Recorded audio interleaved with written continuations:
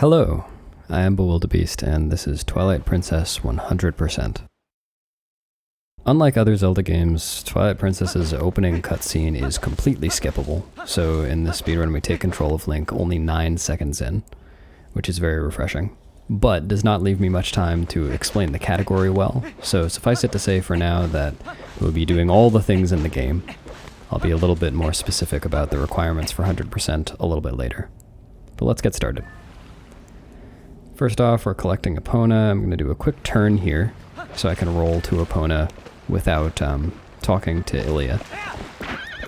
Now, if you've seen Twilight Princess speedruns before, you're probably familiar with a trick called Back in Time, where instead of collecting Epona here, we'd just go straight to the gate, go through it, jump off the bridge, and end up on the title screen. 100% does not do that because that trick ends up locking you out of getting some of the equipment on the pause screen that is needed for fulfilling the 100% requirements. So instead we're getting Epona, riding over here and collecting some rupees. Oh, I got a blue there. Ideally we'd get 10 rupees or more during that ride. 7 is pretty good. You can get as few as 3, but in any case we're working towards getting 30 to buy the slingshot later. To just get the story progression started, we have to complete this goats minigame. We will be herding a total of 50 goats in the run. Once I've finished herding all of the goats, I will do a bit of flashy movement. Looks like a slide and a moonwalk. That is completely pointless here, but is good practice for something that'll come up later in the run where it's actually important. That was a combination of tricks. The first one was an Epona slide, whereby releasing R and tapping A the frame afterwards, one can get off of Epona and continue sliding at the speed one would be going if they were still on Epona. There are 2 instances of using that trick later on in the run, and it's always nice to warm up on it. And the second half, the moonwalking, is something called break sliding.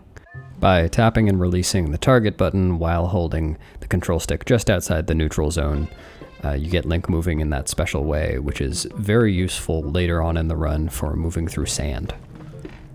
We'll talk about that in a few hours. Having completed the first goats minigame, we're moving on to day 2 of Ordon Village, which allows us to do several other things. We're going to do as much as we can right now, but there is still going to be 1 return trip later on in the run to finish up all the stuff we can do here.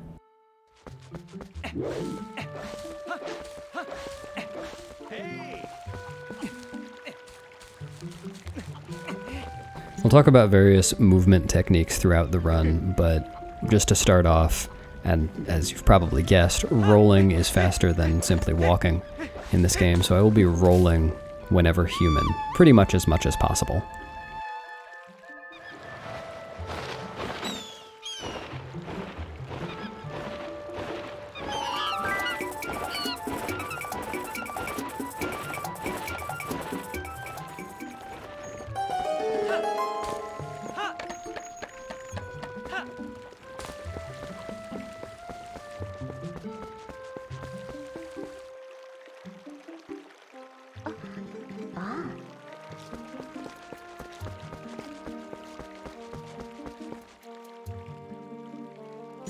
Now we receive our first item of the game, the fishing rod, which is not terribly useful, but is of course required. We will use it a total of 3 times in this run. 2 of them are coming up within the next minute. After a cool jump off of the mailbox, we collect 2 more rupees.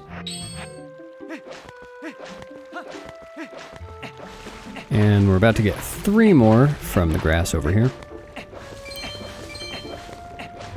There we go, 30, and we're set to buy the slingshot later. Time for fishing.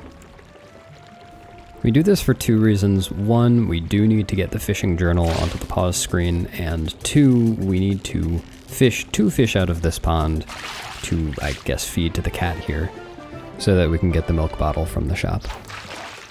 That was good fish RNG. 1, it bit rather quickly, and 2, I got an 11-inch fish. You can get a 10-inch fish and an 11-inch fish here. If the second fish you get is larger than the first fish that you get, then there's an extra text box. So if I start off with the 11-inch fish, then it doesn't matter what size the second fish is, I don't get the extra text box.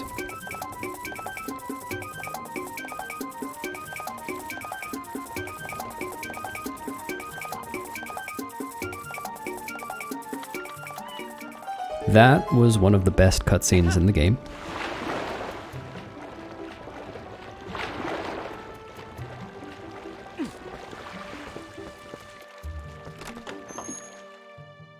In the shop, we're going to receive that bottle and buy the slingshot I was talking about earlier. One kind of strange thing is that I'm going to save in the shop, and the reason I'm doing that is to use that save as part of a glitch later on to get monkeys early in Forest Temple. Kind of like the fishing rod, the slingshot is not going to see very much use. We're going to use it on 2 occasions, but again, it is required for 100%. Speaking of which, now would be a good time to go over the requirements for 100% in Twilight Princess, seeing as we're about to skip something that you might think would be part of the requirements. The requirements for 100% in Twilight Princess are to get all 20 hearts, which means getting the heart containers and heart pieces, getting all the items on the pause screen, and all the items in the item wheel, including upgrades, getting all the warps, getting all 60 pose, getting all the golden bugs, and all the hidden skills, completing all the dungeons, and beating the game. However, in the scene that we just witnessed, I left Link's house without picking up the wooden sword that Russell had left there, and in fact, I'm never going to pick it up. The reason that that's allowed is that that wooden sword doesn't have a spot on the pause screen. The pause screen sword slots only include the Ordon sword and the Master Sword, both of which we will be getting in the run. I mentioned this trick earlier. This is gate clip, which is how any % runs of Twilight Princess begin. I placed a rock carefully in front of the gate so that it would push me upwards while I side-hopped over it, giving me just enough height to get into the gate, and then I rolled until I bonked out of the gate onto the opposite side. That gate opens upon completing the tutorial for the wooden sword, which of course requires getting the wooden sword. All of that was neatly skipped with that one rock. I want to mention one last thing about the requirements for 100%. Just like the wooden sword, there are a few other things that you might expect would be in 100% category but are not actually part of our rule set. It is not required that we collect all of the letters from the postman, nor that we complete the fishing journal, nor is it required that we get all of the different scents in the game. We just need at least 1 scent, at least 1 letter, and at least 1 entry in the fishing journal so that those slots are filled on the pause screen.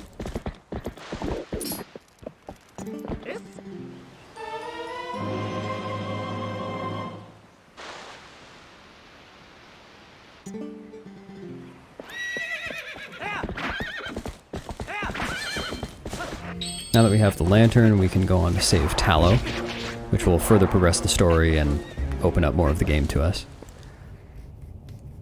This will be a good time to talk about some basic movement. As human in the game, as I mentioned before, I'll want to be rolling almost all the time. It is faster than simply walking. One very important thing to know about rolling in this game, though, is that chaining rolls frame perfectly. That is to say, starting a new roll on the very first frame that rolling is possible is the most optimal way to move in most situations. Any frames spent walking between chained rolls will result in losing speed, especially if Link is moving up a slope. If you'd like to drive yourself nuts, then you can look at the HUD in the top right corner of the screen.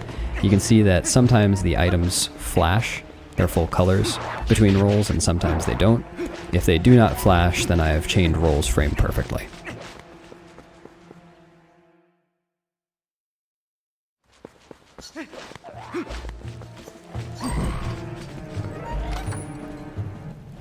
Let's see whether I get destroyed by Keese.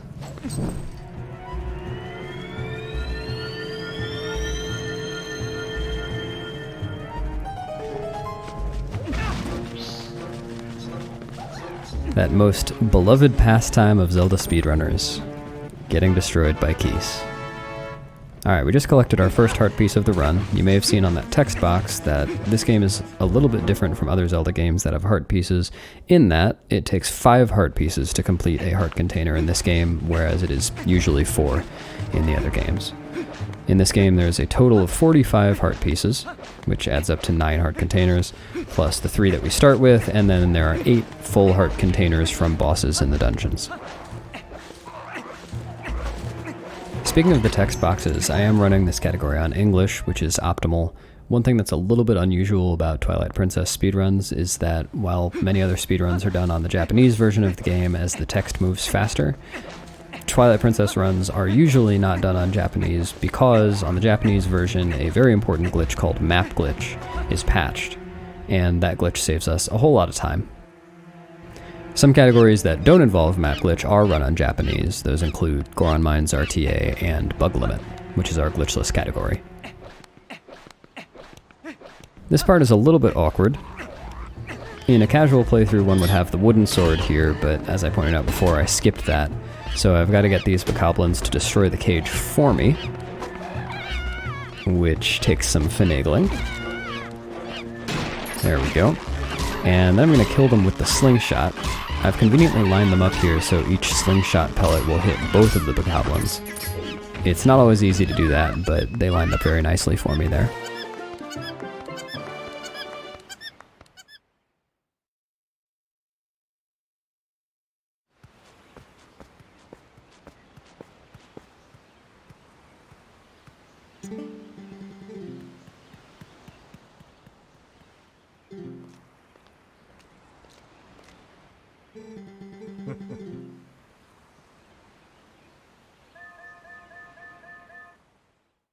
Again, to progress with the storyline, we need to herd some more goats. Link is a farmhand in this game. This time we've got 20 goats, and there will be a timer on screen so we can really keep track of how long I'm taking. While a task can herd all 20 goats in under 15 seconds, humans have only managed to get within the 15-second range, under 16 seconds. Now, I don't think I'll be doing that this run. That does require some nice RNG and very good movement. But if I get under 20 seconds, then I'll be pretty happy with that. Oh, nope. Nope, nope, nope.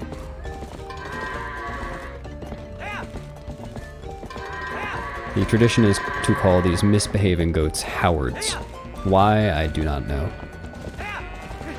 I am actually amazed that I took this goat's time. I really hope I redeem myself later on.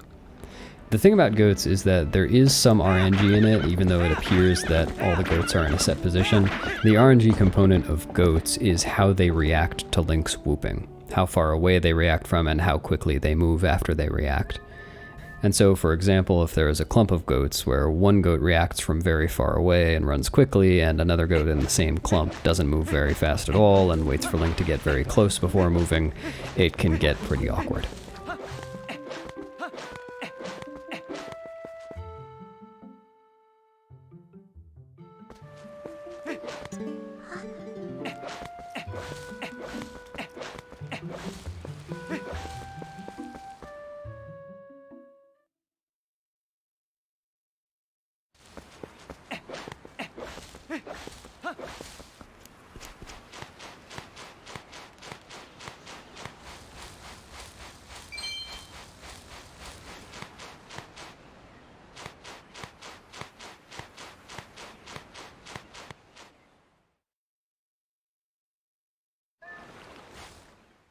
Most cutscenes in this game are skippable, so you won't see what's going on here, but this is the cutscene where Link gets transformed into a wolf first. Now we have some wolfing going on. In this very short segment of gameplay before the cutscene, I will be attempting to break that box with some carefully timed attacks. Yay! Link stays chained up there for a fixed amount of time, so if we can break the box during that time, then it saves us from having to do it here.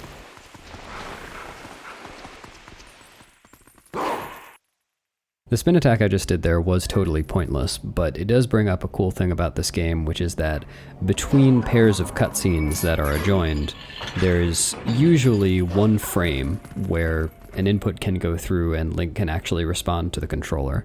And it is actually possible to save quite a bit of time throughout the run by knowing where those spots are and either mashing for or timing some inputs. Just as we discussed frame-perfect rolling being optimal as human Link before, one thing worth mentioning as Wolf Link is something called dash canceling. The fastest way for Wolf Link to move is to dash, just by pressing A. And there's a timer from when Link starts one dash to when he can initiate another dash. In most cases, if Link's dash gets interrupted, then he will still have to wait out that timer before dashing again, resulting in a period of moving slowly. However, if a dash is interrupted within 10 frames of being initiated, then the dash is cancelled, as we call it, and Link can dash again immediately. As a result, we see things like what I'm about to do. I will dash and then immediately press B to cancel the dash, so that upon landing I can dash again immediately. I'll refer to this from here on out as dash canceling, and it will be relevant anytime in the run that I'm moving as Wolf. There are a few small time savers climbing this spiral staircase. The first is a text box skip. Let's see if I get it. Nah. It is required that you fall down there one time. It's not possible to keep going up the stairs immediately, but it is possible to skip that text box by jumping to the side of the stairs. The next small time savers here go back to what I mentioned before about single frames where inputs can be accepted between pairs of cutscenes. In this case, on the upcoming Midna jumps, there will be a text box before the jumps become possible, and then once the jumps become possible, there will be a short animation of Midna flying away from Link, as we've just seen. But there is one frame between those two things where it is possible to press A and get the jump. Let's see if I get it. Okay, no, not this time.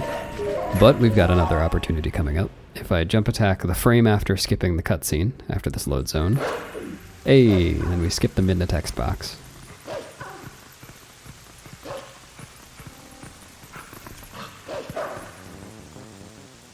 On the upcoming ledges, you'll see some more dash canceling. I will dash right as I get to the edge of each ledge, so that the ledge interrupts my dash within 10 frames and I can dash again immediately upon landing.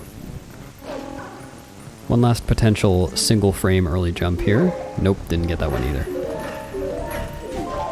It would be possible to learn to time those, use a visual cue, and try to get them consistently, but they're all different, and they're such minor time savers that most people just mash for them.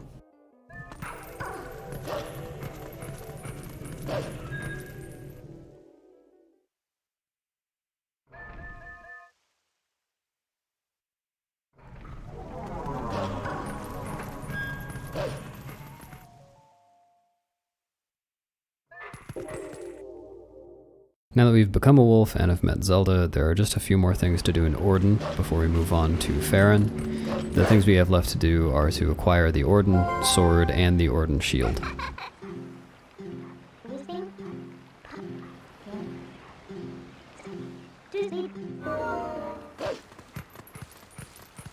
The enemy we're about to pass, this Bulblin, is affectionately named Hugo by our speedrunning community. He is completely irrelevant in this category, but serves a major role in any percent.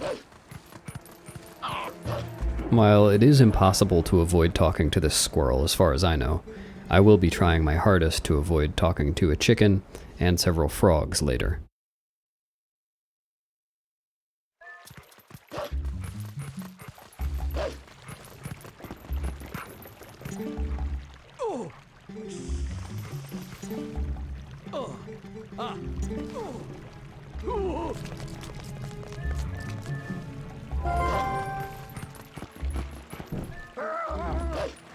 Oh, also this cat. As much as I would like to talk to the cat, not in the speedrun. I'll also avoid jumping on the middle platform here.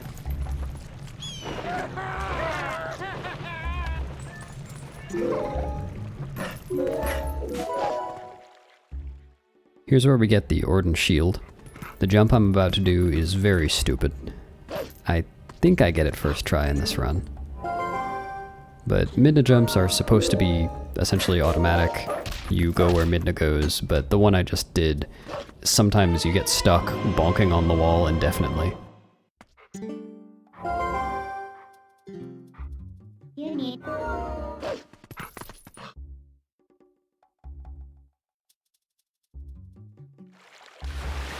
Next stop is the sword. This is the part where I need to avoid talking to frogs and a chicken. And the reason that I'm commentating about talking to frogs and chickens is that this part of the run doesn't really have much to it. We've really only done one glitch in the entirety of the run so far, and that was gate clip to get the lantern early without the wooden sword. Aside from that, while we have had some tricks and techniques used to make this rather speedier than a casual playthrough, we haven't been able to use any significant glitches just to avoid getting locked out of 100%ing the game. However, that will be changing rather soon. Oh no. I was so focused on not talking to a chicken and several frogs that I talked to that guy instead. His position, as far as I know, is RNG.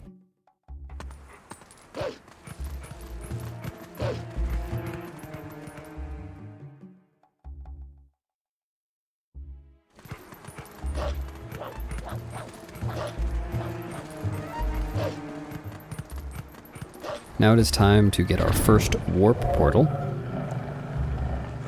Part of the 100% definition is acquiring all of these portals, and we will use this one once. There is one warp portal in the whole run, and that is the Sacred Grove warp portal that we will get, but will never actually warp to.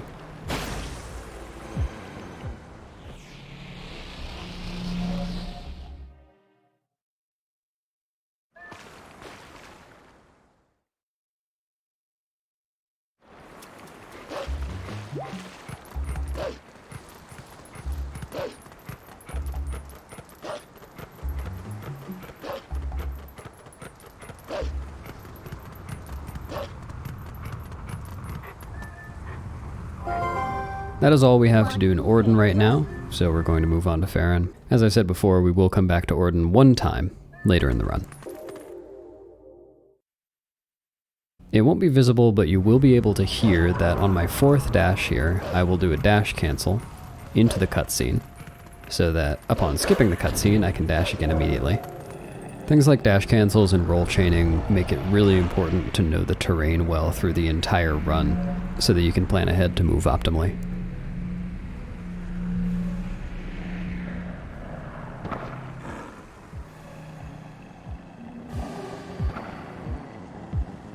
This is where we learn the Midna charge attack. It is unfortunately impossible to kill all of these shadow beasts on the first attempt here, so I'll just be doing 2 spin attacks before I go over to Midna to get the charge attack.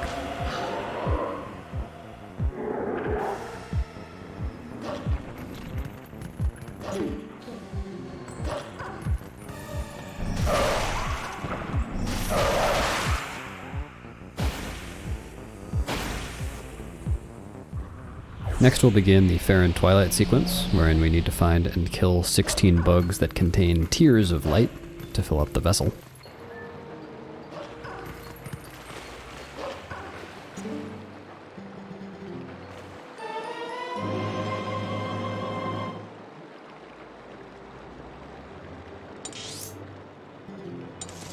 The first 2 that we're approaching are always going to be in the same position, so it is possible to line up just so and hit them both with 1 attack.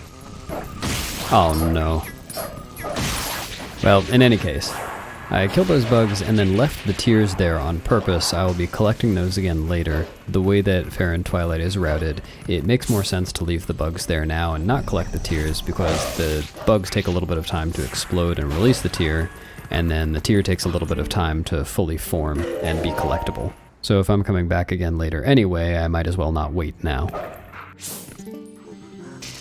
Here I'm going to kill these bugs with senses off. I'm going to turn off senses right before launching the attack, which skips a short cutscene with Koro.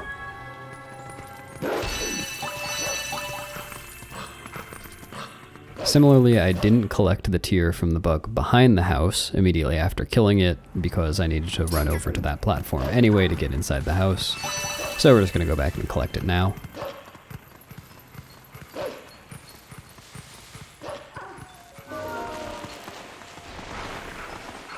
I will leave these 2 bugs' tears for later as well, though I do need to make sure that I don't hit the loading zone before they explode.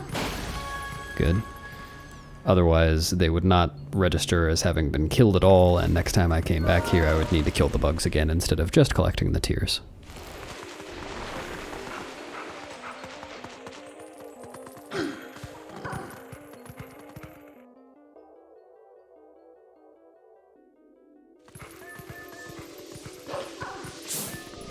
Here are the last ones that I will kill and then ignore.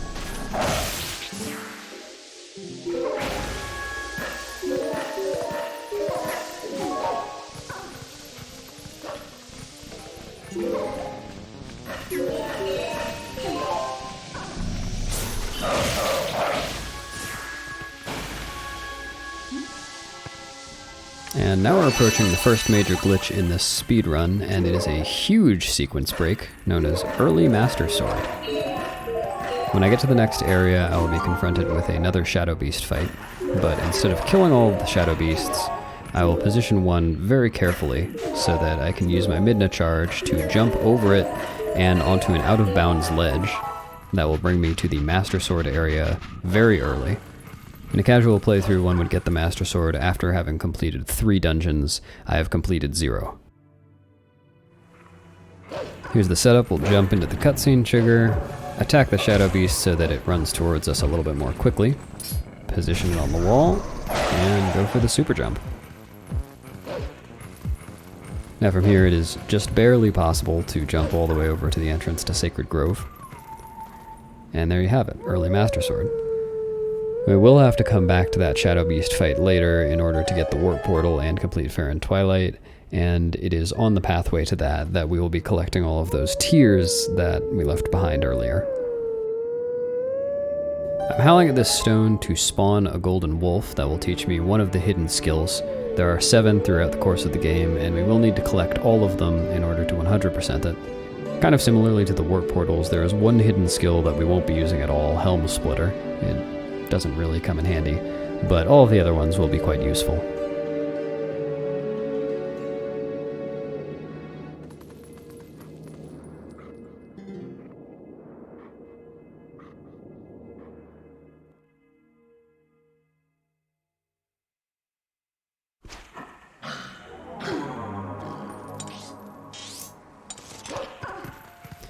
Much as I made a save in the Ordon shop earlier, I will also be making a save as soon as I enter Sacred Grove. The reason for this save is a little bit easier to fully explain. Skipping the cutscene after howling at the stone to start the Skull Kid chase sequence sets a flag in the game that is supposed to keep track of whether intro cutscenes have been skipped for boss fights or not. But because that flag's value does not get reset when the console gets reset, later on in the run I will be able to load this save, set that flag by skipping the cutscene again, and then use that flag on another file to access the Deku Toad fight early.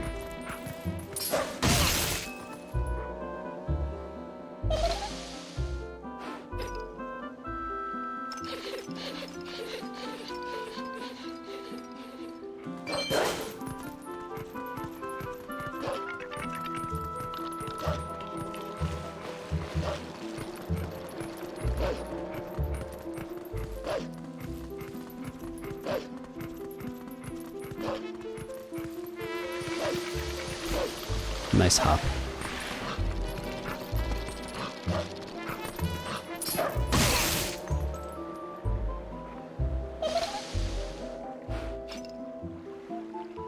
Coming out of this cutscene, it's possible to time a dash such that Link has enough speed to land on land instead of in the water.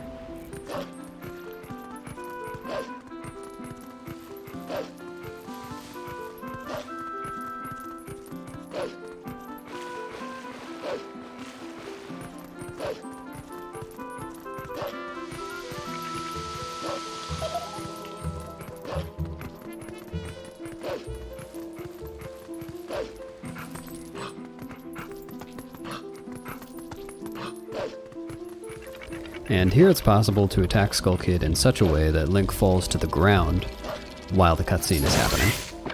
We'll be able to tell by where Skull Kid is looking. If he's looking at the ground, like he is, then Link is on the ground as well. And after doing that, it's actually possible to see Skull Kid disappear around this corner. There he goes. The way this fight works is that after killing at least one of the mannequins that Skull Kid spawns by blowing his horn, a timer begins to count down for Skull Kid to blow his horn again and become vulnerable. One thing worth noting here is that rupees are important throughout the run. I will be spending a lot of money. I think it's about 3,500 rupees over the course of the run. And so during downtime in fights like this, I will be trying to collect rupees from skulls and from enemies and whatnot. Because at this point in the run, every rupee counts, and I might as well. It doesn't cost any time.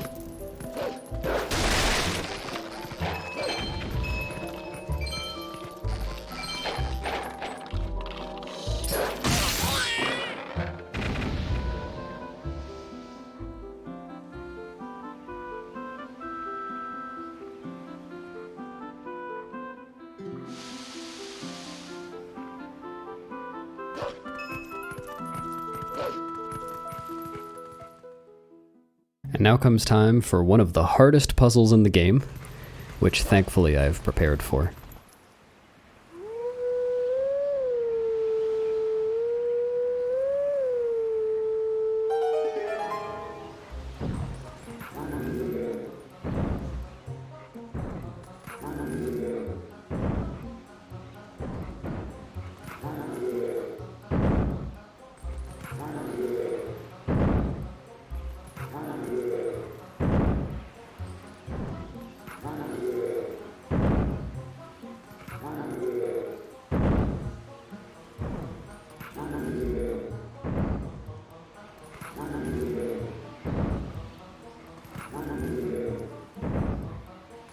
While it is very possible to spend hours on this puzzle casually, every Twilight Princess speedrunner has it etched in their memory.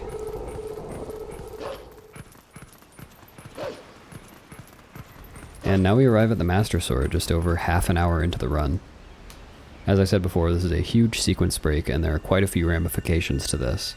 Number one, Link can transform between human and wolf whenever and wherever we want to now, which is extremely convenient. Number two, Link can warp to the different portals, and that is extremely valuable for saving time in the overworld. One other very important way this impacts the route is that it allows us to get into Lakebed Temple early without the Zora Armor, which we'll use to get the claw shot early and essentially route Lakebed in with Lanayru Twilight.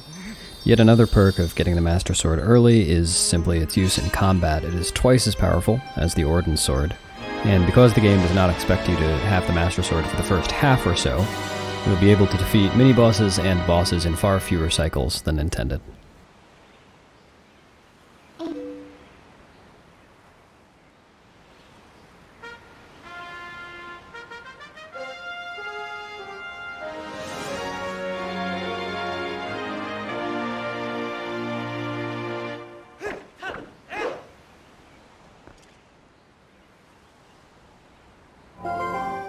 It is at this point in the run where we get to truly admire how small Midna's nose is compared to the rest of her face.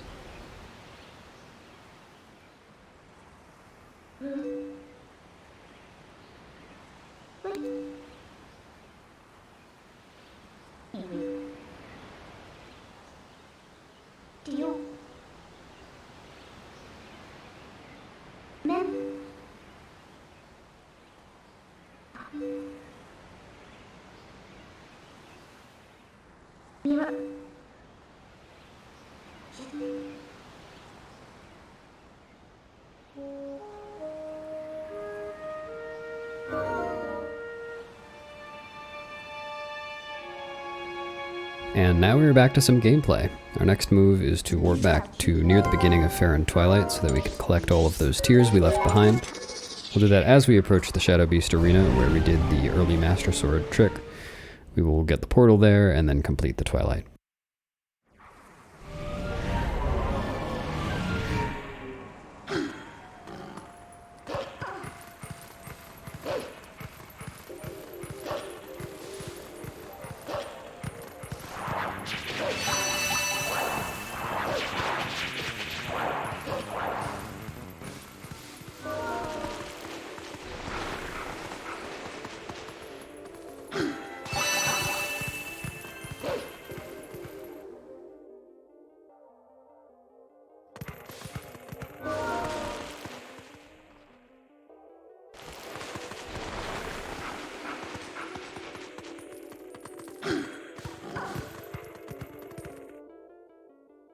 Since Faron is still in Twilight here, the monkey will not be helping us through the purple mist, which is actually a good thing because the monkey moves rather slowly. The purple mist is a little bit strange in when it decides to void link out, so to be safe, I swing once and roll twice at first, and then swing once and roll 3 times from there on out.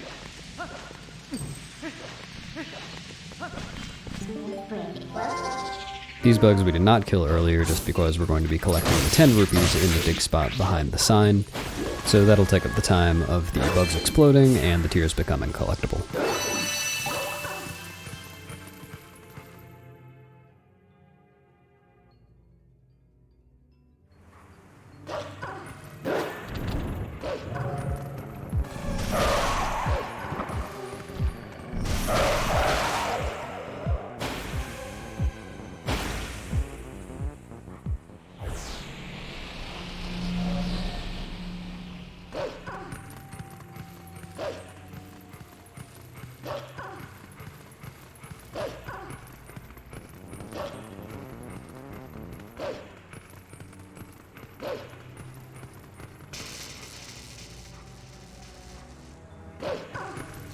Here are the last two bugs, and while waiting for them to explode, since we have the Master Sword, we can go ahead and transform and burn the web to enter... or I can forget to burn the web to enter Forest Temple. I guess I'll have to do that later. Link looks kind of weird here, because the game expects him to be a wolf, and freaks out a bit. Coming out of this cutscene, there is a 1-frame window for a backflip, hopefully I'll get that, and that skips some Midna text. Dang. The really unfortunate thing here is that there's a cooldown between Midna calls, so after the text box I just have to sit there for a couple of seconds and wait until I can call Midna again. In any case, we are headed to Forest Temple now, though on our way there we will encounter a golden wolf that the game spawns automatically to make sure that you get Ending Blow, which is a hidden skill that is required to beat Ganondorf at the end of the game. It is the only hidden skill that is required to beat the game.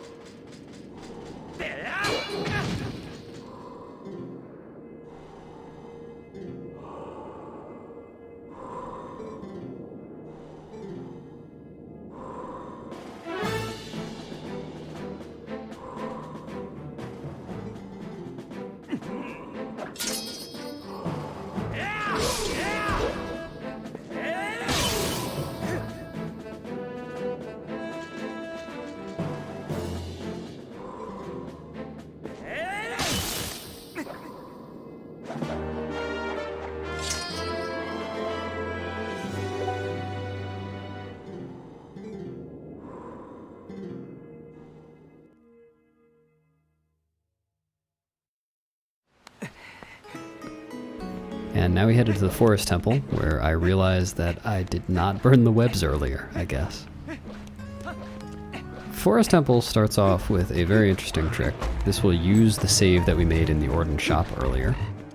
The basis of this trick is called Back in Time, which is spawning Link on the title screen, and one does this by voiding and resetting the console on the very same frame.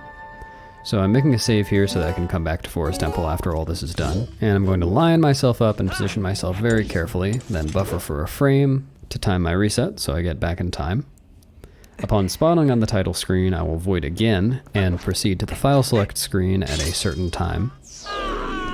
Choose the file that we saved in Ordon shop. And as a result of these shenanigans, get wrong warped into the King Bulbin 1 fight, where I skip the cutscene and then immediately reset. Just like in Sacred Grove, skipping that cutscene set the value of a flag that is related to boss fights, and in this case, setting that flag's value to a high enough number makes the game think that I have already freed several of the monkeys in Forest Temple, which will allow me to proceed to the mini-boss fight to get the boomerang immediately. If you're still not completely sure how all of that worked, it is okay, it is rather complicated. If you'd really like to learn more about it, then you can look up zeldaspeedruns.com/TP, find the page on Back in Time, and read to your heart's content.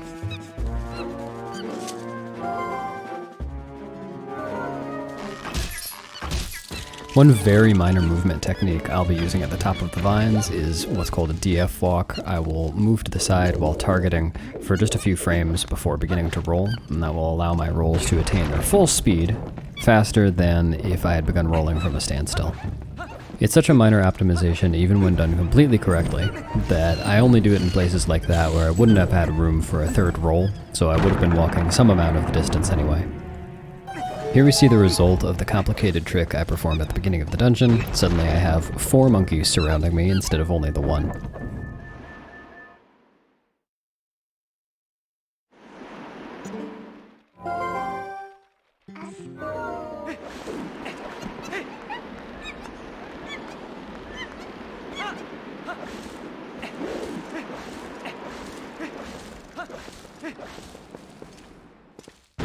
I mentioned earlier that having the Master Sword early will help us in combat, and this mini-boss fight with Ook is a demonstration of that. While it is not possible to deal enough damage with the Ordon sword to defeat Ook in one cycle, it is possible with the Master Sword. So all we have to do is wait for a random number of hops around the arena. Looks like I got 3. Knock him down, and perform a combo to instantly end the fight. It is important to land the combo. The boomerang is an extremely important item in Twilight Princess speedrunning. It will be used many, many times throughout the run because it is key for a trick called the long jump attack, or LJA. When Link is locked onto something that is over top of a surface higher than his feet, or over a void, and he does a jump attack, he will get extra distance on that jump attack, and sometimes quite a bit of it. In the GameCube version of this game, which is what I am playing here, when Link throws the boomerang, he is locked onto it. So if we throw the boomerang over a surface that's higher than Link's feet, or over a void and do a jump attack, then we can do one of those long jump attacks pretty much wherever we want to. You'll see several of these in this dungeon, and many, many more throughout the run. Now, having received the boomerang, we'll save warp to get back to the beginning of the dungeon. While death warping is a useful option in several other Zelda games, it is not useful in Twilight Princess speedrunning, and that is because when Link dies in Twilight Princess, he respawns at the beginning of the room that he died in, even in a dungeon, rather than respawning at the beginning of the dungeon. So save warping was the fastest way to get back here. On a few occasions I can think of throughout the run, we will void intentionally to respawn at the beginning of a room. But of course, this avoids the long death animation and game over screen. The remaining business we have in this dungeon is to collect 2 heart pieces, get the boss key, and defeat the boss. There is only one boss key skip that is currently possible in Twilight Princess because entering boss rooms, for the most part, is associated with actually opening the door, rather than any loading zone behind the door. The one exception to this is Morpheal, whose boss key we will be skipping later. This room will contain the first LJA of the run. As I throw the bomb in the boomerang to blow up the rock on the other side, I will wait for the boomerang to be over top of the ledge and then do a jump attack, so that Link makes it over during the cutscene.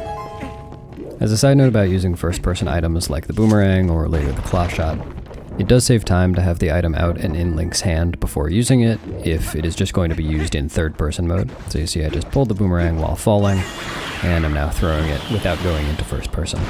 However, when aiming is required, it actually is faster to go into first person mode using C up, and then to pull the first person item, rather than doing it in the opposite order, as it skips a short animation of Link just holding the item.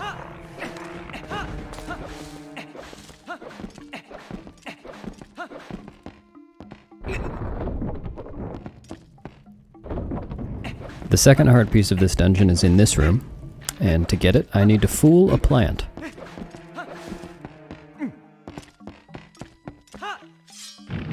Ha! Take that.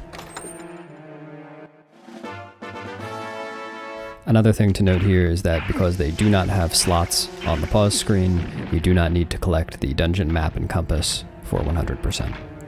Thus, all I have left to do in the dungeon is to go get the boss key and then fight the boss.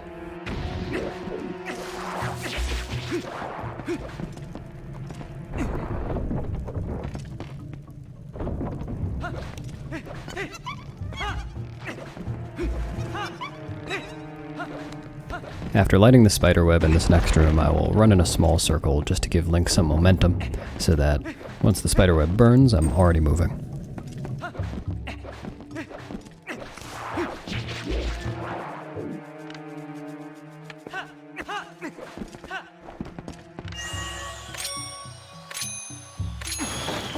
It is possible to time a roll here so that that doesn't happen, so that Link actually rolls a little bit farther towards the chest during the cutscene, but not a big deal.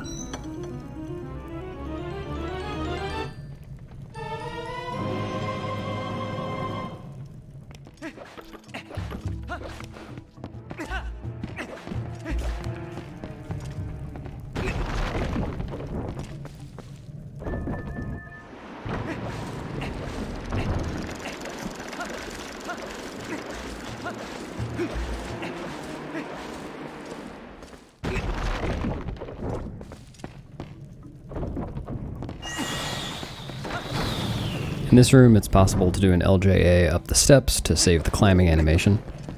This saves very little time, but is cool. And finally, we're going to do 2 more LJAs in this room to get to the boss door in a pretty surprising way. Now, a lot of things are going to be going on at once during this boss fight, so I'll start talking about it now. First off, the intro cutscene is automatically skipped, again as a result of the early boss fight's flag that we set earlier.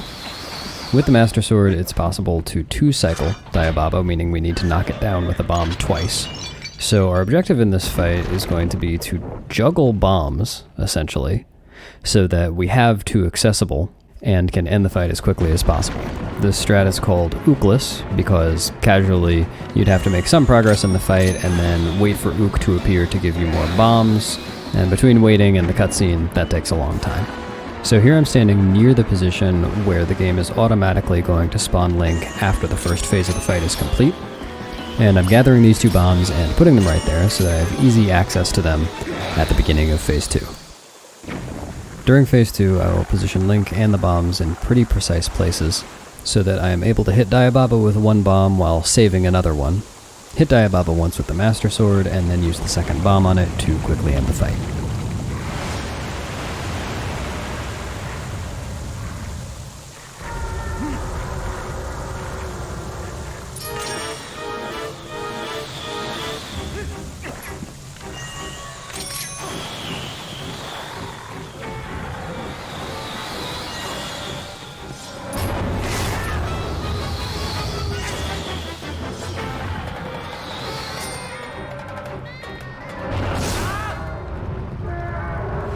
A detail of combat in Twilight Princess that's worth noting here is that some kinds of attacks deal more damage than others. Specifically, jump attacks, roll stabs, and all forms of the spin attack deal twice as much damage as normal slashes and stabs do. So during combat sequences, I will often be using those double damage techniques to get through them faster. One exception to this is in fights with enemies like Darknuts or Deku Toad, where they force the fight to go into a second cycle if a combo is completed. In fights like that, I will be using single slashes and not completing a combo. Now would be a good time to talk a little bit about the structure of the story progression in Twilight Princess. From each of the first 3 dungeons, Link is supposed to obtain one of these, a Fused Shadow. After getting the Fused Shadow from the 3rd dungeon, the Lakebed Temple, we enter a kind of intermediate state called Midna's Desperate Hour, where we need to heal Midna and do some other stuff. After that, we'll need to complete 4 more dungeons to get 4 mirror shards, before we can enter Palace of Twilight and finally Hyrule.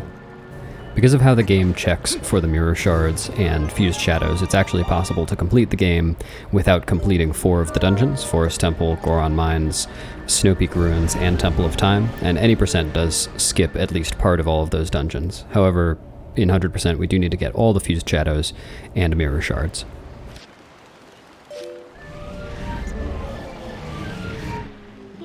Having now cleared Faron Twilight and beaten the Forest Temple, we will head over to Eldin, the next region, though we will still be seeing plenty of Faron later on in the run.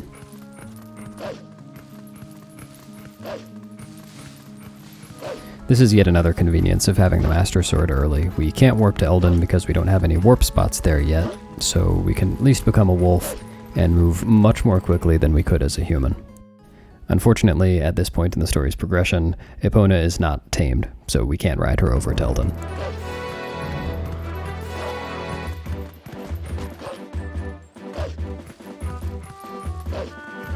There is one thing coming up, though, that I will want to be a human for, and that is for skipping the postman. There is a trigger to receive some mail before entering Eldin, but by lining up using a visual on the wall, I'm able to skip it with an LJA.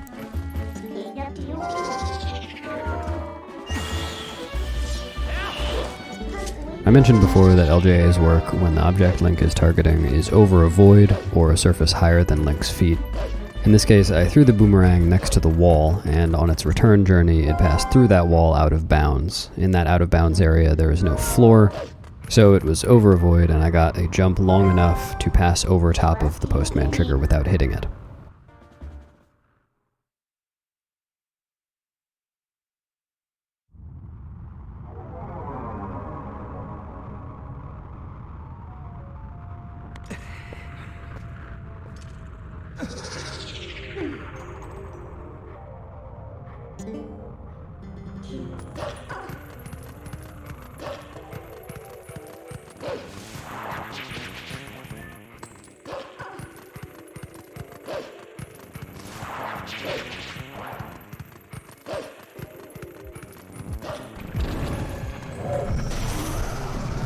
Here with the Shadow Beast fight, I'm opening the Gorge Warp Portal, but I'm also doing something else pretty important behind the scenes, which is acquiring map warping. During the dialogue that follows this cutscene, Midna opens the map and allows Link to warp back to Faron to obtain the bridge to cross the gorge. And in so doing, she gives us the power to warp with the map whenever we want to, which is much faster than calling her to warp, as I've been doing so far in the run.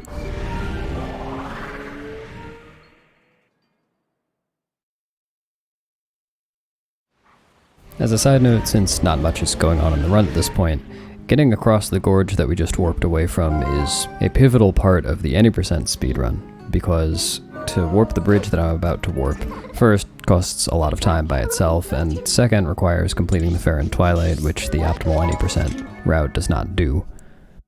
As far as I know, it is possible to 100% the game without warping this bridge, but crossing the gorge by other means is very, very annoying. It is more difficult than a simple LJA because of the distance.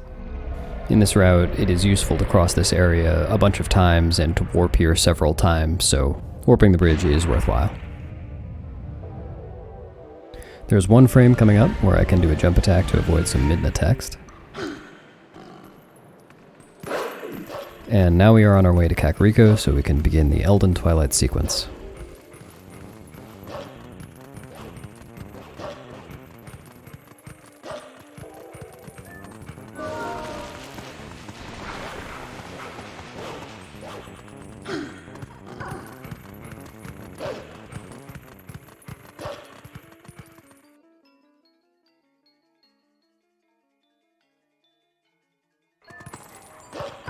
Hilariously, the ground in this area has a lot of tiny slopes, which makes the Midna charge attacks miss the Shadow Beasts completely, despite being locked on sometimes.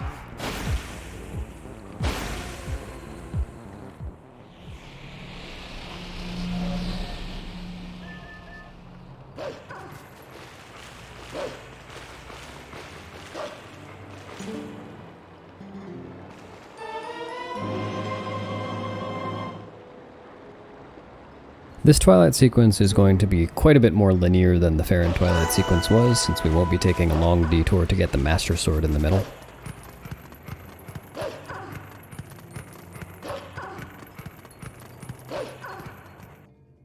This is yet another spot where we will save some time as a result of having the Master Sword. Because the developers did not intend for Link to be human here, the collision on this well cover does not really work as human, so it is possible to simply side hop down, skipping entering the sanctuary. This room is somewhat tricky, but through careful position manipulation it is possible to always put these bugs in favorable positions where the Midna charge will actually hit them. Every single Twilight bug in this game has its own quirks, and there's a lot of effort and planning that just goes into figuring out how to kill them. As you may have noticed, we killed a bug in the graveyard before hopping down into the well, and now its tear is here waiting for us.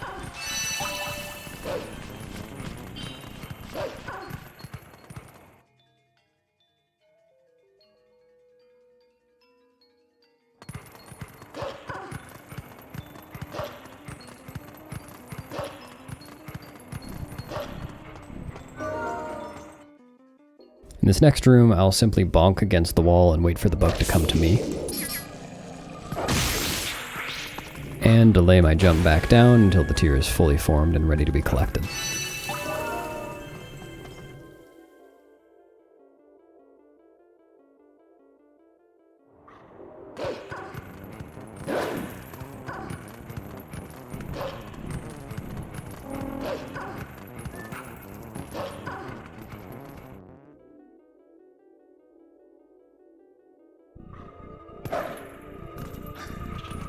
By standing left of the fireplace, after lighting it, it is possible to manipulate this bug to land on the ground, so we can kill it now instead of later.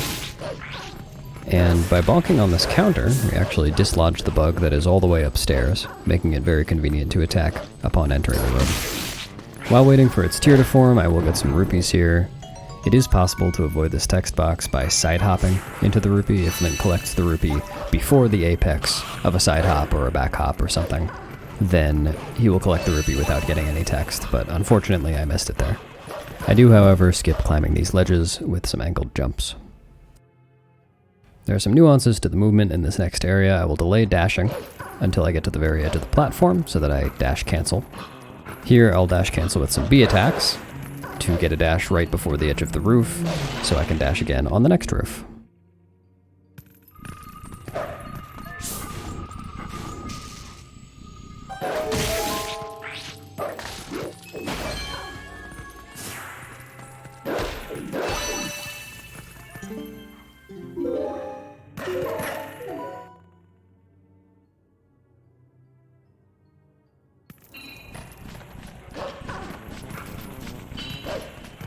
We're now approaching a trick called Bomb House Skip.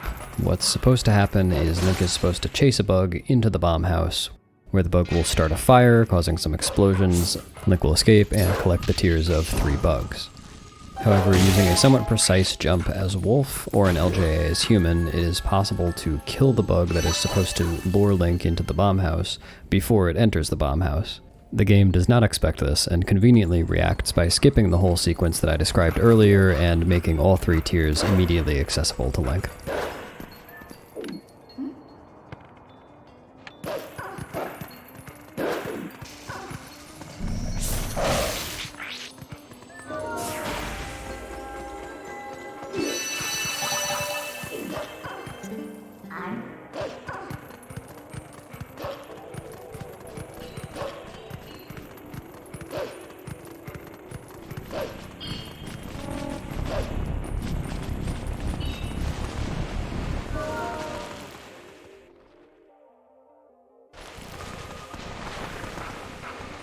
In this room, it is unfortunately impossible to kill the bug until it leaves the corner. Hopefully it'll leave quickly. There it is. And I'll try again to side hop over the blue rupee. Good, skip the text.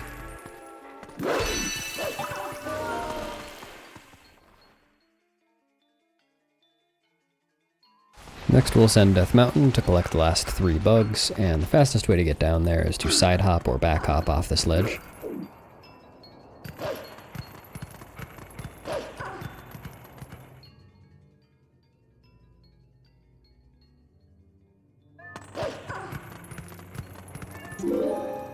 We are approaching an instance of a possible quick climb, which is where Link climbs a ledge in such a position that the climbing animation would end up out of bounds, and the game reacts to this by skipping the climbing animation. That should happen right here. It is a very small time save, and it only works on certain ledges.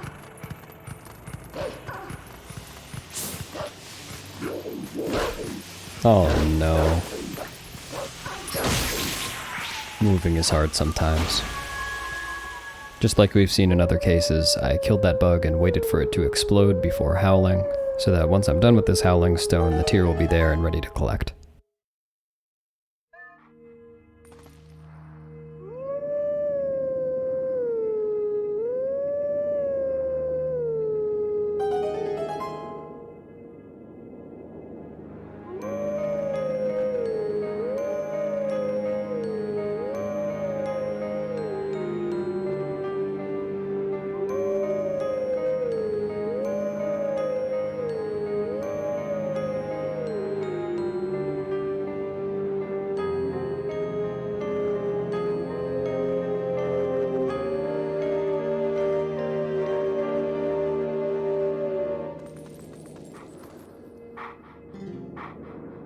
Once again, this spawns a golden wolf on the overworld that will teach us a hidden skill later on.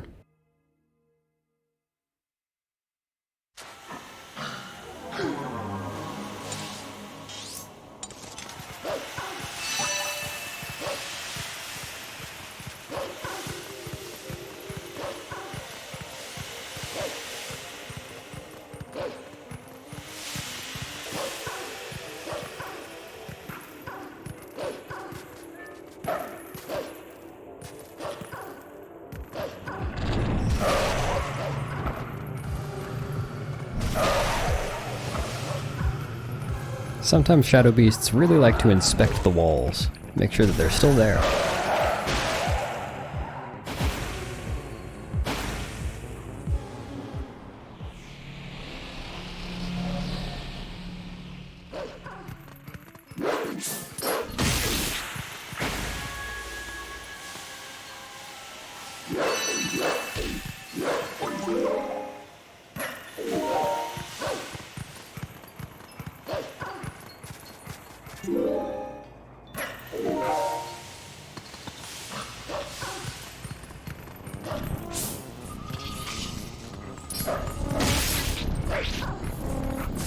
And this will conclude the Eldin Twilight.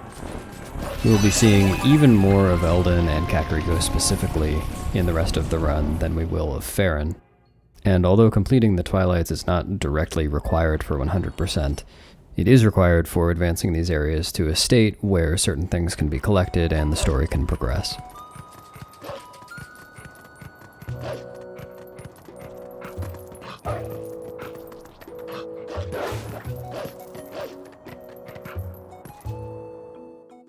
Speaking of collecting things, we'll be collecting the first golden bug here, an ant. There are 24 of these spread throughout the run that we will bring to Agatha in return for money and wallet upgrades.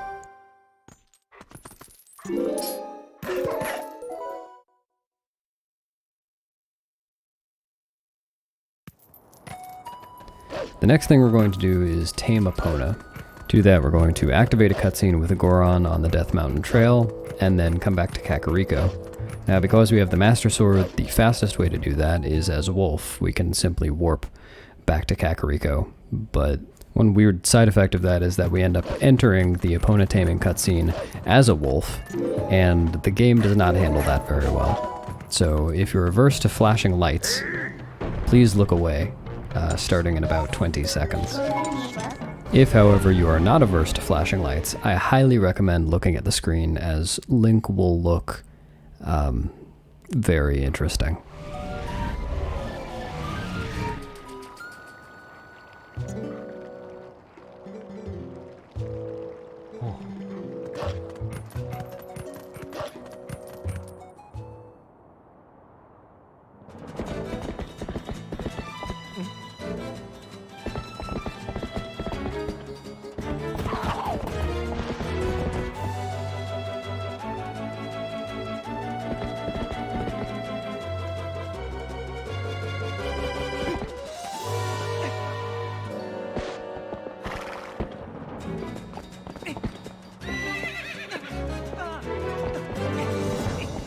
Normally while taming Epona, the camera will follow Link and Epona around, but it doesn't really matter that it doesn't do that here.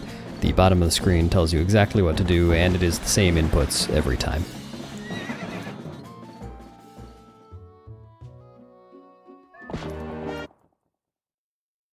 At this point, we will not have any more flashing lights on the screen.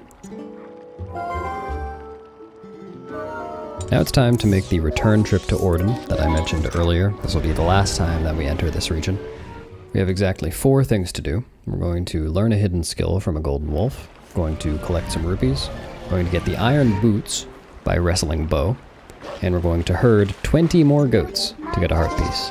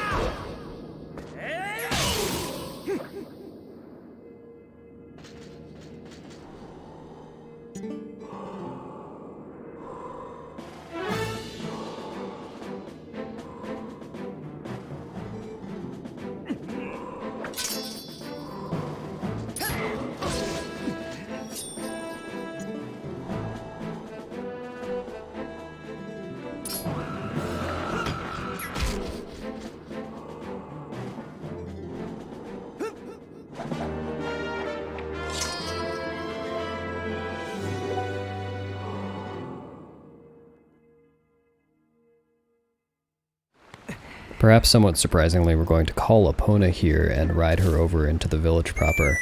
Now, for such a short distance, it wouldn't normally be worthwhile to call Epona, watching this cutscene of blowing in the grass, and Epona arriving and mounting her and all of that, especially because Epona doesn't even move that quickly in this area.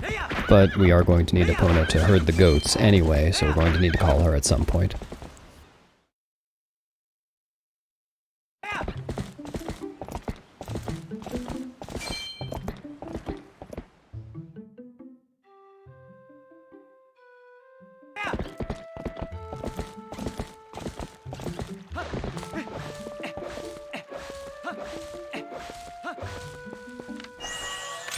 Here I'll attempt to side hop into the rupee to skip the text, but yeah, it's harder to do that with rupees that are in the boomerang since they're moving so erratically.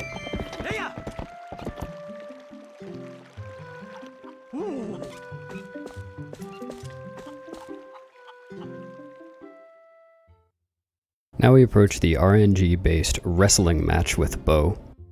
Grabbing hold of Bo in each round of the match is essentially a game of rock, paper, scissors. And after grabbing hold of Bo, it's just a matter of mashing A until Bo is knocked out of the arena. There aren't very many things in Twilight Princess speedrunning that involve serious mashing. A quick overview of mashing for Twilight Princess is that the game runs at 30 frames per second and accepts inputs once per frame. So optimal mashing in this game is pressing the button in question 15 times per second. Any faster than that and the game will see the button pressed on adjacent frames, meaning the game will interpret it as being held down rather than pressed multiple times. With a mashing rate of 12 to 13 times per second or more, it is possible to knock Bo out of the arena in one cycle, as I've just done.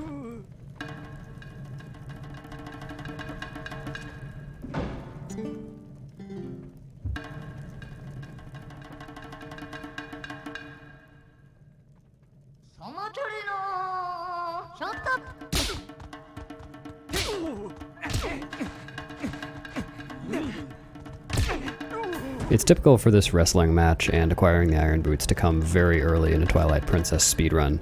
Any percent gets the iron boots within 8 minutes or so of starting the run, but the reason that that's possible is through using back in time at the beginning of the run, which, as I mentioned before, is not possible for 100% as it locks us out of some items.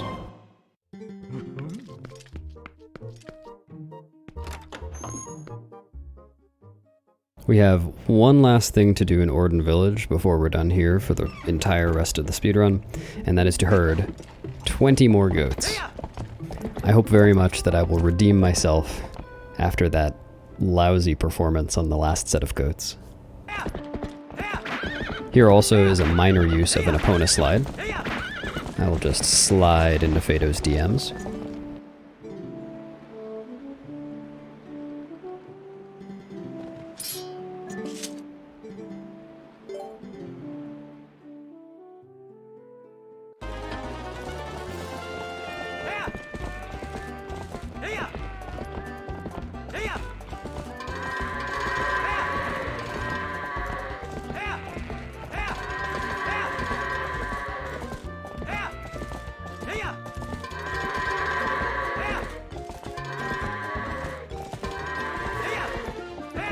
Well, that's better at least. Fewer Howards that time.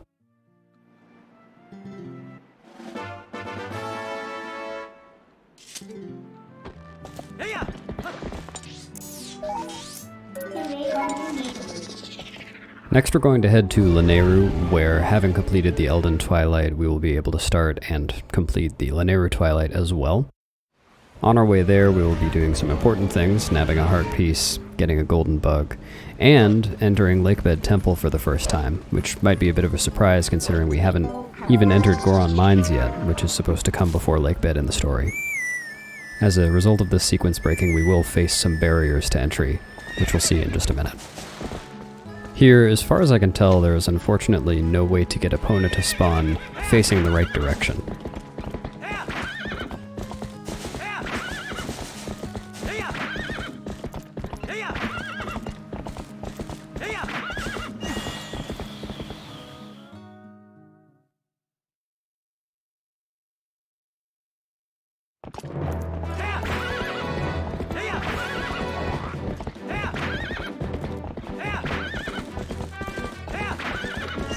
Here are our heart piece, and the golden bug will be down here by the tree. You notice I'll ride Epona a little bit before getting off. And the reason for that is the bokoblins, the enemies that were up on that hill that I just jumped off of, will follow Link down here, and if they get close enough to Epona, then Epona will turn a different direction. We're coming up on the first barrier to our sequence breaking, which is the gate to Lanayru. At this point in the game, you're not really supposed to be going to Lanayru at all, so this gate is here to prevent you from doing so. However, by bonking into it, causing... oh my! By bonking into it to start it in its swinging animation, and then side hopping at a specific angle, it is possible to go right through it. It is unfortunately a bit finicky. And now that we're finally through, we just need to run a little bit into this area so that the area starts to load, and Link will automatically get warped to the Lake Hylia bridge in part of a sequence where he is forced to jump off of the bridge and into Lake Hylia. I do not know why the sky is green. This conveniently places us in the middle of Lake Hylia, which is exactly where Lakebed Temple is, and here we encounter the next of our route's obstacles, which is how to get into Lakebed Temple without the Zora Armor or water bombs. The answer is Pillar Clip. I will momentarily sink down near the bottom of the lake and swim upwards from under a pillar in a precise position so that the pillar pushes Link out of bounds, where he can then swim to the loading zone. There's just enough air on the air meter to do this without the Zora Armor.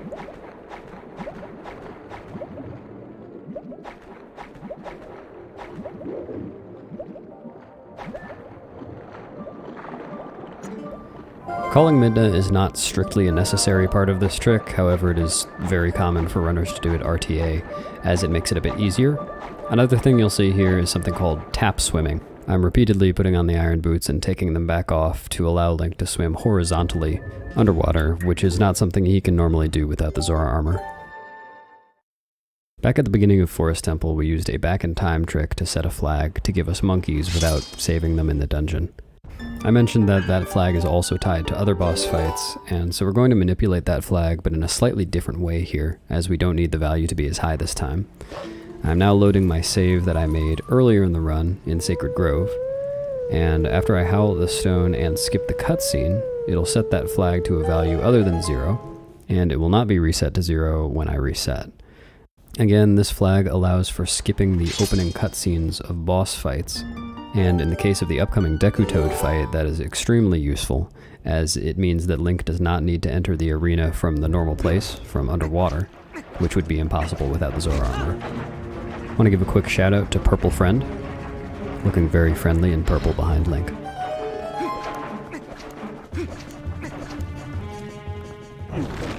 In this room, there is unfortunately no way to proceed in the room without hitting the trigger for this stalactite to fall.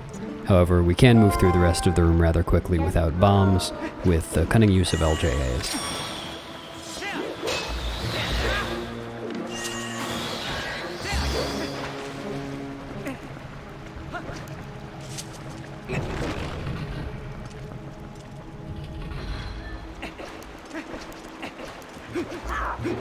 The upcoming room will feature a rather showy double LJA to get to a room on the right side.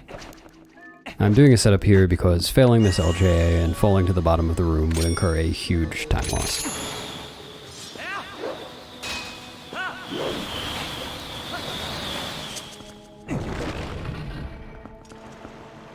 The next room will in fact feature 2 showy double LJAs.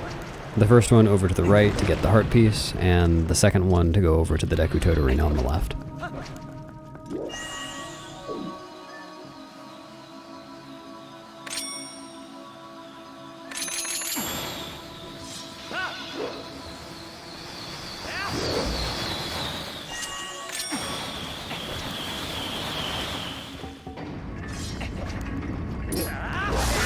Since our next destination is way over on the other side of this room, and getting back there would require a lot of climbing, I'm going to use this gate to void out.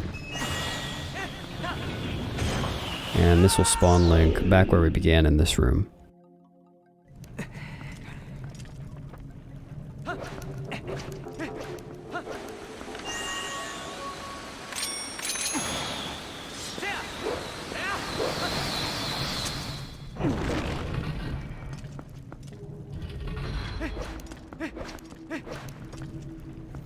Now again, in a casual playthrough, one would need to enter the Deku Toad arena by another door in order to actually start the fight. But since the intro cutscene has been skipped, using that flag we set earlier, we can just look up as though the intro cutscene had already occurred, and the fight begins. In order to make this fight go by as quickly as possible, I will be trying to one-cycle Deku Toad. I'll have to make the tongue vulnerable by killing all of the tadpoles and letting Deku Toad go up to the top of the room. And then I'll be chaining together 10 slashes without finishing a combo.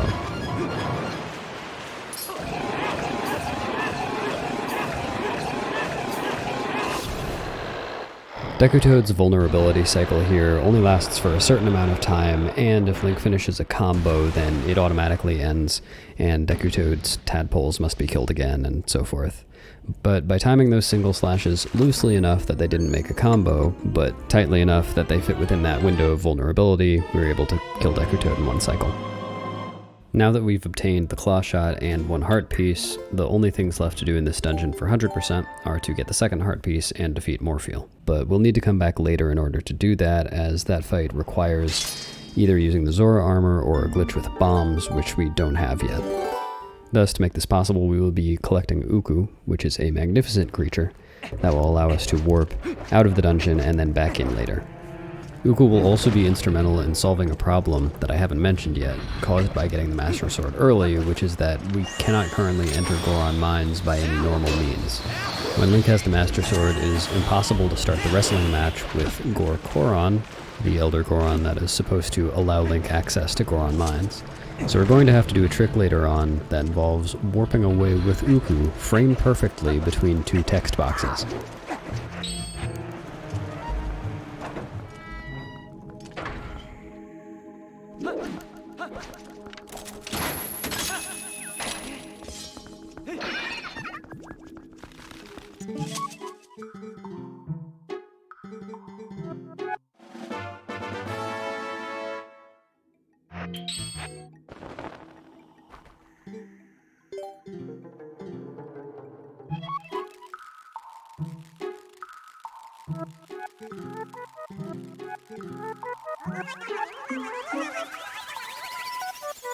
Warping out of the dungeon with Uku conveniently places us on the ledge outside of the shrine, from which we can go talk to Fire and start the Lanayru Twilight.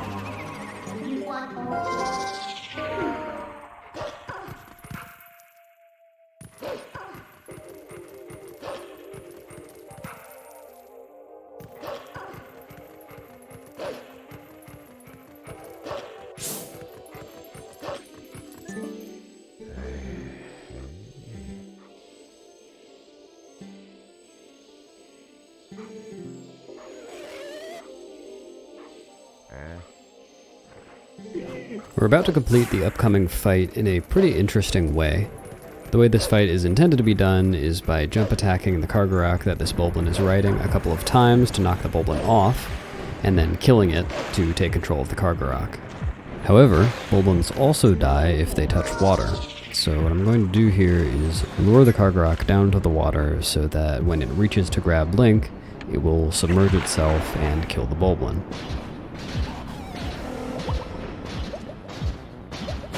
This strat is a bit risky, as if Link actually does get grabbed, and the Bulblin also dies by being submerged, the game will try to play the cutscene of the Bulblin dying, and the cutscene of Link getting grabbed at once, and will crash, which of course is not optimal. The tunnel in this flight is kind of windy, so to fly more directly towards the load zone at the end of the tunnel, we will clip out of bounds, and then from here fly pretty much straight. This clip works pretty much the same way that Pillar Clip did and the way that many clips in this game work, which is that we are having one piece of collision push Link through another piece of collision.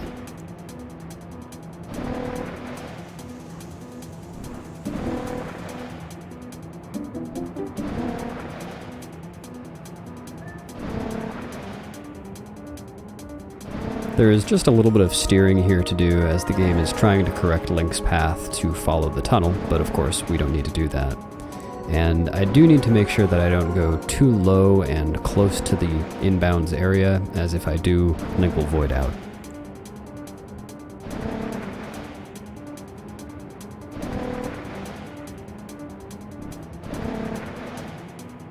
By inputting a jump attack the first frame after skipping these cutscenes, I will skip some Midna text. And now we can head up to Zora's domain.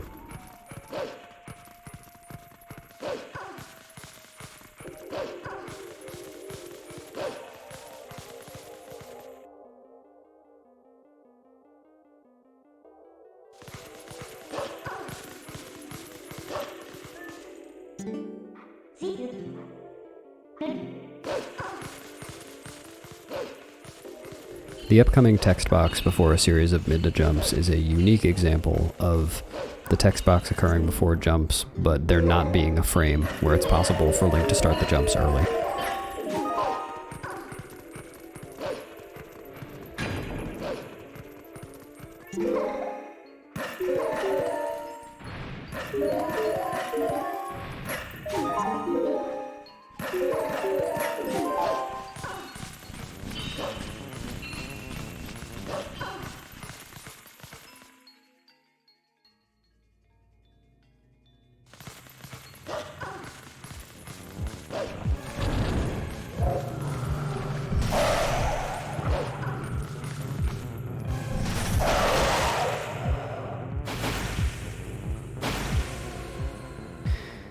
Obtaining this warp portal is a prerequisite for obtaining the Lanayru vessel, which allows us to clear the Twilight in this area. So now we've got to warp the giant volcanic rock from Death Mountain to melt the ice in this area.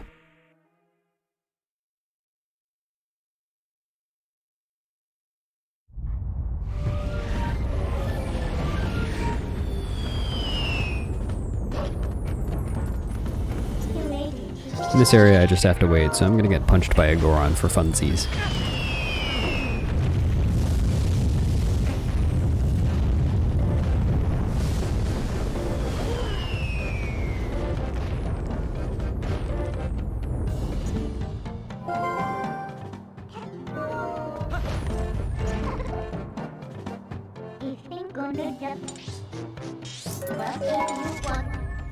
In this next area, there's a trigger for Queen Rutella's ghost to talk to you.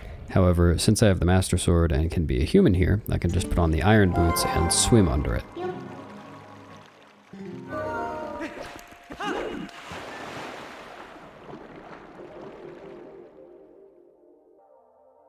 Another side effect of the game not expecting Link to be human here is that when he exits this area, he will howl.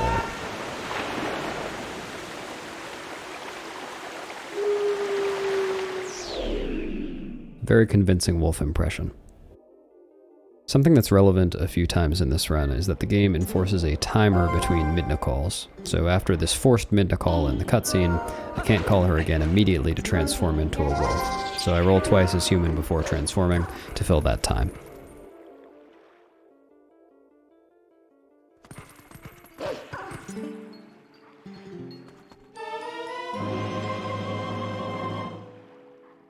We've now obtained the Lanayru vessel, which will allow us to begin killing the 16 bugs that inhabit this area. This is the last of the Twilight sequences, and it is the longest, culminating in a kind of Twilight boss fight.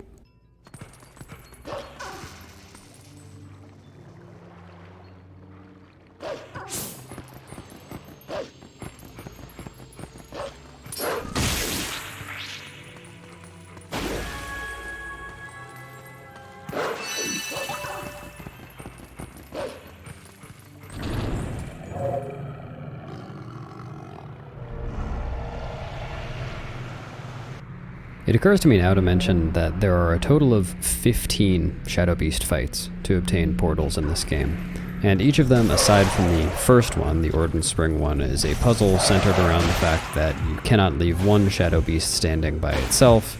The last two or more must be killed simultaneously.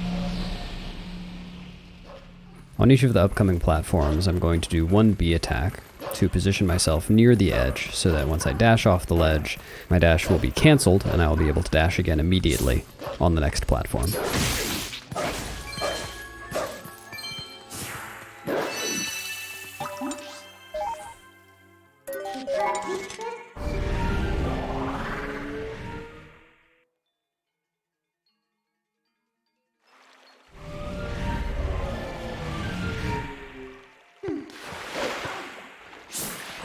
I mentioned before in this area that we skipped the Queen Rutella text trigger, and that trigger is still active, so I need to be careful here not to go too far to the right, otherwise I will hit it.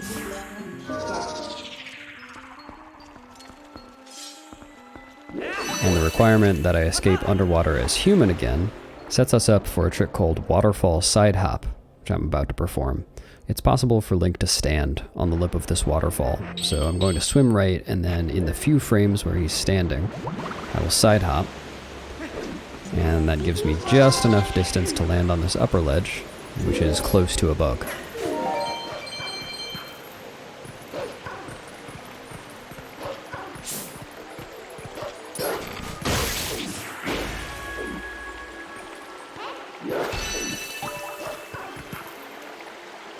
Let's see how my lily pad bug RNG is.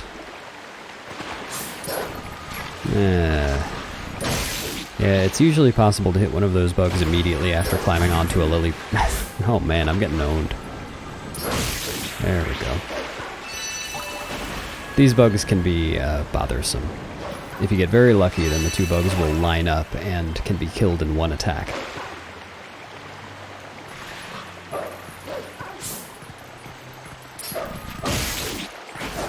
In general, our rupee routing in this run is not so strict that every green rupee counts very much, so it's really only worth getting green rupees from grass like that in times where waiting is required anyway, like when the bug is exploding and the tear is forming.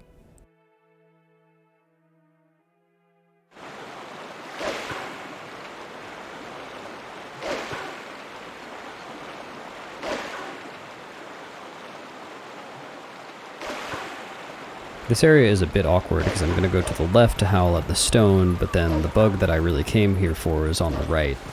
But because the golden wolf that this stone spawns is convenient to get before I ever come back to this area, it makes sense to howl now.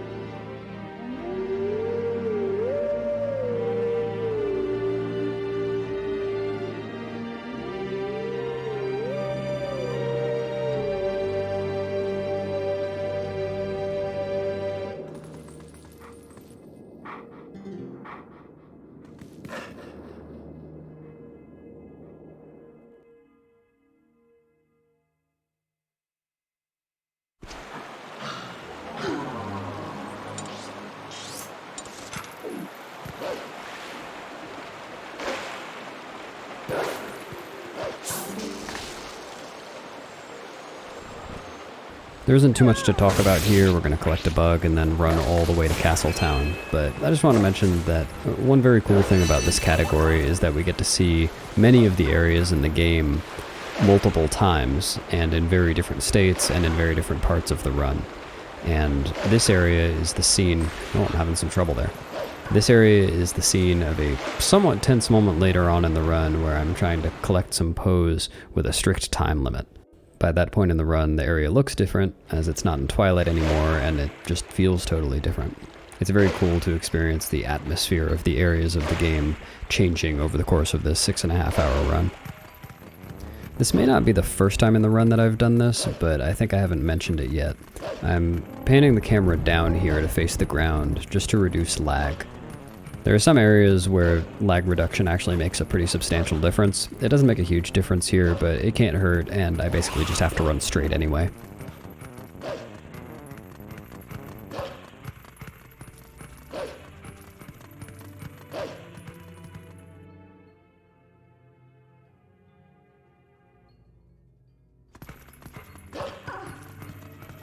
One relevant detail of how Midna charge attacks work is that when targeting multiple enemies, when the attack is released, the most recently targeted enemy will be attacked first, and so on with the first targeted enemy being attacked last.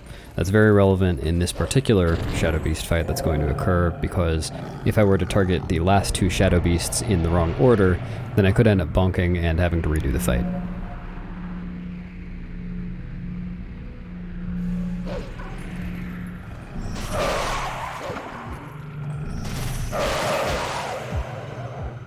Incidentally, I did target them in the wrong order, and that was kind of risky. I lucked out in not bonking.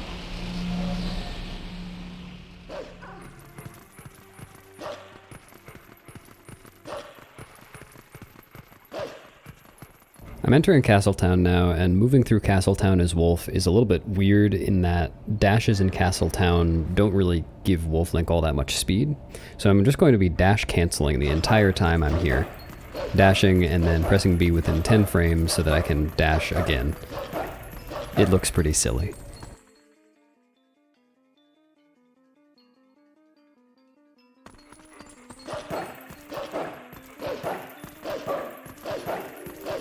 For this next bug, I'm going to try to jump from this staircase over to the ledge on the right without falling down.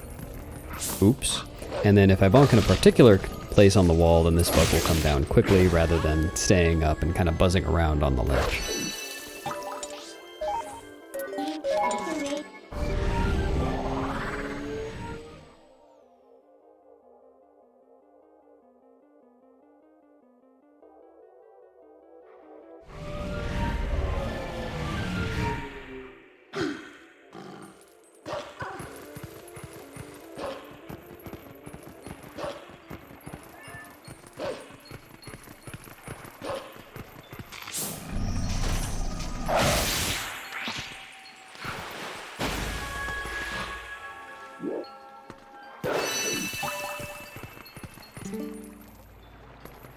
Always good to read. We're about to be re-entering the tunnel that we flew through and clipped out of bounds in on the way up to Zora's domain for the first time. And this is another area in the game that I really appreciate reuse in. The first time we saw this, there wasn't any water yet. It had a very different kind of atmosphere to it. Now we've got water and we need to collect bugs, and we're going to see this area 3 more times in the run with 2 different variations on the area. The first is in a minigame going up the river, and the second is in a minigame going down the river.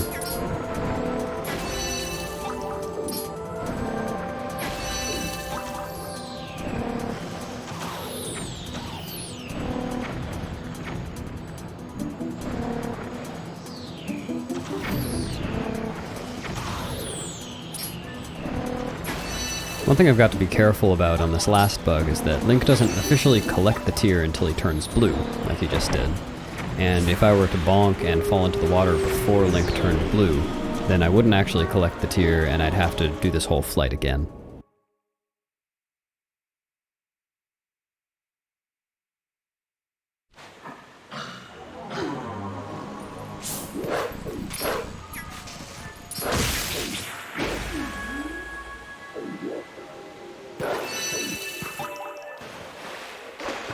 Just one more bug to go. This is the boss bug fight we're approaching. In this fight, there are some optimizations we can do aside from just waiting for the bug to attack.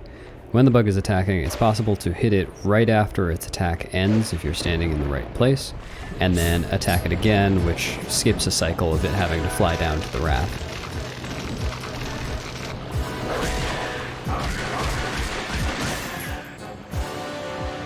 So here I'm lining up, and I want the bug to come at me on this side of the platform. That way I can back hop and be lined up for attacking it right at the end of its attack.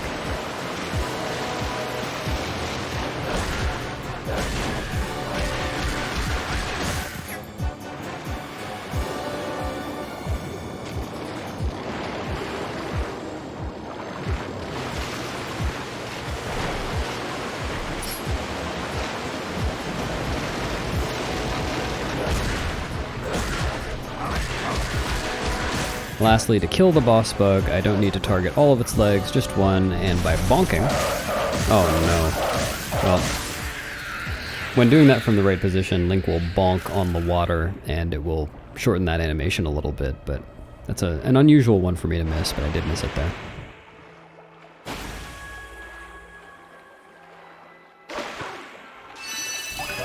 Having now completed the Lanayru Twilight, our next main task will be to obtain the Zora Armor.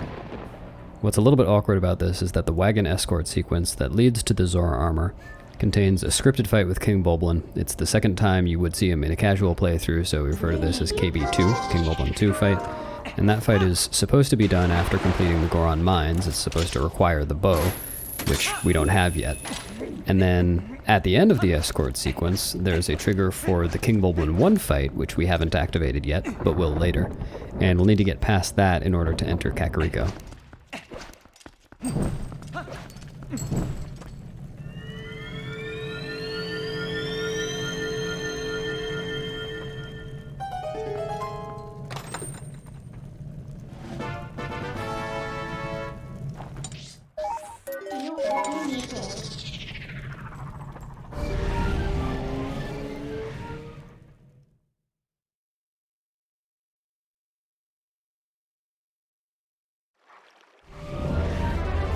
We're coming up on another Postman skip.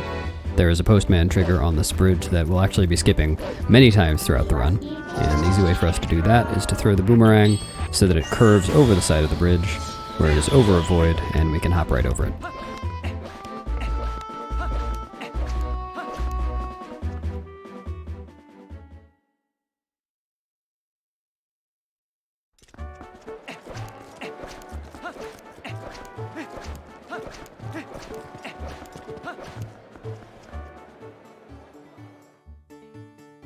It is surprisingly difficult not to talk to people in Clocktown.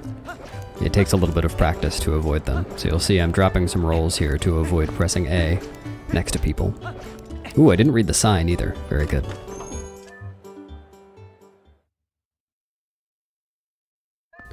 Alright, now that we're entering the escort sequence, the first thing that we have to deal with is that King Bulblin 2 fight I mentioned before.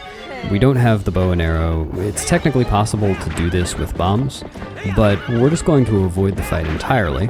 And to do that, we're going to run into a corner, get Epona to push us out of bounds, and void. And very conveniently, voiding here causes the game to respawn us on the opposite side of the bridge, already with 2 small keys as though we had defeated King Bulblin.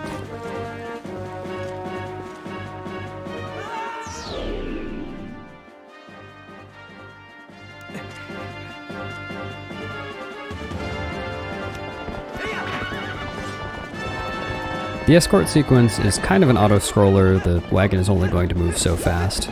We just need to be a little bit careful because we're going to try to get a 100 rupee chest while the wagon is being chased by the Bulblin Riders and a Kargarok.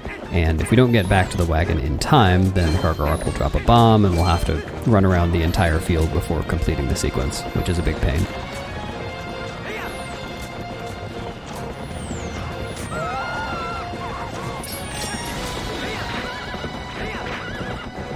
I'm going to park Epona in a counterintuitive spot when I get off to unlock the gate, but the reason I do this is that parking Epona right in front of the gate will cause her to turn around, and that makes it way harder, or maybe impossible, I'm not sure, to get the 100 rupee chest in time.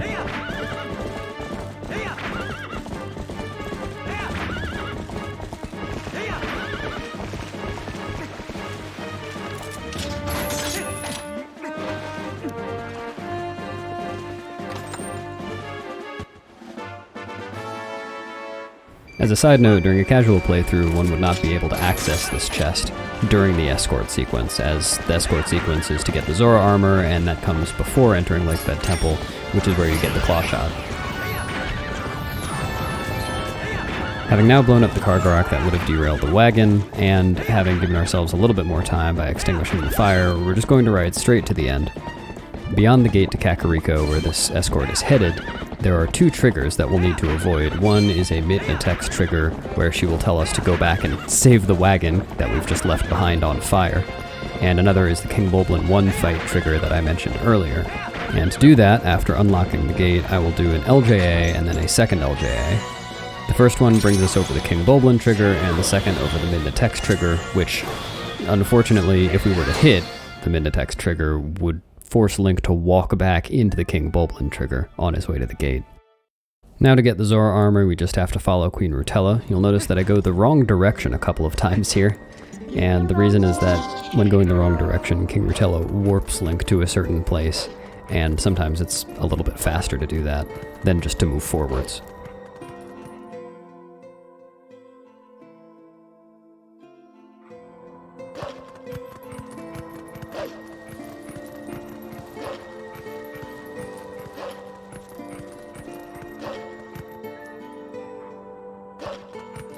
here's another example of that. I'll crawl partway into the tunnel, and then crawl back out, and Queen Rutella will warp us into this area.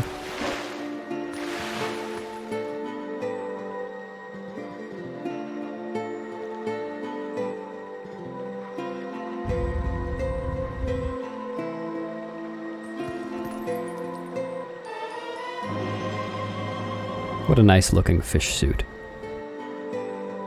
Alright, I mentioned earlier that there was a problem with getting to Goron Mines, and that was that we're locked out of it. We're locked out of the Goron wrestling match because we have already gotten the Master Sword, and so he can't allow us in. But there was a trick we were going to use Uku for to get us in an alternate way, and this trick is called text displacement. The way it works is that we'll get an NPC's dialogue to advance to a certain text box, but then interrupt it. And then when we talk to another NPC, the game, having kept track of how far into the first NPC's dialogue we were, will try to apply that to the second NPC's dialogue. So by interrupting Koro's text after buying the bottle, we can set the game's memory to expect a certain text box to come out of another NPC that we talk to, and this works for Goron. It advances his dialogue to the text boxes where he allows us into Goron Mines. This is a safety save that I'm doing here. You only get one try at this. So what I'm going to do is I'm going to buy the bottle, and then in the one frame between text boxes that the game accepts inputs, I'm going to press the Uku button. And Uku will warp us away, interrupting Koro's dialogue. Given that it's a frame-perfect trick and it's really a matter of timing two inputs of my own, an A press to advance the text box and the Y press to use Uku, I use a metronome for this trick. It's set to 200 beats per minute, which equates to 9 frames of the game, which is how long we need to wait. Now I'm warping back out of Lakebed because there isn't a reason for us to come back here yet. We still can't defeat Morpheal. We really just needed Uku to get us out of that Koro text box. So I'm Ukuing back out. Now we'll warp to Death Mountain, where we can approach Goron Mines, the second dungeon of the game.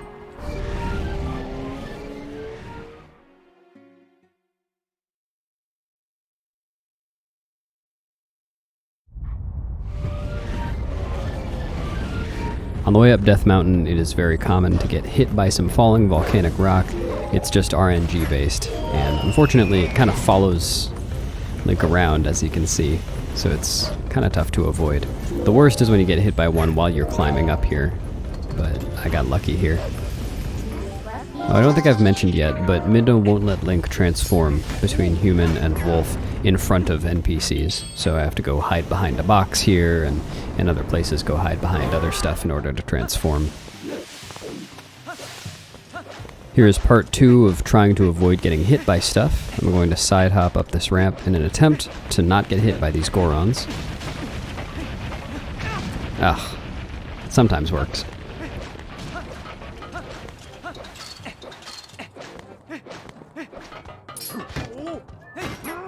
And then here I'm going to launch off this Goron a bit to the left to collect 3 yellow rupees. I will try to avoid the text. Again, by side hopping such that Link collects the rupees before the apex of his jump, it's just barely possible there for the last 2 rupees. As mentioned before, we're locked out of the sumo wrestling event here, but with text displacement we can just talk to Goron, continually advance his text until he tells the guards to get out of the way. I will also chop his head off. Hilariously, it wasn't known until recently that after reaching this text box, Link could just roll past the guards. They haven't moved visibly, but their hitboxes have changed to allow for that. And until recently, we thought we had to reload the room in order to get those guards to move. And now we enter Goron Mines. In this first room, we'll skip pretty much all of the puzzles. We'll skip the first 2 jets of flame by rolling into them, and while Link still has invincibility frames, or iframes, just simply rolling past them. And then to get over to the other side of the room, we'll perform an LJA. It's a little bit awkward because that flying rock attack from the lava enemy that's off screen will always come, and it's annoying to have to wait, but it usually comes while the boomerang is in the air, and just a little bit awkward. In this room, with very clean movement, it's possible to make an early cycle on the spinning platforms that I'll approach in a few seconds. I don't think I did in this run. It saves about 2 seconds and costs something like 20 to 25 seconds to fail. Let's see. Oh no, my movement wasn't clean enough anyway, so I'll be waiting here. Mid-air, I am going to pump the iron boots. It is unfortunately possible to jump straight over those spinning platforms into the lava, so I pumped the iron boots just to make Link's jumps a little bit shorter.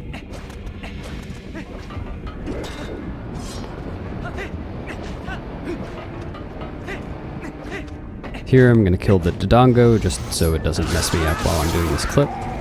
And then after pulling this wall 3 times, Link can clip through instead of pulling it a lot more times and running around the whole room.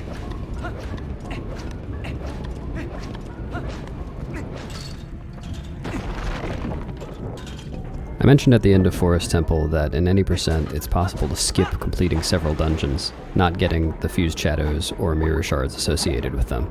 And the reason for that is that the game only checks for the last fused shadow, which is Lakebed Temple, or the last mirror shard, which is City in the Sky, to determine whether the story can progress.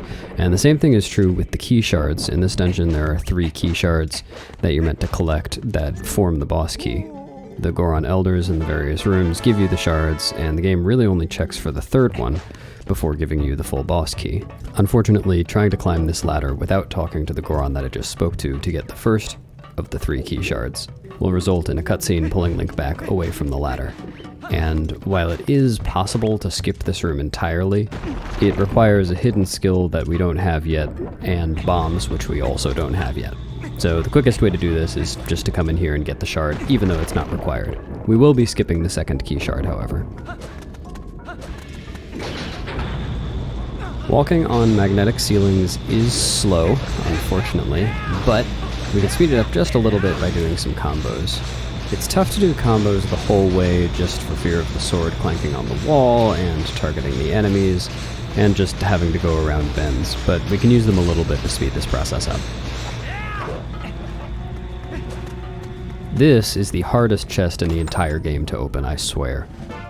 Now, rather than walking slowly all the way back across the room, I'm just going to void in the lava, and that'll move us towards our destination faster.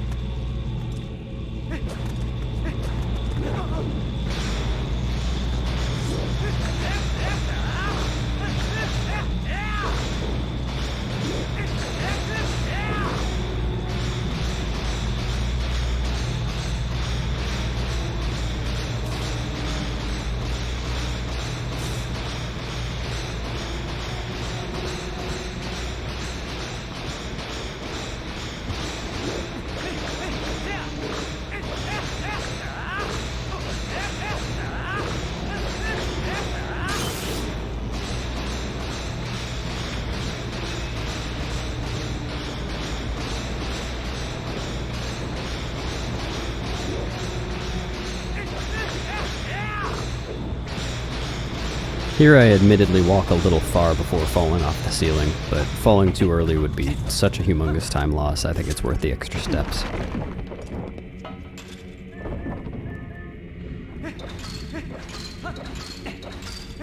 Putting on the iron boots to press these switches in this room is a little bit awkward.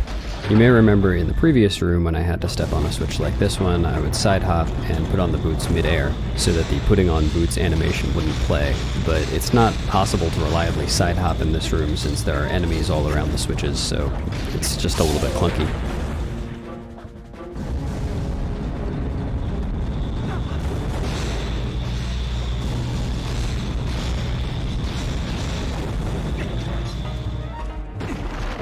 Since we already have the Zora Armor here, it is actually a bit faster to do this room while wearing the Zora Armor, just equip it before this room.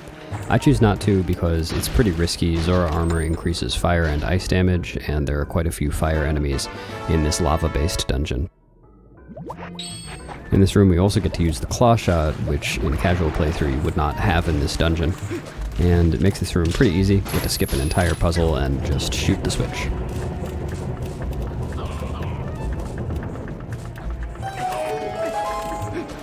One common question I get is about a glitch for walking quickly on these magnetic surfaces as though Link didn't have the iron boots on. That is a glitch in Twilight Princess, however it is only possible on the Wii version of the game, and this is the GameCube version.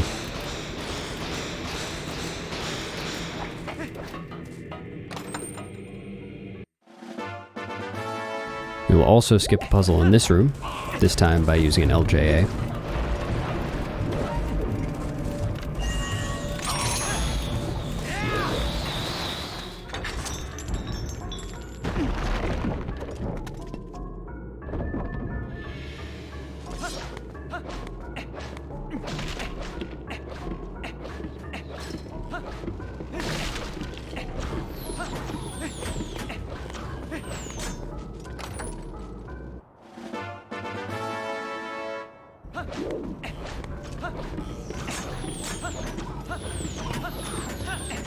And this next room is meant to lead us to the second key shard, which I mentioned before we'll be skipping. This time we just won't enter the room with the Elder at all, and instead LJA to the door to the mini-boss instead.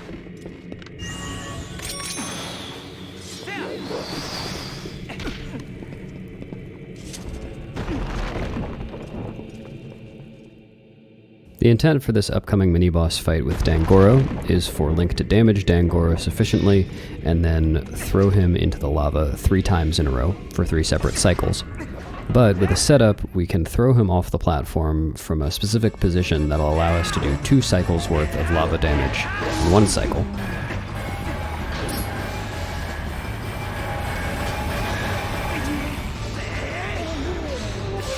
And then from here, it is possible to spin attack Dangoro on his way back up, and start the 3rd cycle immediately, making the fight go by very quickly.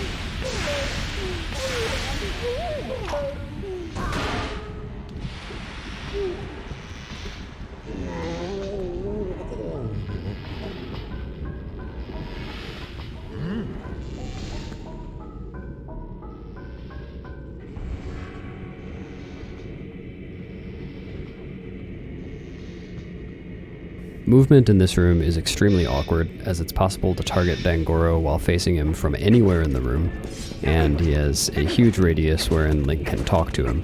So you noticed as I passed by, I was running for a moment, and then slashed my sword before rolling, and the slashing animation prevents Link from talking to Dangoro. Now we approach the dungeon item, which is the bow.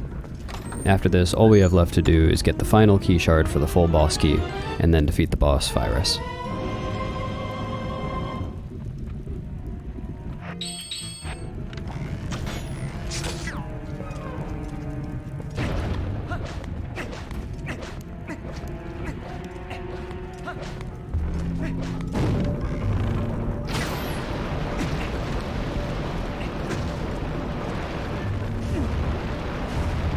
I believe the amount of fire damage I just accidentally took in that room would have killed me if I had worn Zora Armor.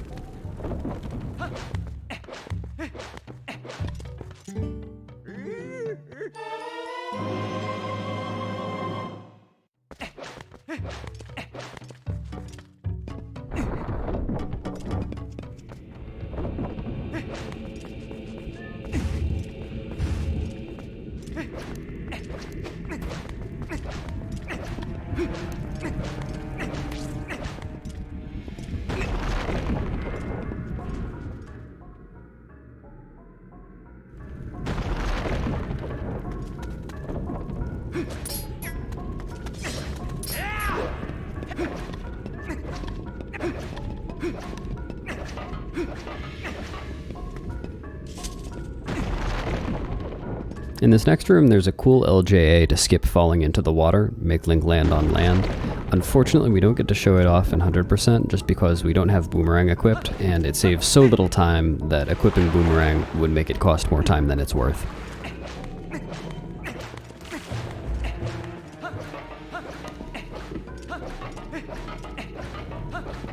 Here's another place in this dungeon where it's very useful to have the claw shot. It skips getting onto this magnetic platform, killing some enemies.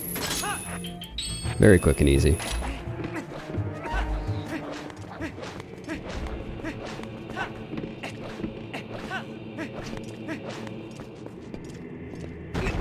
Thankfully, by shooting the rope holding up the door from afar in this room, it's possible to just ignore all of the enemies and run by them to the boss door.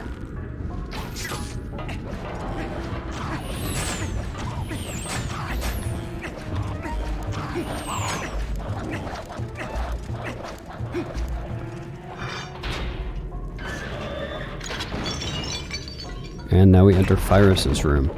The Phyrus boss fight is very straightforward. All we need to do is shoot Phyrus in the forehead with an arrow, put on the iron boots, and drag him down to the ground, then damage him ideally with a roll stab, spin attack, or jump slash.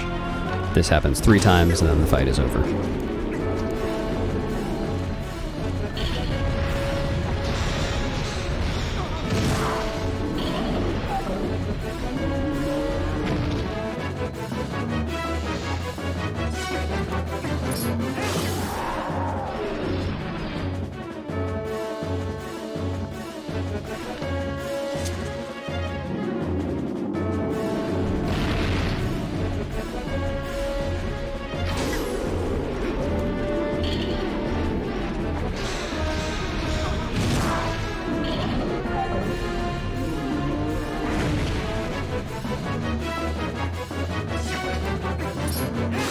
Since at this point in the fight I need to wait for Phyrus to get up anyway, I'm going to get some arrows to prepare for what's going to come after this dungeon.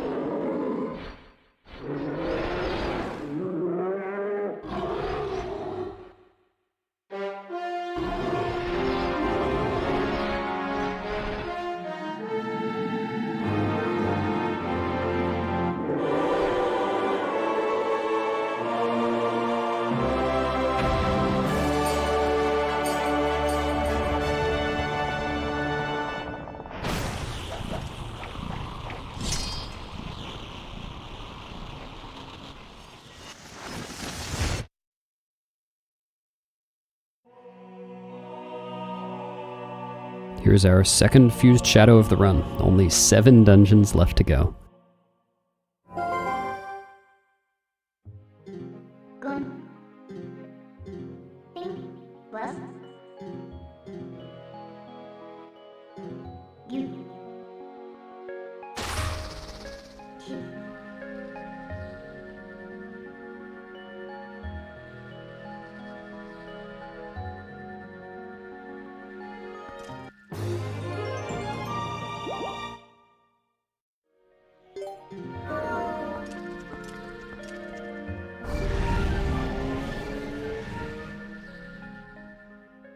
Now that we've completed Goron Mines and gotten the Zora Armor, the time soon approaches for us to go back to Lakebed Temple and finally finish the dungeon by defeating Morpheal. But since finishing Goron Mines spawns us in Kakariko, there are a few convenient things for us to do first. Number 1 on the list is to finally complete the King Bulblin 1 fight. Yes, we are going to do the King Bulblin 1 fight after having already skipped the King Bulblin 2 fight. The trigger is still there. The reason we're going back to this fight at all, rather than skipping it entirely like we did with the King Bulblin 2 fight, is that this one is important for story progression, as it is only after completing this fight that Barnes in the bomb shop will allow us to buy the bomb bag, which of course is required for 100%.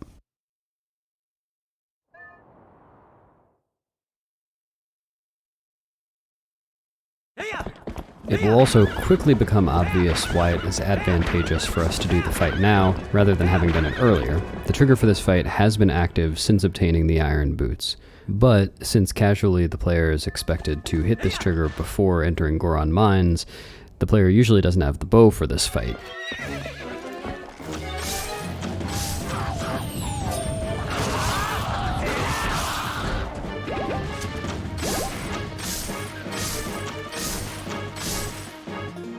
As you can see, having the bow makes this fight trivial. It is much easier and less RNG based than chasing King Bulblin around the entire field with a sword. We'll see that Phase 2 here follows in a similar fashion.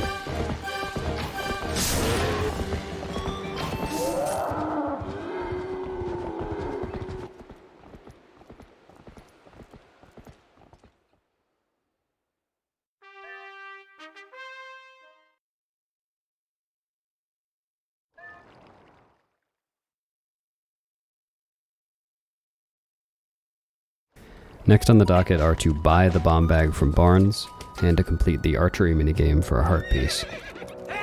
The transaction that is about to take place in the bomb shop is extremely silly, since Barnes will only sell us the bomb bag with normal bombs inside it, and what we really want is water bombs here. We're going to buy the bomb bag full of normal bombs, sell the bombs back to Barnes, and then buy 10 water bombs.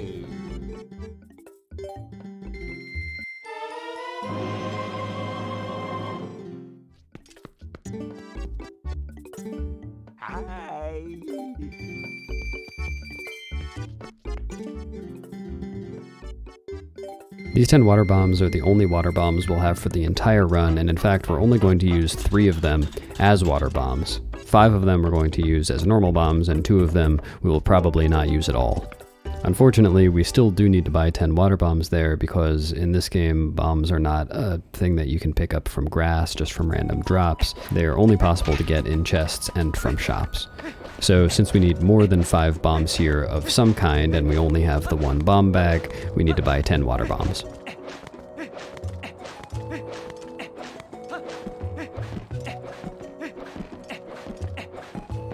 By launching off this Goron at a specific angle, it will be possible for Link to grab the ladder mid-air instead of landing on the ground first.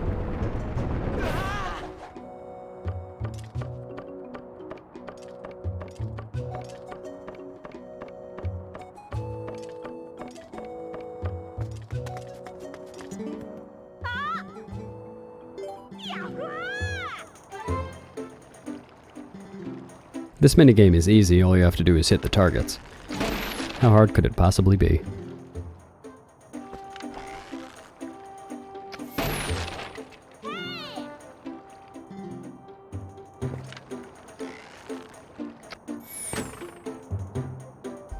That went a lot better than usual.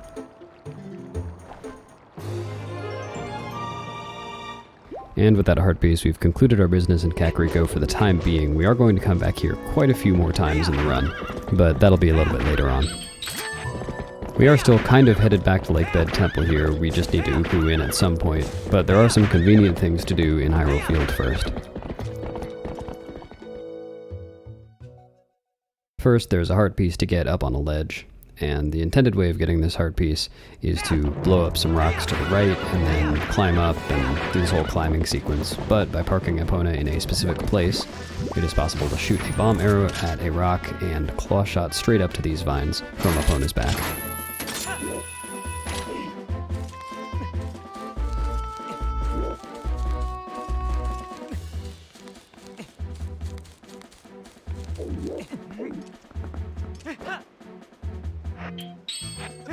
I got a question here recently about why speedrunners tend to equip things mid-air.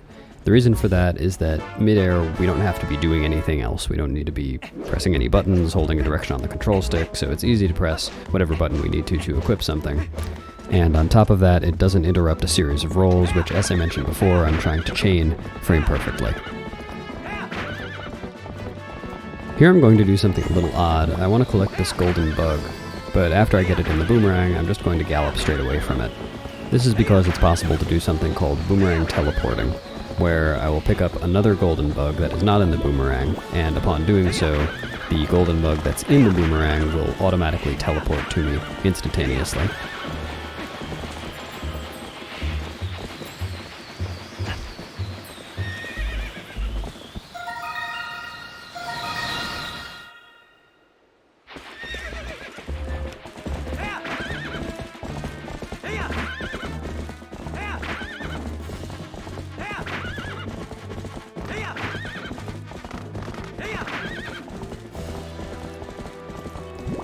Next on our list is a heart piece that is really only supposed to be obtainable far later into the storyline, after completing Temple of Time and obtaining the Dominion Rod, but we can skip needing the Dominion Rod with a simple LJA. Oh, I pressed A too early there.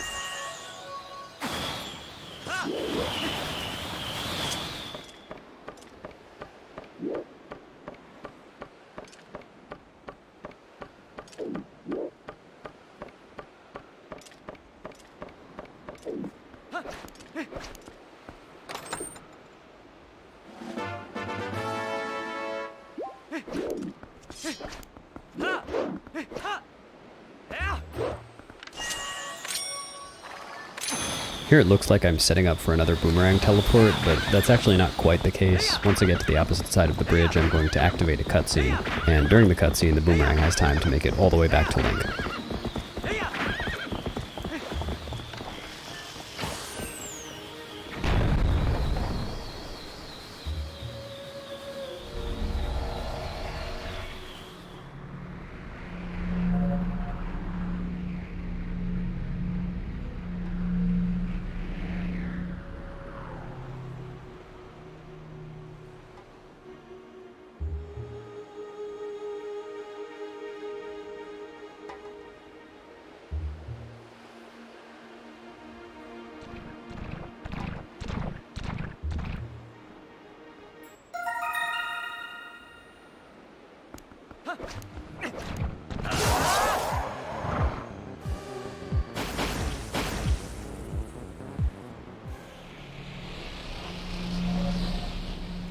Having obtained the Eldin Bridge portal, now we'll collect some easy rupees.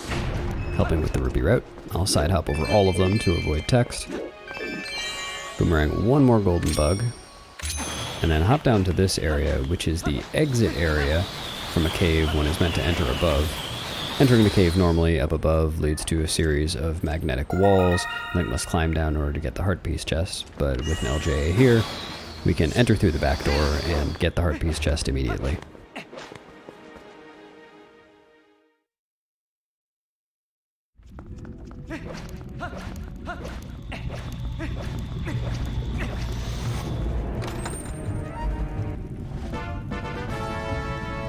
Now, at long last, it is finally time to return to Lakebed Temple and complete it.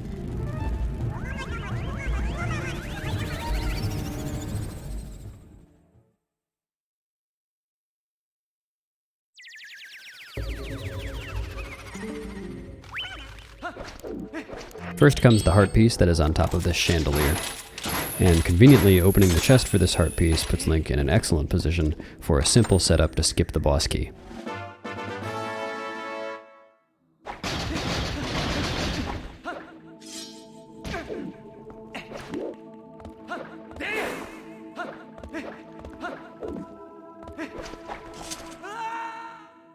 Interestingly, this is the only boss key skip that is currently known to be possible in Twilight Princess, and that is because for all the other dungeons, entering the boss arena is specifically tied to opening the boss door, but in this dungeon, opening the boss door leads to a small room where there is a separate loading zone for the boss arena.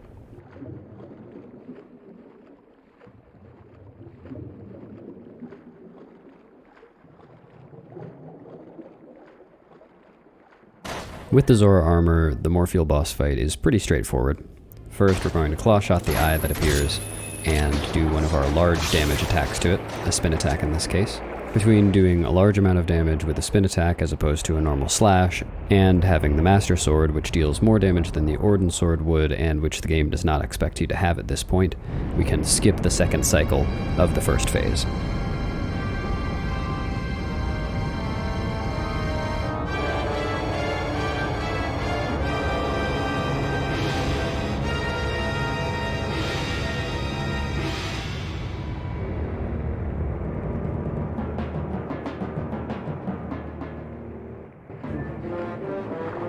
In the second phase of the Morpheal fight, all we need to do is to claw shot onto Morpheal's eye 3 times total, and deal some damage with the sword. After dealing enough damage to complete a cycle, Morpheal will throw Link off of her back, and conveniently always swim up left, so Link can just follow her easily. Now on this cycle I put on the iron boots before grabbing onto Morpheal. I'll be attempting what's called a re-grab, and the way this is done is by force unequipping the iron boots like I just did.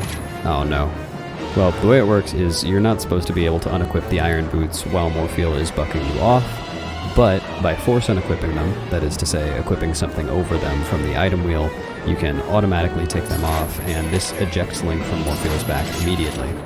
If Morpheal's head is at the correct angle and you're equipped with the claw shot, you can re-grab Morpheal's eye very, very quickly after releasing. Unfortunately, I missed it there. Looks like Morpheal was turning away while I was force unequipping the boots.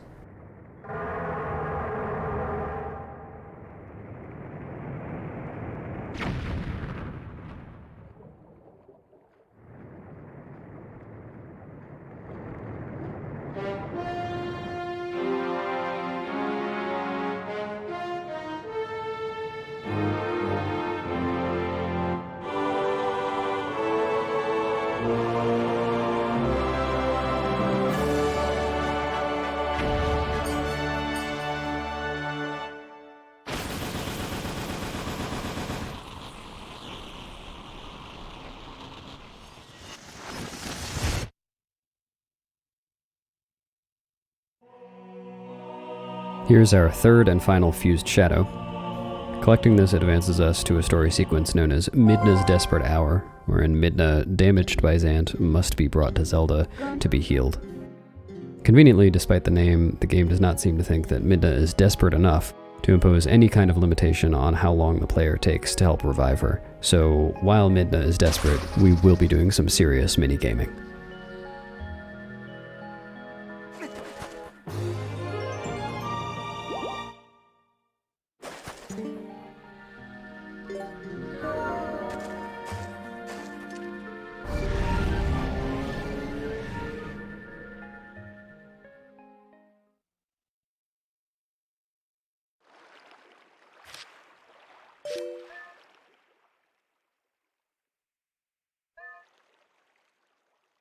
Midna's Desperate Hour is well known for its beautiful background music that is unfortunately very often interrupted by enemy music.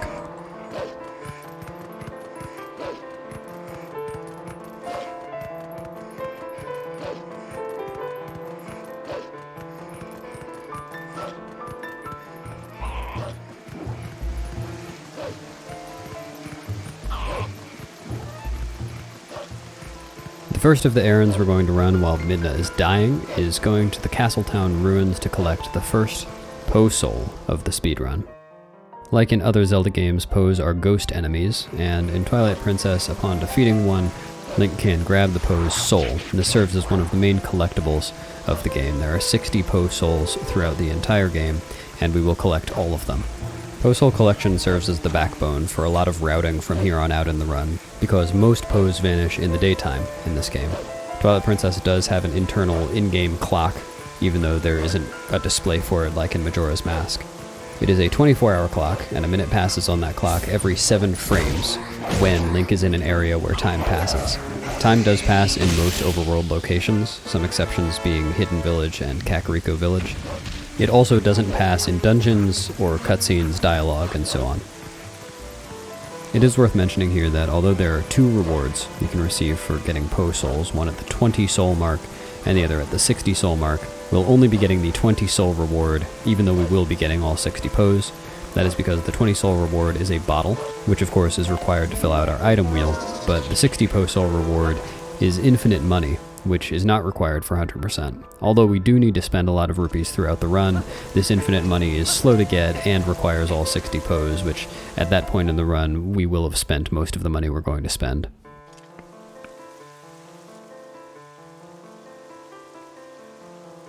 Our second errand to run is to complete the first minigame of the run, the Star 1 minigame, featuring the Clawshot and Sexy Tingle.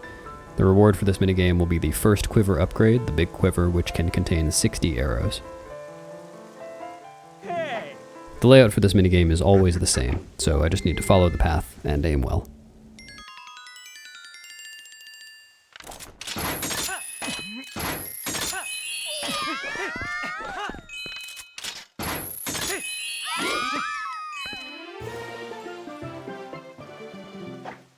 I'm big and quivering.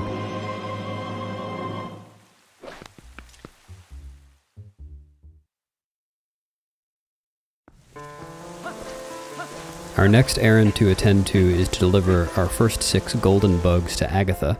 The rupee rewards that she gives for giving her golden bugs will be one of our main sources of income throughout the run, and she will also give the first wallet upgrade, the big wallet, upon receiving the first bug. Unfortunately, it is only possible to give bugs to Agatha 1 at a time. So we'll be giving her 6 bugs here, and it's a pretty repetitive menuing process. Later on in the run, we'll have an instance of giving her 8 bugs, and after that, we'll have another instance of giving her 10 bugs. It takes a while.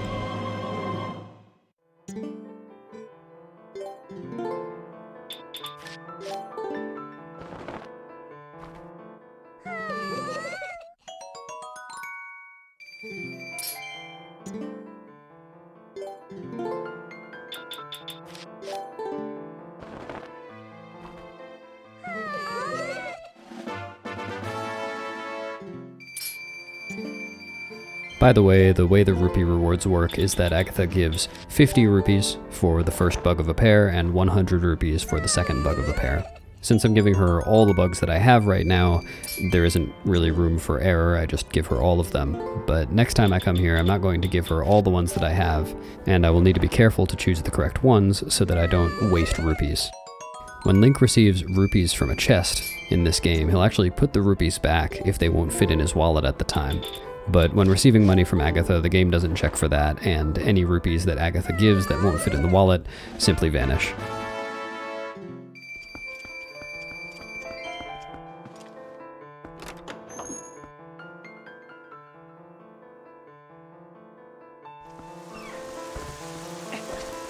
Having completed these errands, we will begin to actually try to help Midna in her desperate hour now. The first step is to go to Telma's bar, where we will get kicked out and then talk to Louise, Telma's cat, who will tell us how to get to Zelda by entering the bar from above. There is a cool glitch here called Louise Glitch. I'm not sure if I get it here. No, I didn't get it. By attacking in the right place while climbing those stairs, you can get a glitched camera angle in this cutscene. The camera would be facing the opposite direction right now, wouldn't be zooming out, zooming in, panning around, and so forth. In total, the cutscene ends up being about 2 seconds shorter with Louise Glitch. It is unfortunately a little bit precise, and it's such a small time save that it's not really worth going for a setup. So I tried for it, but I didn't get it this run.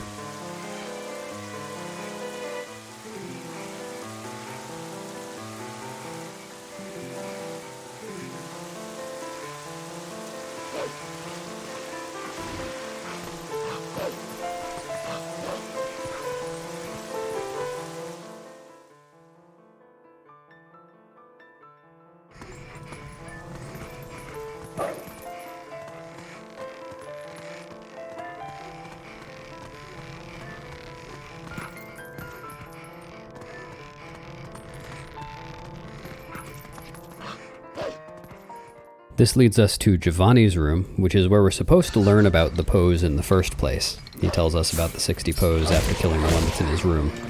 And it is convenient that we're able to get the Poe in the ruins before we get this one, because there isn't a great place to route that in later in the run. It would be possible, but it would just cost an extra couple of warps.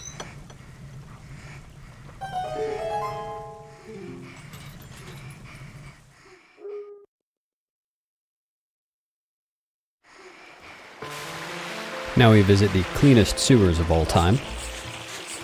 Aside from the rats, I suppose.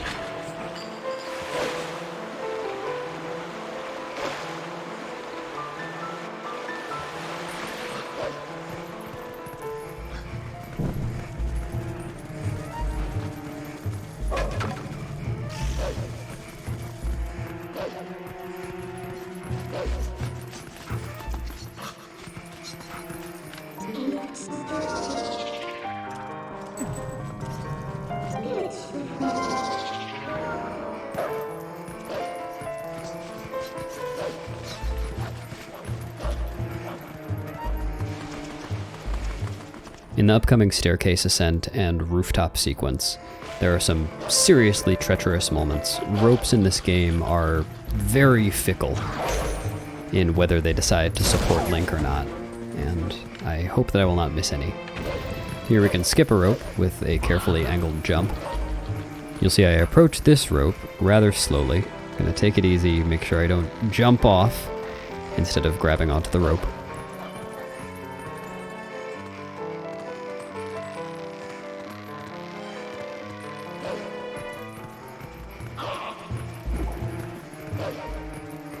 There are 2 more ropes to climb across after this one, but I will skip both of them with carefully angled jumps.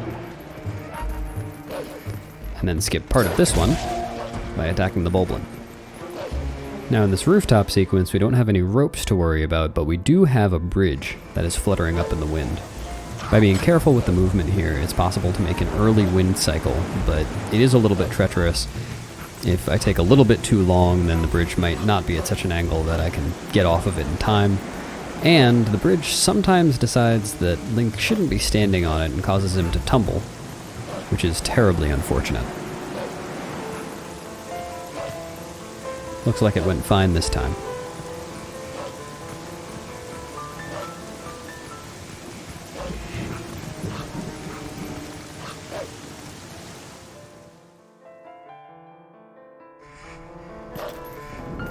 I mentioned before that a lot of routing in this category is centered around collecting Poes. The reason for that is, again, that Poes are only available at night. Having completed Midna's Desperate Hour, we're about to embark on what we call a day-night cycle, wherein we start at a particular time of day and have a lot of things to accomplish in the overworld before the night that follows this day is complete, so that we can get some Poes near our destination, which ultimately is Arbiter's Grounds. In short, that means that making too many mistakes within the next 35 minutes or so of the run could result in missing a Poe in the night cycle and having to go back to retrieve it later, which for this cycle would cost about 3.5 minutes.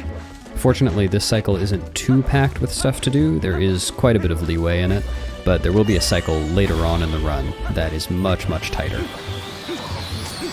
You might be wondering, watching this sequence of collecting golden bugs in two very different areas of the field and then going to the golden wolf that we see in the distance, why I'm not spending more time as a wolf for the movement. And the reason is just that it costs about 4 seconds to transform. We need to be human in order to collect the golden bugs and to use the boomerang on the second bug, and it would just require too much transforming to be worthwhile.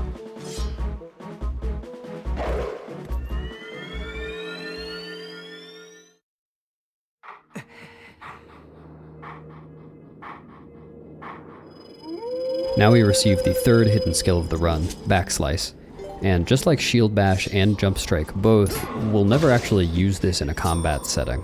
The main use we'll get out of Backslice is its ability to let Link roll over ledges that he normally wouldn't be able to get over. We'll see this use case in just a few minutes.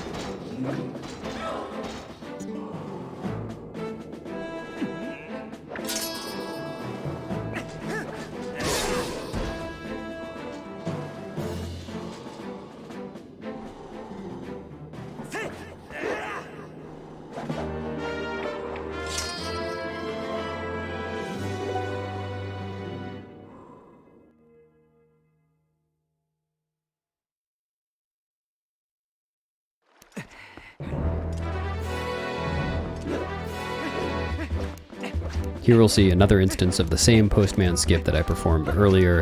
Again, pretty much every time we come to this bridge, we're going to do this.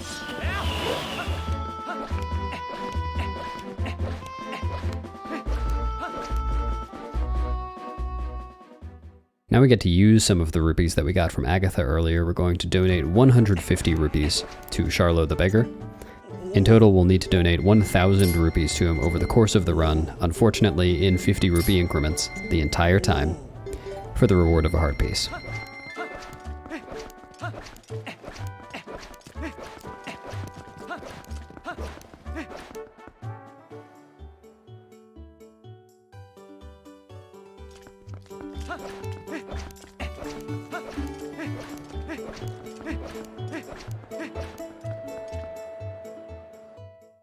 In our first visit to Castletown South, we'll collect one of the 2 golden bugs. The other one we'll get later when we need to be a little bit closer to it. And use Backslice, as I mentioned earlier, to get over this wall to quickly approach the golden wolf that will teach us our next hidden skill.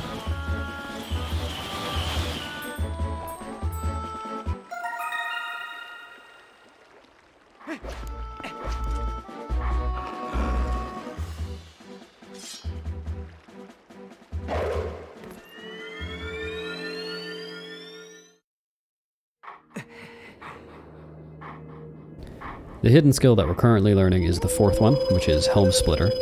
We will actually never use this in the entire run in combat or otherwise, but of course it is necessary for 100% by our rule set, and the way that hidden skills work in Twilight Princess is that regardless of which golden wolf you go to on the overworld, you will always receive the next hidden skill in the series of 7. You'll always receive the hidden skills in a fixed order, so it's not like we could get one of the more useful hidden skills that we'll get later right now instead.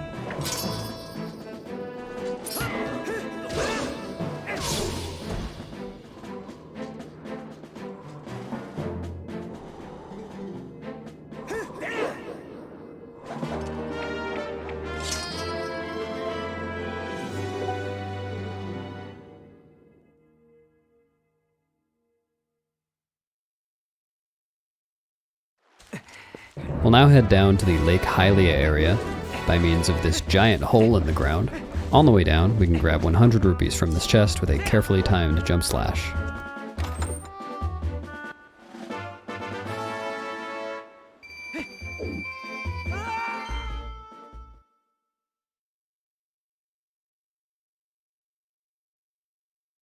Next we'll play Plum's minigame. I'll take a quick step towards Plum before transforming so that the cutscene of him falling down to the grass is shorter.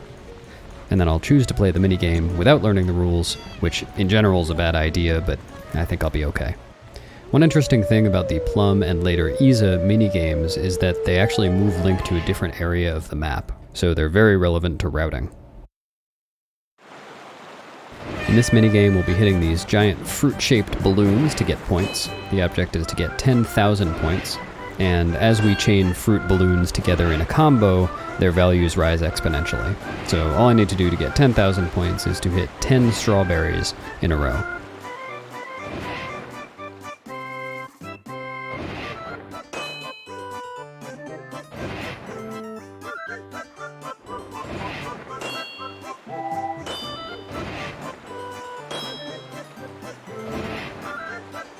The next strawberry is a forbidden fruit, and I will not give in to temptation.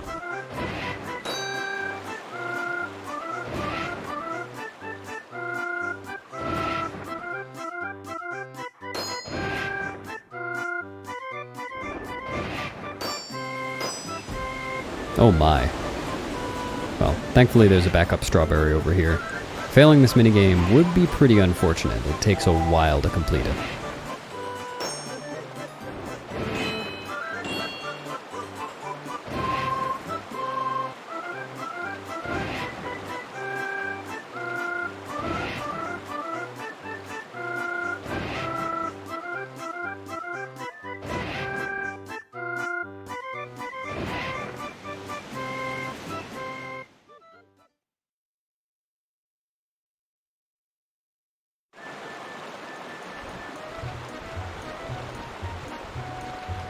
Now I receive my reward for the minigame, which is a heart piece, and I am careful to select no in this text box so that I do not play the minigame again.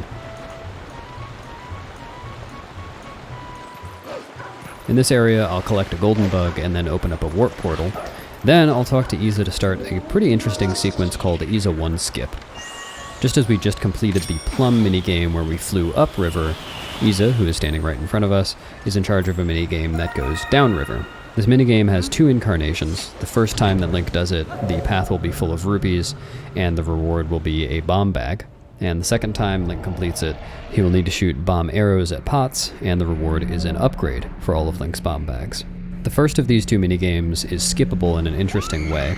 What's going to happen is, after completing the Shadow Beast fight, a cutscene with Iza will automatically start, wherein she will loan us a bomb bag to blow up the rocks that are blocking the downriver minigame.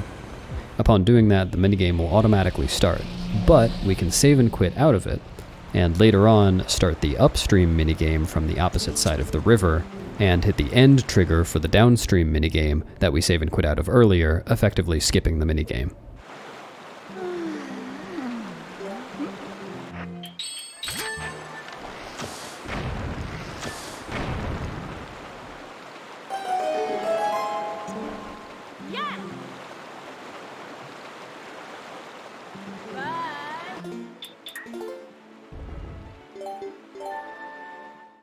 Here's that save and quit out of the minigame, but the other steps that I mentioned we won't be completing until a little bit later, because this save and quit puts us in a good position to visit the fishing pond, and then on our way to restart the upstream minigame, there are some other things that we can do.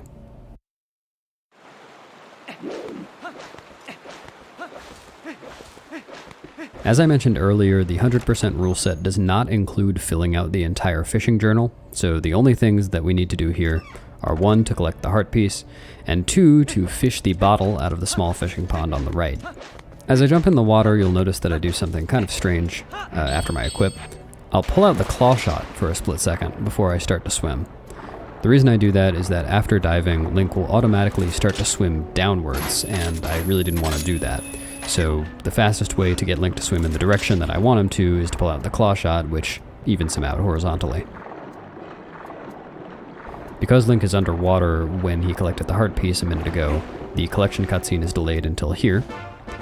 And now we get to fish for the bottle. This is unfortunately RNG based, as it is possible to fish a fish out of this pond, the bottle out, or some other detritus. Awkwardly, in-game time also moves significantly faster while Link is in the fishing pond, so very bad RNG here can necessitate rerouting the day-night cycle. That is some good RNG. We will continue putting off finishing the Iza 1 skip that I detailed earlier, because completing Iza 1 skip leads us directly into the Iza 2 minigame, and finishing that leads us directly to a Poe. And we need it to be nighttime in order to collect that Poe. So on our way there, we'll do a few more things in the Kakariko Gorge area. First, we're going to hit the Postman trigger, on purpose this time. Between this trigger being awkward to avoid and wanting Epona for movement here and for setting her up for later, it is worth our while to hit this one.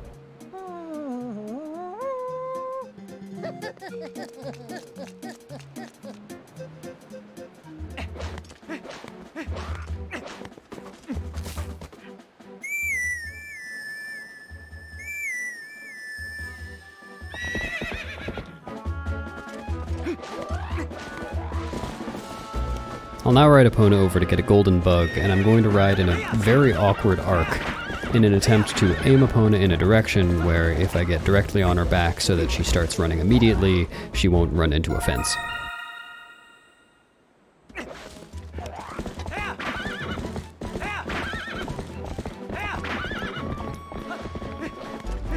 After collecting that bug, it is now time for the Eldin Cave, which houses a heart piece and a Poe soul. It isn't nighttime now in the game, but there are certain Poes that are available at any time of day. Those include Poes that are found in caves, dungeons, and grottos, and some other assorted Poes throughout the game. It might be a little counterintuitive that I left Epona where I left her rather than riding over to the cave, but we actually won't be riding Epona again for hours after this point in the run. And when we finally do need Epona again, we'll be in the midst of the very tight day-night cycle that I mentioned earlier, and we'll want Epona to be right there near the bridge.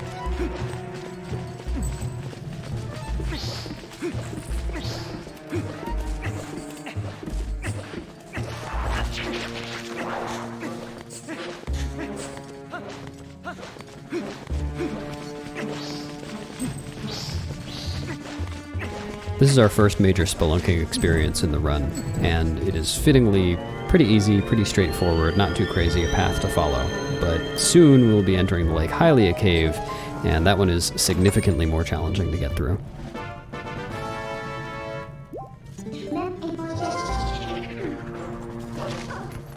It's going to be quicker for me to save warp out of this dungeon than to leave it normally, and I'm going to save warp while collecting the Poe soul. It turns out that around when that ripping noise happens, the game considers Link to have collected the soul, and it is possible to save warp after that without receiving the "You got a Poe soul" text. Conveniently, saving means going to the pause screen, and the pause screen also displays how many Poes you've collected, so it's easy to check while save warping that you have the correct number of Poe souls.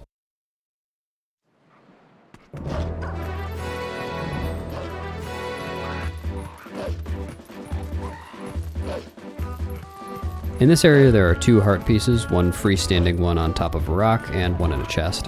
And it's pretty easy to LJA to the chest while also collecting the freestanding heart piece in the boomerang. It's not strictly necessary to kill that enemy, but it is a sad day when the enemy comes up from behind and knocks Link off of the cliff.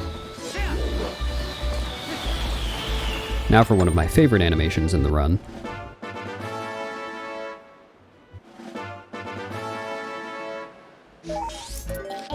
And now it is finally time to go complete Iza 1 skip by entering the upstream minigame with Plum.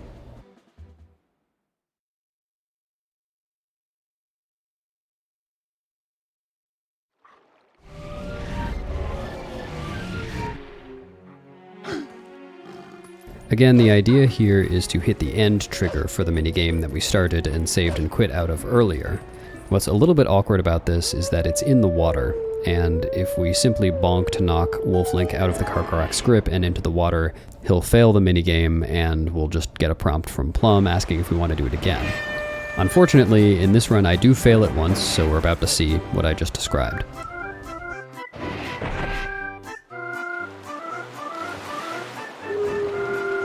As you can see, although Wolf Link was in the water, he did not hit the trigger to end the Iza 1 minigame. So what we'll need to do instead is to clip out of bounds successfully this time, then bonk out of bounds so that Link voids more normally in such a way that doesn't restart the minigame but respawns him on that map. He'll respawn on a high, out-of-bounds ledge, where he can transform into human, jump in the water, and swim to the trigger.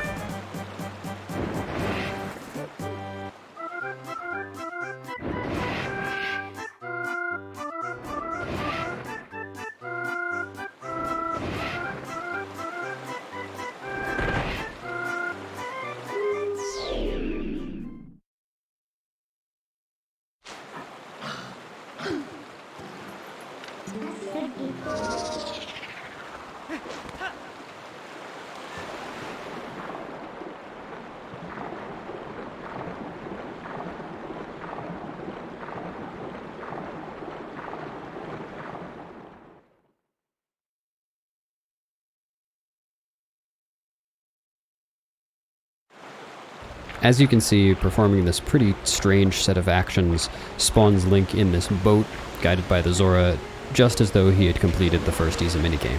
And as such, we will receive the bomb bag as our reward, and open up the Iza 2 minigame.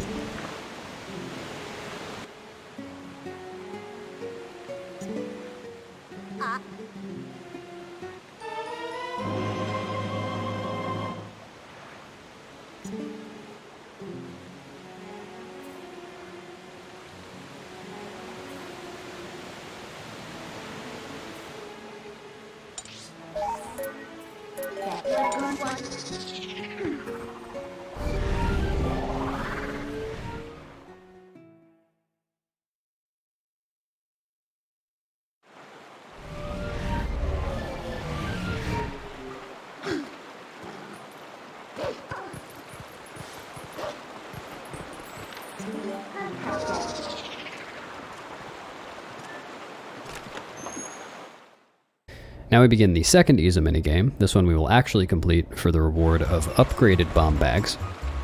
This minigame is hands down the hardest minigame in the whole run, because it's just really tough to control the canoe, and bonking too many times into walls means failing the minigame, which incurs a 3.5 to 4 minute time loss. Although it may seem like this minigame is kind of an auto-scroller, it really isn't, because holding forward on control stick does allow Link to accelerate in the boat, and going into first-person mode to shoot any of the pots down interrupts that acceleration. So speed control is important in this minigame. And then, of course, going as quickly as possible means that the canoe is as hard as possible to control.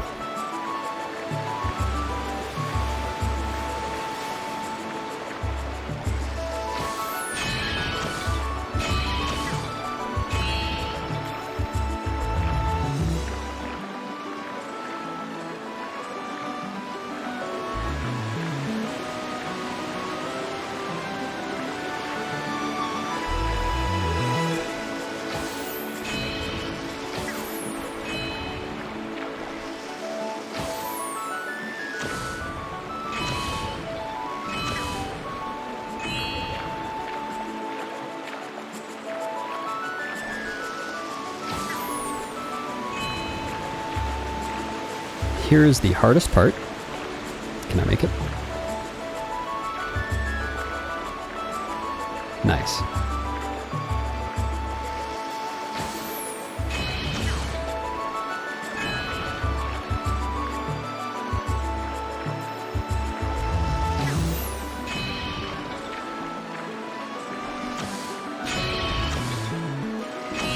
This next turn really shows how important it is to know the currents in this minigame.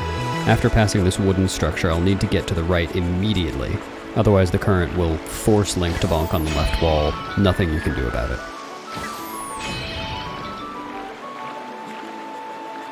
And as 25 is the minimum required score for receiving the reward for this minigame, I'll just hit one last pot and be done.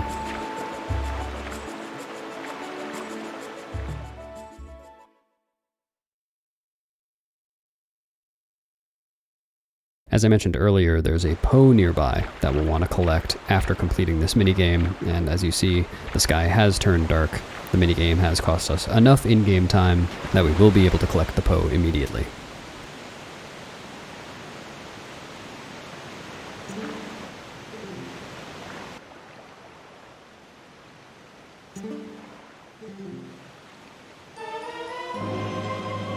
Now that we have Barnes bomb bag, Isa's bomb bag, and the bomb bag upgrades, we only have one bomb bag left to get, and that is the one from the underwater Goron in Zora's domain.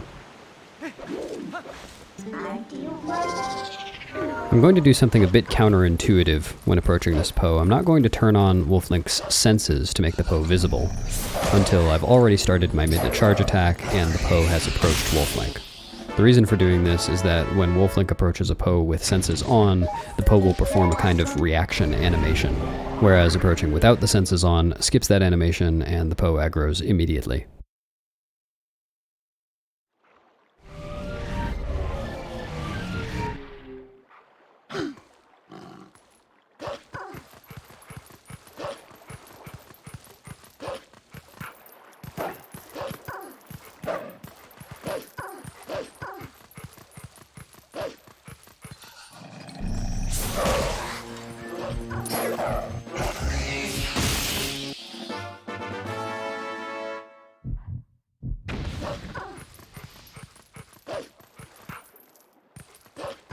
Now we approach the cave that I mentioned earlier, the Lake Hylia cave.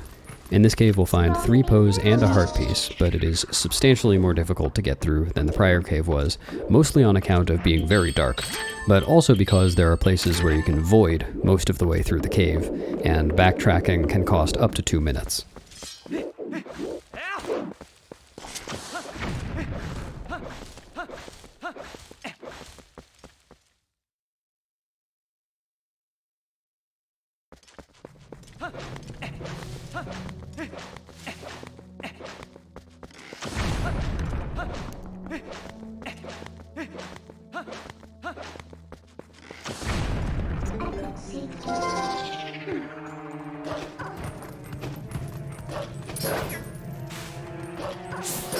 Poes like this one that are available at any time of day, because they're in a cave, grotto, or otherwise, tend to behave differently from what I described for the Poe at Lake Hylia, where we needed to approach before turning senses on. For these Poes, it doesn't matter.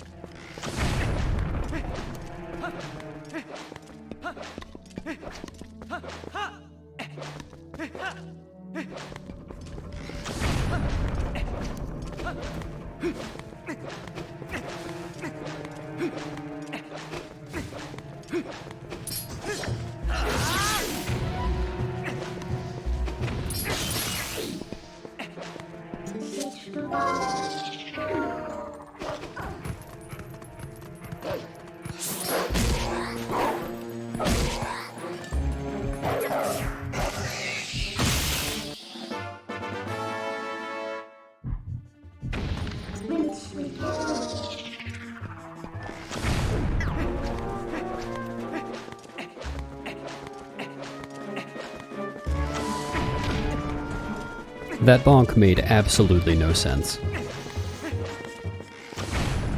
Here I'll finally take out the lantern. The rest of the cave has been dark, but this is by far the most treacherous part, as I have to walk over 4 of these planks and risk voiding right at the end of the cave.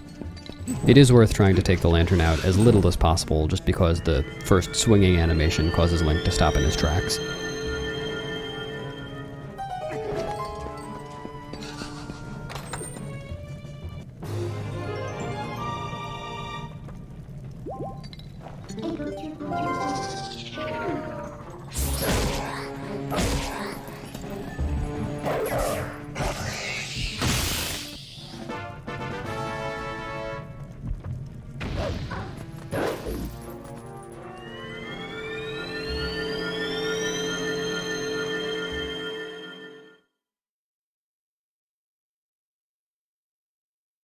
I mentioned lag reduction earlier, and that's a pretty big deal in Lake Hylia. This area is large, and having a lot of things loaded can make the area very laggy. So I approached this Howling Stone specifically from the right side, so that the lag you'll see here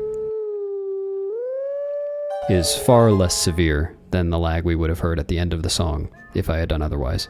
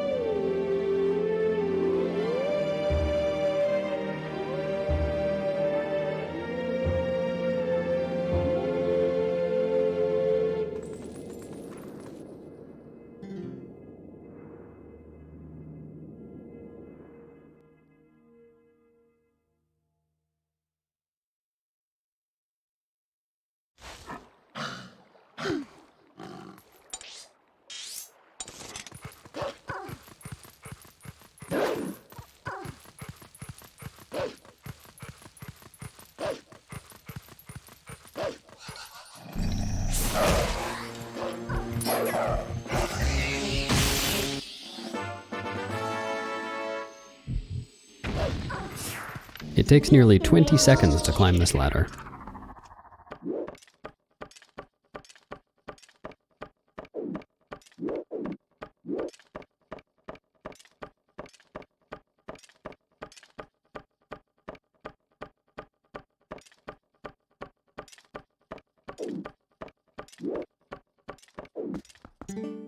That exceptionally long ladder climb was part of our speedrun because we need to talk to Aru here in order to get a memo that will allow fire to launch us into the desert.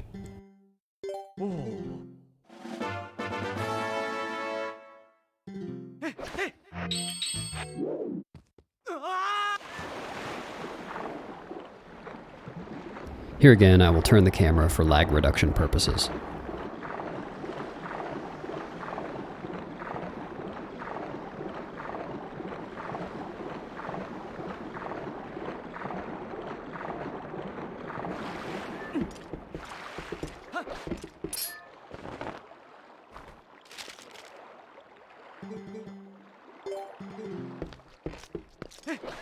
And now we'll enter the first totally new area of the game that we've seen in a little while, the desert.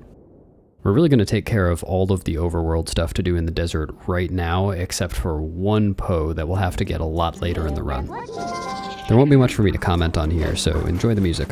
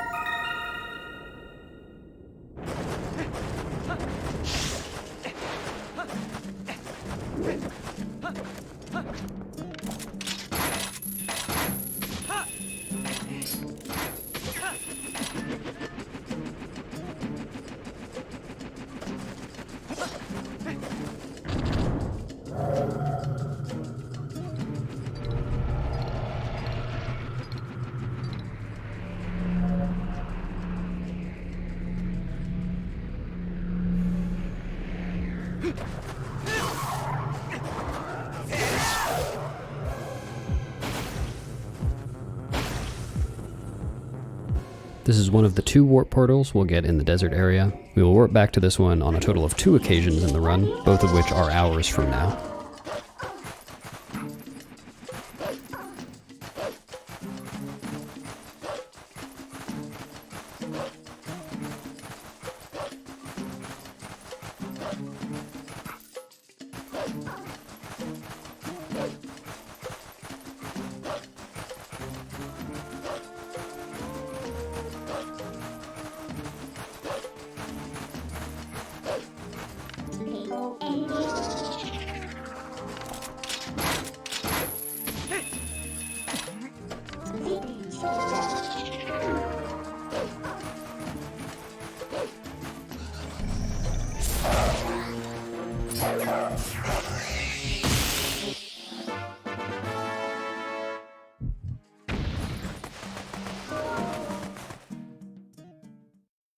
This grotto sucks.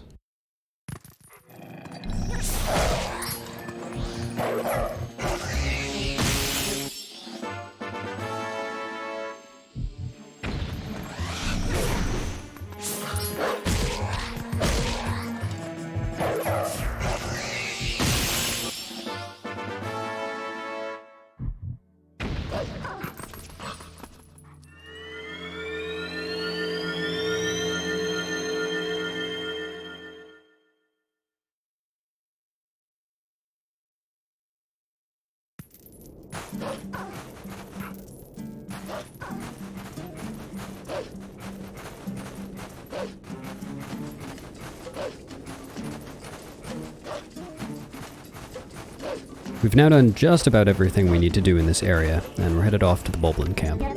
To do that, we're going to steal a boar, and since it's nighttime and I didn't step into that ring of light, the sentries will not catch us and will not play a cutscene.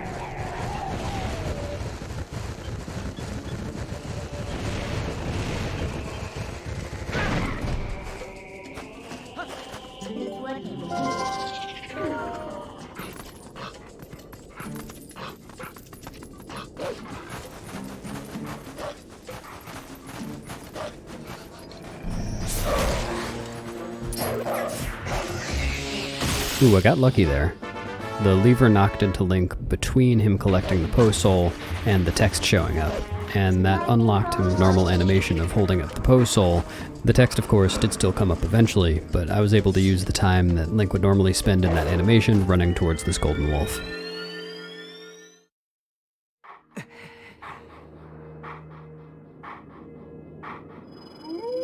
Here we learn the 5th hidden skill, which is Mortal Draw. This one will see a little bit of use in combat, but that's about it.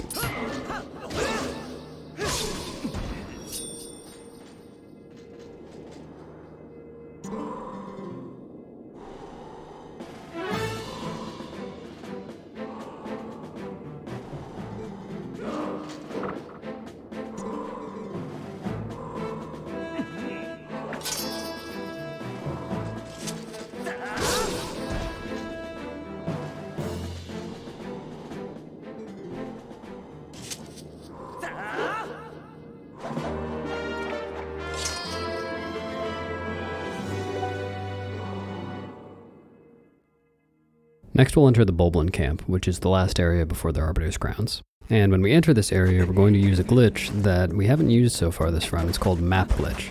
The purpose of using the glitch is to get out of bounds to reach the King Bulblin 3 fight a little bit faster than we could if we went to get the key like normal.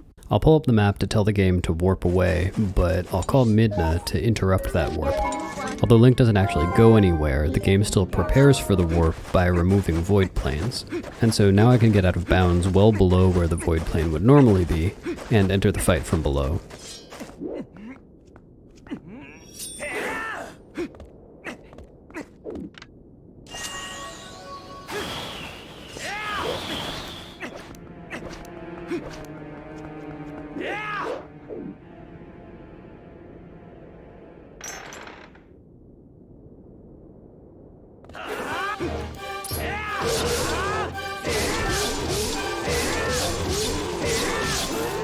And now King Bulblin shows off his dance moves. This isn't an issue in 100%, but one interesting thing about Map Glitch is that it prevents the game from reloading the area after a death. So if I were to die during the King Bulblin fight, then that would be a soft lock. I'd have to go back to my previous save. Very conveniently, riding the boar out of this area breaks Map Glitch, so we don't have to worry about any of that anymore.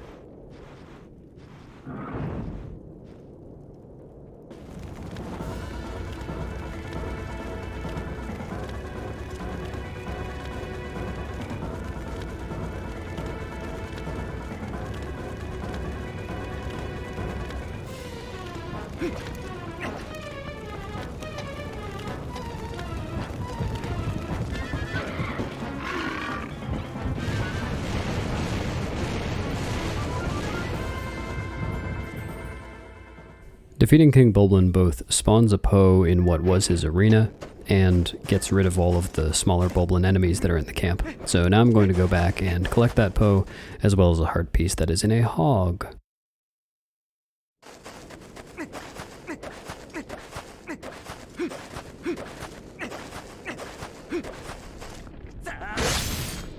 This is the last area in this day-night cycle, where in-game time is passing.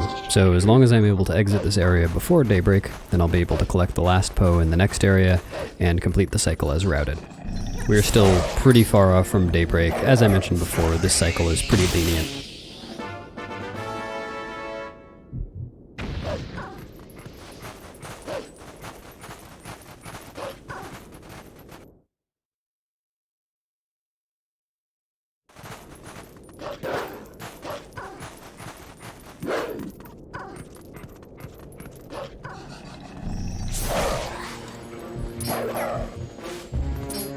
Oh no!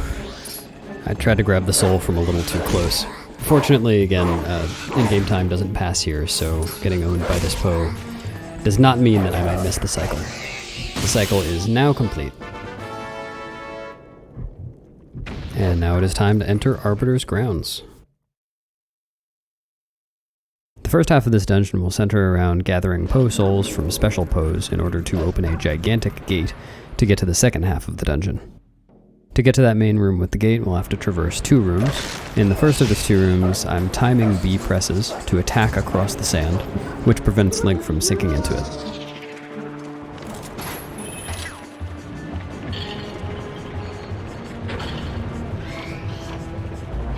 Here I'll time a roll to roll across the sand without stepping in it, and obtain the first small key of the dungeon.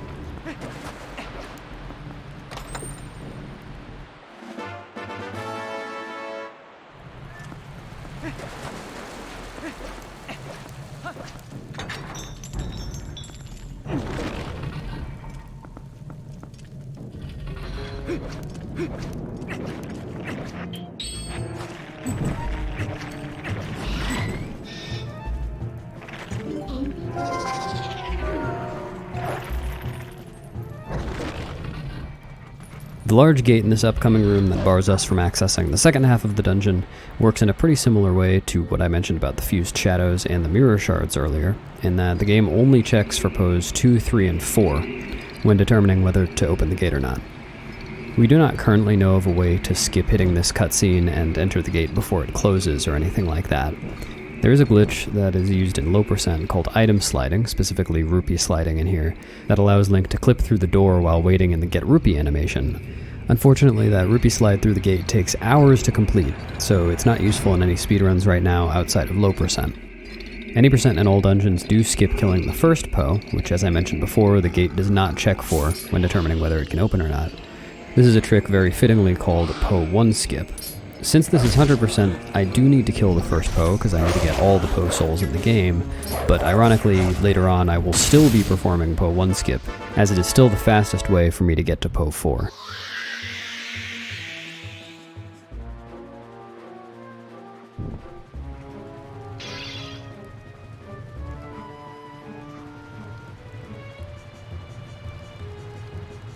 I'll still need to sniff this Poe, which will give me the Poe scent, which will allow me to dig up the chain to get to Poe 2. Even though I already know where it is, the digging just won't work unless you have the scent. To get to the first heart piece, I will again be doing B attacks across the sand so as not to sink, and then I'll do some carefully timed rolls as human to get back over.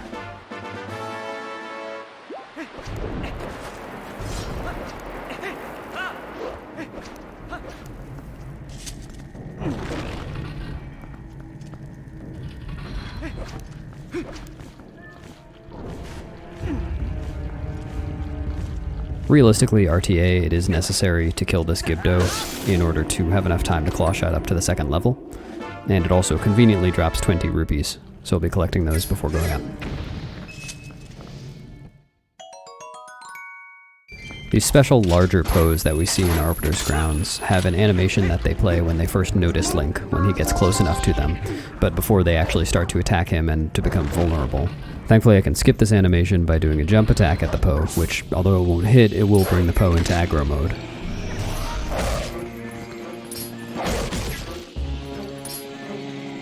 Just like other cases we've seen before, there will be one frame where the game will accept inputs between this Poe soul text box and the cutscene of the Poe deflating. I'll mash A and B to try to initiate a movement towards the door in that frame.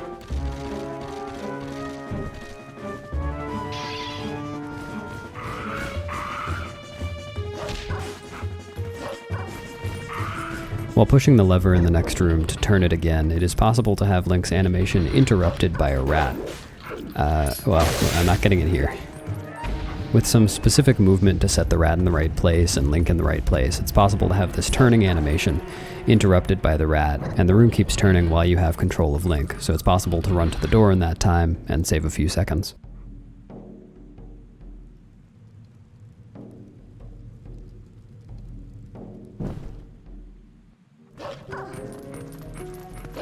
Next we'll see the trick called Po 1 skip, which again is not actually skipping Po 1 here, but could skip Po 1. This trick starts off with an LJA to get pretty far across the sand towards the platform in the center of the room, and then I'll clip up onto that pillar that's rising out of the sand and immediately roll to grab this ledge. With one more LJA, we can make it all the way over to this door and break out of the dungeon's intended room order. This fight goes by pretty quickly.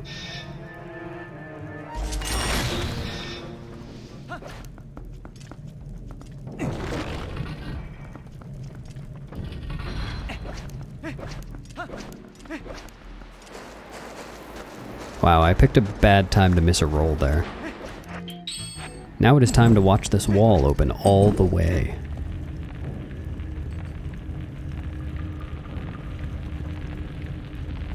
Yep, it's all the way open.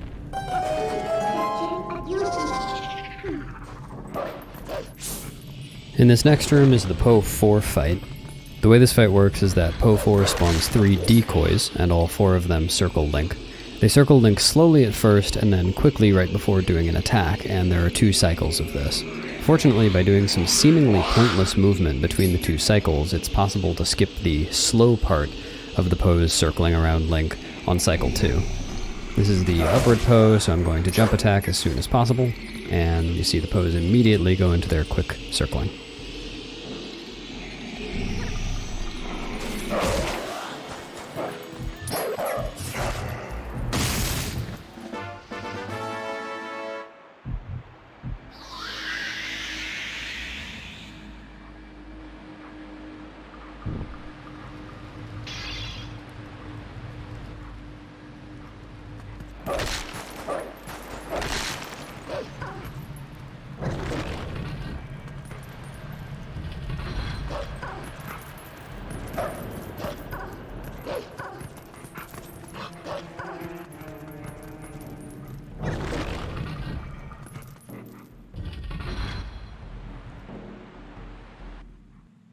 Once we cross the chandelier, we'll use the small key that we got earlier from behind the Gerudo. This looks a little bit weird as we don't see a key door there, but there is a lock on the other side, as you can hear. Doing the rooms of this dungeon in the order that a casual playthrough would result in coming through this door from the opposite side first. Another result of entering this side of the dungeon backwards is that the Gerudos in this room are programmed to look for Link coming from the opposite door, so we can get right up behind this one without it noticing us. With good RNG on the Stalkin, the tiny skeleton dudes, it would have been possible to align my Midna attack to kill the Gerudo and ideally land right on the dirt patch that I was going to dig up. But unfortunately for us, while the Stalkin's starting positions are fixed, the direction that each one moves after Link opens the door to this area is RNG, so it's not always possible to line up for that.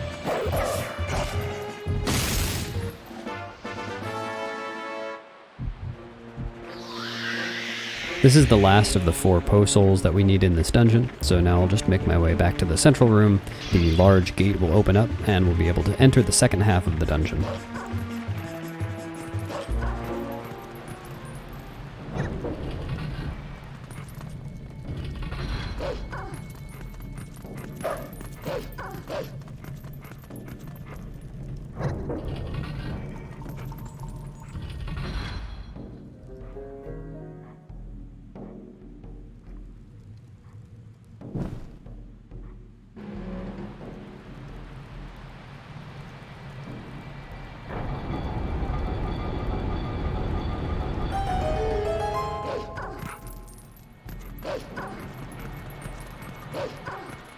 In this half of the dungeon, we'll get the boss key, another heart piece, and the dungeon item, which is the spinner. We start off immediately with a major sequence break in order to get the last of those things that we're supposed to obtain first. By clipping out of bounds and just attacking across that sand, it's possible to get the boss key very easily. Now we'll continue the trend of going through the dungeon's rooms in the reverse of the intended order. This room is really the spinner tutorial room where you get to solve a few movement-based puzzles with it. I'm now doing a kind of strange side hop off of the spinner railing in order to quickly get over to the heart piece chest. Then it's possible to just use backslice to get over this ledge to the door to the next room. The next room will feature a brake slide through sand. When I mentioned brake sliding earlier in the run, Link was doing a kind of moonwalk, but here it'll look a little bit different and it'll help us to get through the sand without being slowed down by it.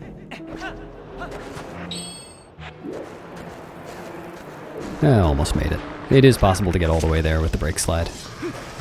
With the magic armor, it is possible to skip killing these enemies and going in this circuitous path to get to the mini-boss door. But we don't have the magic armor here, and it's pretty hard anyway. So if you want to see that one, look at some Arbiter's Crown Ziels.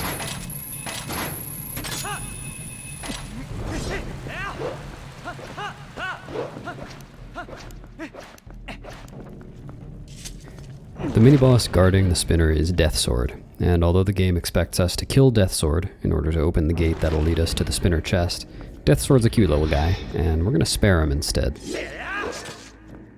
First to enter, I guess what you could call phase 2 of the fight.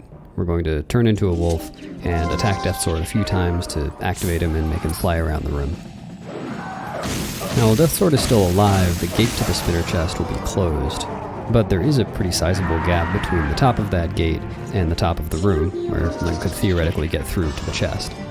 So what I'll do is make Death Sword spin around the room and get into a pretty specific place near the wall to lure Death Sword into the corner. From there I'll transform into a wolf and tag Death Sword with the Midna charge attack, walk away, wait for Death Sword to be at a very specific place in his flying pattern, and use him to super jump over that ledge. This trick is called Death Sword Skip, and it is somewhat precise. Since it takes a transformation and a bit of a setup and waiting for Death Sword to fly a little bit, it only saves 15 seconds versus the optimal way of killing him. Now that we have the spinner, the boss key, and the heart pieces, we'll save warp to get back to the dungeon quickly and approach the boss room.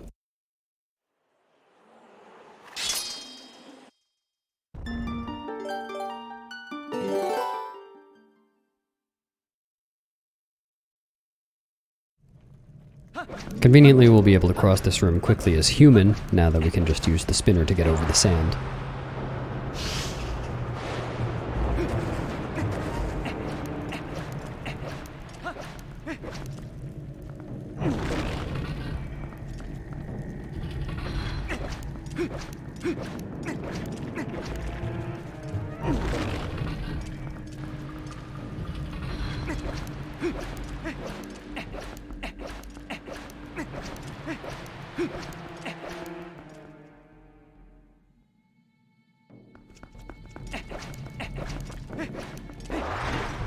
Despite what the prompt at the bottom of the screen might have you think, it doesn't take serious mashing to spin this room as quickly as possible.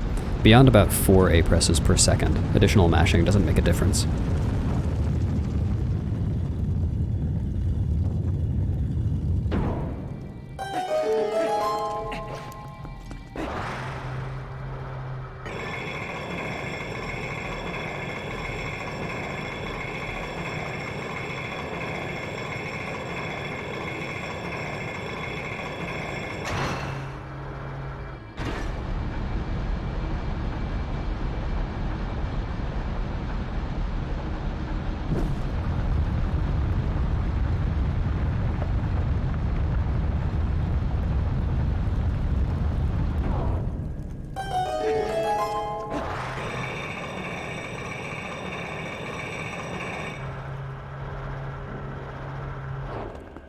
And now we begin the Stallard fight.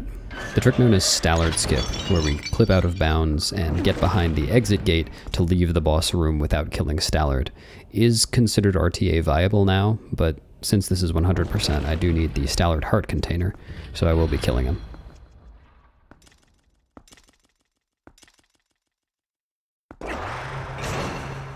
In the first phase of the fight, all I need to do is maneuver the spinner to attack Stallard's spine without getting blocked by the stall troops.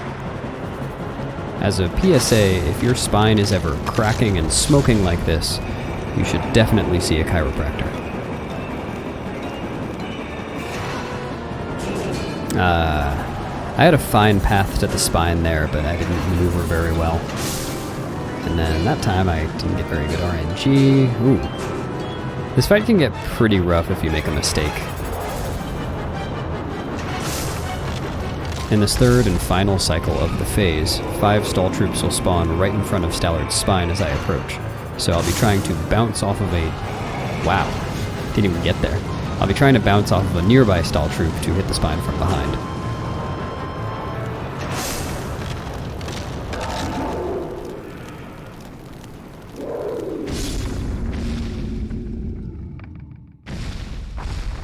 Now that is one dead skeleton.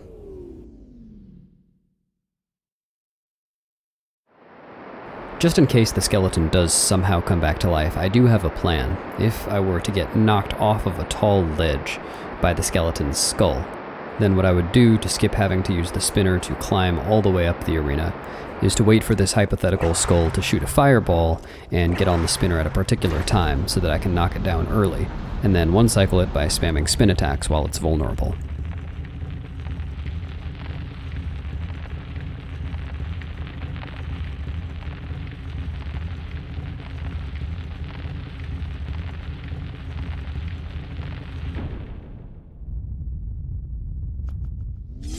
Oh no, it's still alive.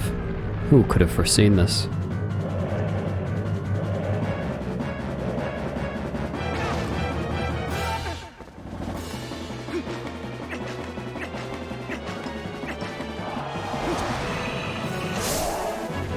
There's our quick knockdown without ascending the entire spinner track. And now, as I spam spin attacks, you can look in the bottom right corner at my input display to see how slowly I'm spinning the control stick. For some reason in this game, it's really hard to be consistent at doing spin attacks, especially chaining them like that. And I find spinning the stick slowly and continuously helps a lot.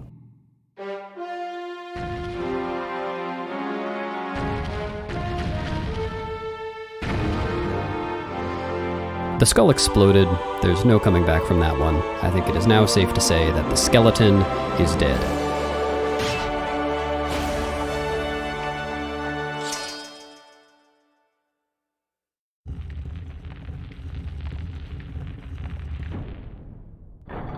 We saw earlier that the spinner was useful for moving across sand as Human Link, and I'm going to use it to get out of this room because in this room the spinner moves very quickly just to make the boss fight work. But in most places the spinner doesn't move all that quickly, so we won't be using it for transportation anywhere except for where we have spinner rails.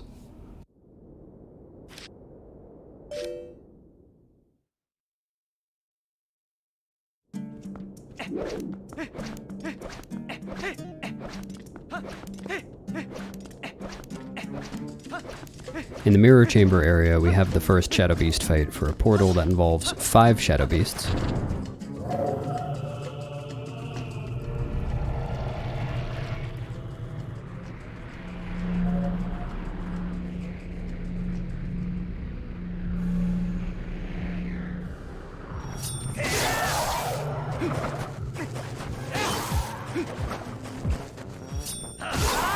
After getting this portal, I'm going to use the spinner to raise the mirror.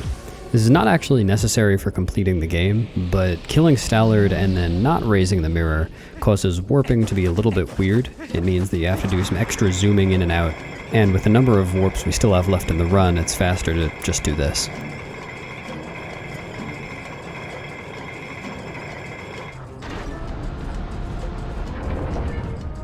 Now we skip a cutscene that explains the entire story arc.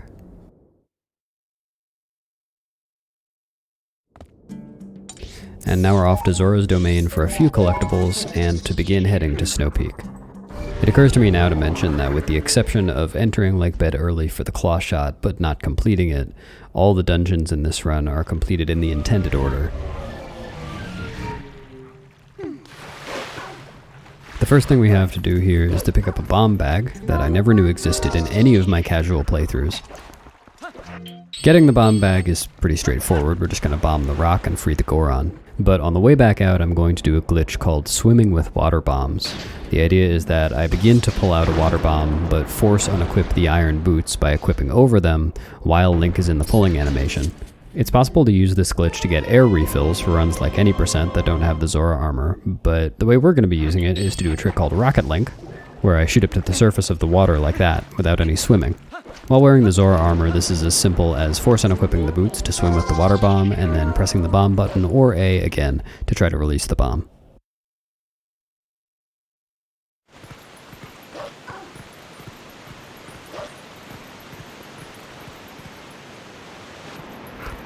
Our first target here is a Poe, and I'm going to be very careful to not jump off of this ledge. I've done that a few times before. You'll notice during this whole section that I'll attempt to keep my camera pointed towards the wall, as the waterfalls in this area are pretty laggy.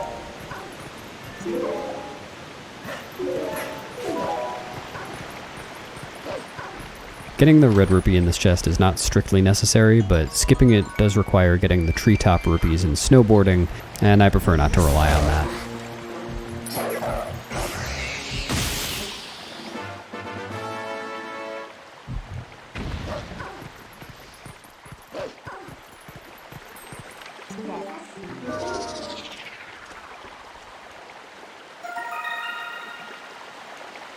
Now, in a run that couldn't do map glitch, like Twilight Princess HD any %, or a bug limit run, at this point we would need to go through a whole side quest in order to get the reekfish scent, so that we could ascend to Snowpeak.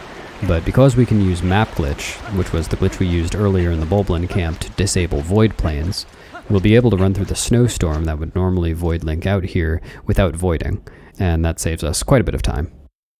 That said, I still will need to get the sketch from Ashe up ahead in order to get the coral earring from Rallis later on. I'll never use it since I don't need to fish for the reekfish, but it is considered a fishing rod upgrade and thus is required for 100%.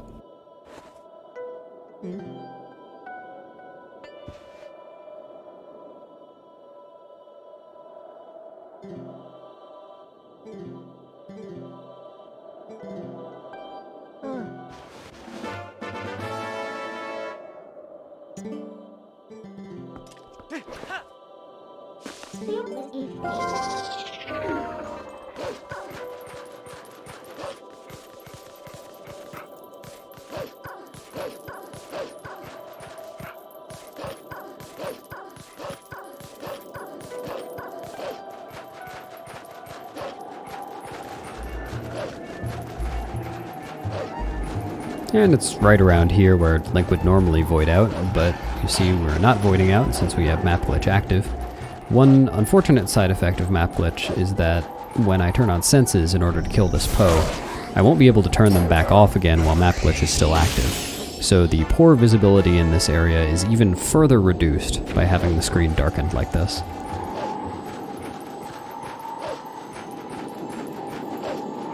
Since I can't approach this Poe with senses off like I normally would do for overworld Poes, I'll jump attack it like this, to make it aggro earlier just like the Arbiter's Grounds pose.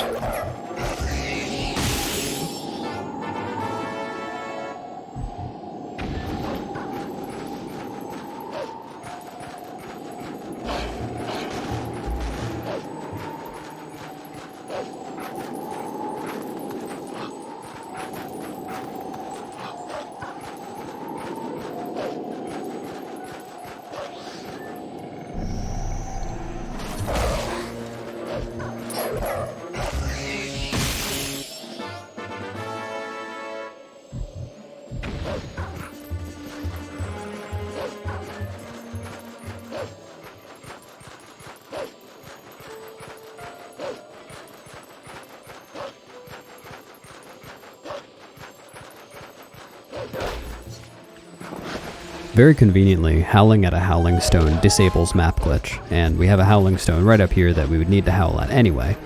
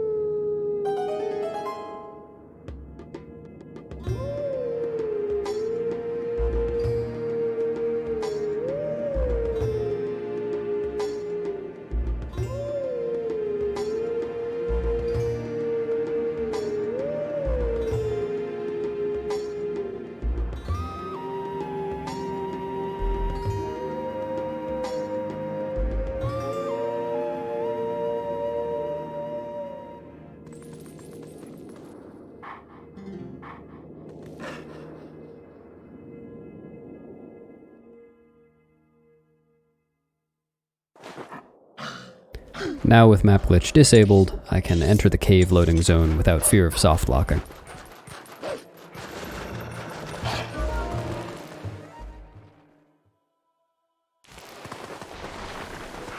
I've mentioned some benefits of having the hidden skills so far in the run, but one downside of having Mortal Draw is that it's easy to accidentally Mortal Draw enemies when you don't really mean to. To avoid accidentally Mortal Drawing the key step ahead, I'm going to pull out the Claw Shot during my backflip so that the prompt does not appear.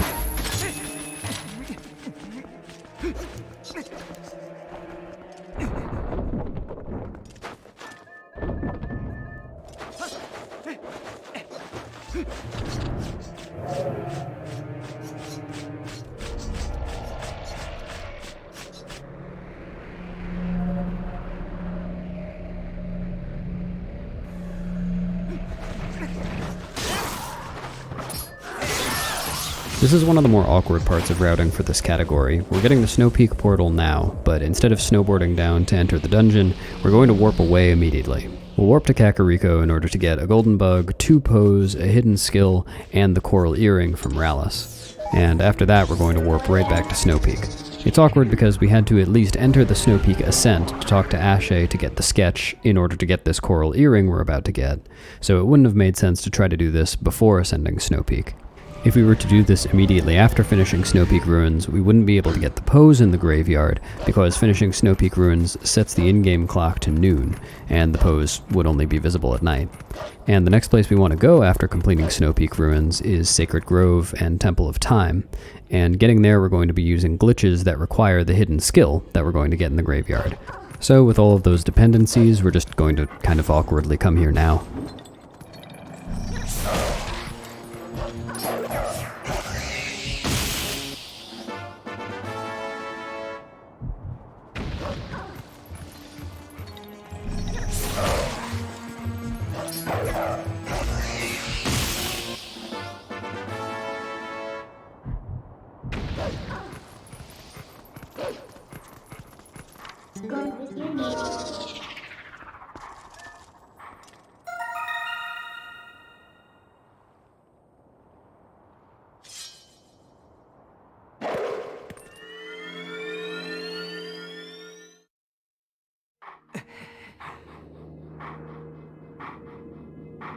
This is the 6th of 7 hidden skills for us to learn throughout the run. This one is Jump Strike.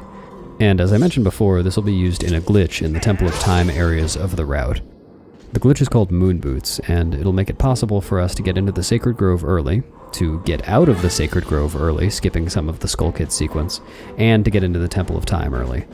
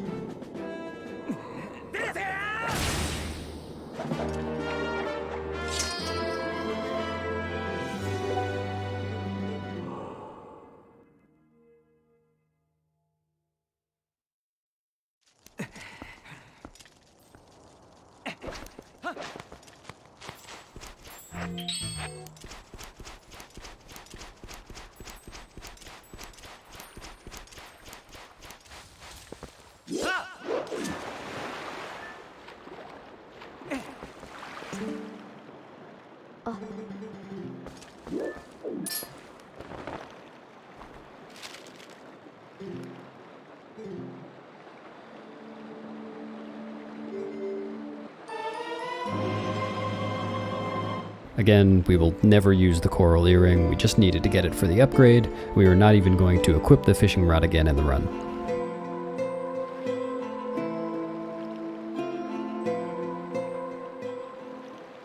Now, having run those errands, we'll warp straight back to Snowpeak, where we'll head to the dungeon.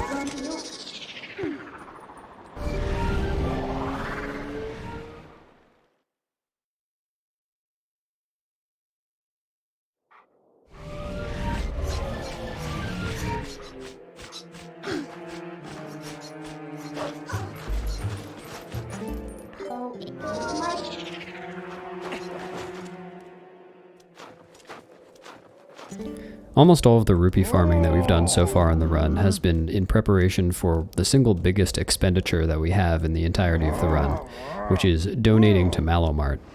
We'll need to donate 1,000 rupees in order to open the bridge to Castletown and to get the Goron's heart piece that is there, and then we'll need to donate a further 200 rupees on top of that in order to open the Castletown branch of Malomart and buy the magic armor.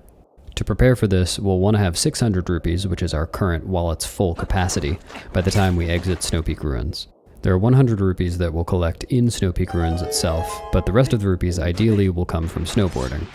There are some rupees on the treetops we can get, though it's a little bit difficult to get up there reliably, and then there's a pretty free red rupee worth 20 rupees a little further along the track. Generally speaking, during snowboarding, I'm going to try to stay in the air for as much time as possible, as that allows Link to achieve his highest horizontal speed.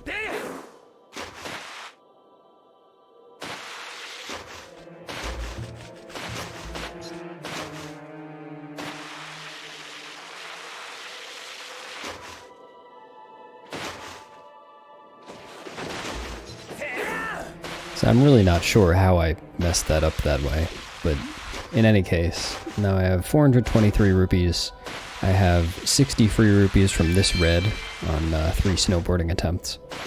And so I'm going to have to get 17 other rupees elsewhere. I just picked up 2 greens along the way, so if I remember correctly, in this run I ended up getting a red in the Snowpeak boss key room. But there are other backups too.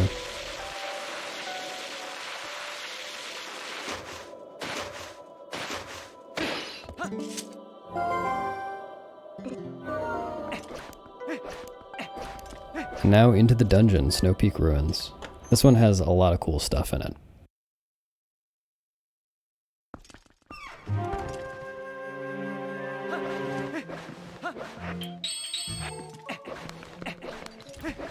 The very first thing that we do in this dungeon is a sequence break. We're going to do an LJA across this room, and then claw shot up through a fake floor. Normally the way to get to this chest would be to bomb the floor above, and then come down through it, but we're going to go the opposite direction.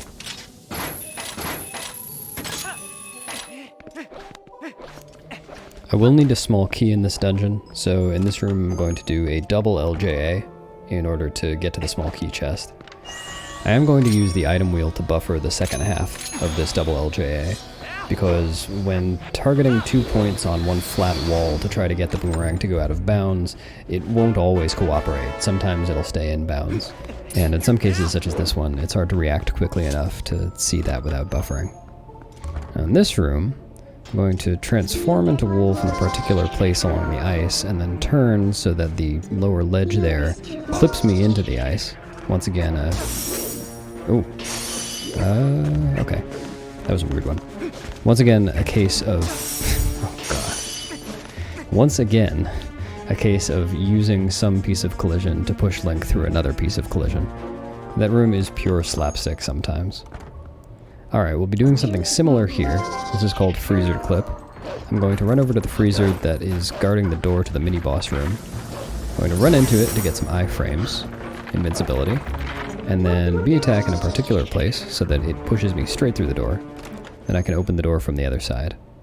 This skips a very time-consuming puzzle involving moving cannonballs around the dungeon. Now for the mini-boss fight. This is Dark Hammer, as you can tell by his dark hammer.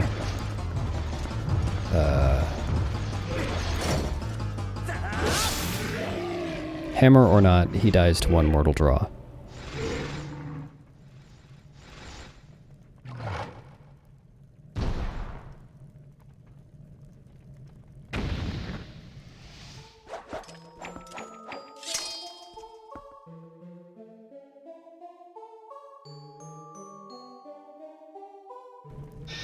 I always found it very cool that the dungeon item for Snowpeak Ruins was the mini-boss's weapon, rather than something seemingly random found in a chest.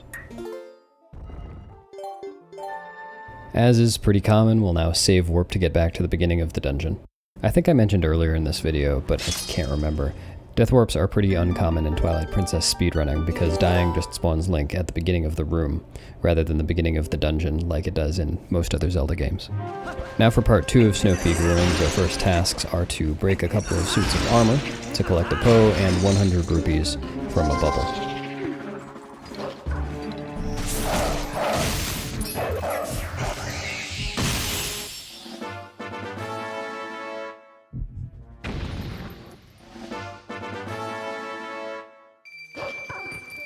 Now one more Poe in the lobby. And now we get to do a super cool trick called Keys Super Jump. It is aptly named. I am going to throw the boomerang to get a Keys nearby Link, transform into Wolf, tag the Keys with the charge attack, and then release the charge attack once the Keys flies back to its home on the ceiling. Releasing that charge attack then will give Link a very high jump that should land him on the chandelier.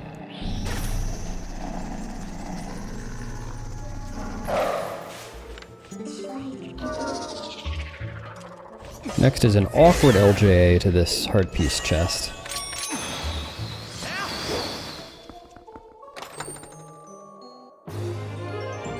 And now we want to cross the room to exit it on the upper floor behind the Chilfos. It is possible to set up a double LJA to do this, but it's annoying and finicky, and I go for 2 singles instead. I buffer both of these LJAs because falling at this point would be a pretty big time loss, considering the Keys that I used to super jump up here is dead. We have one more Poe to kill in this dungeon, and it is in this room. This room is kind of awkward as it's full of mini freezards, and I really want to avoid dealing with them at all, so I'll try to lure the Poe out. This is... you see why this is awkward. Ideally, my charge attack would have bonked on the wall after moving through the Poe so that I wouldn't have had to get frozen a couple of times, but not too bad.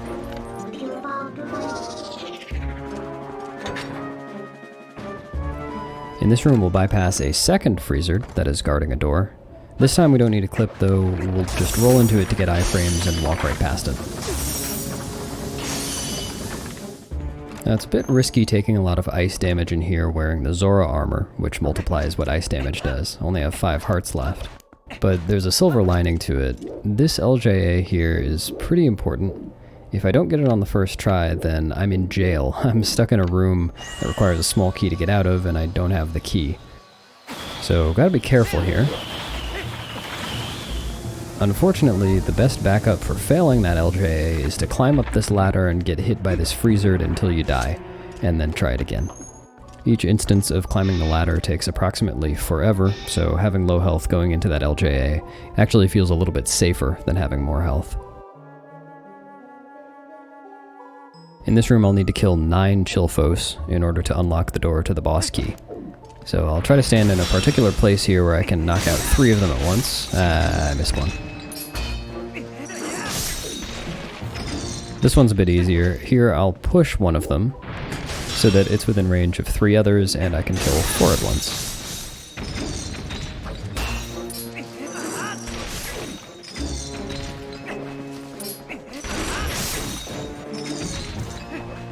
Okay, yeah. I saw a red rupee, so I went for it as a backup.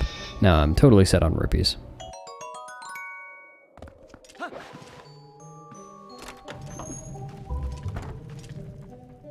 Before a text box from Midna, but after the text box for this key, there is 1 frame where I can input something, so I'll try to side hop out of the range of the Midna text box.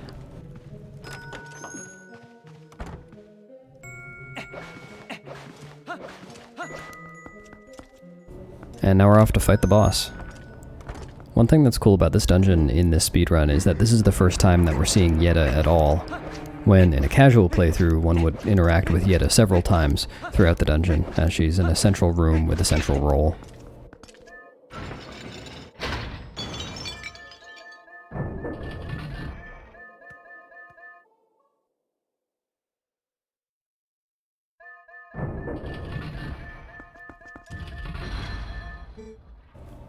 The first phase of the Blizzetta fight can be kind of chaotic.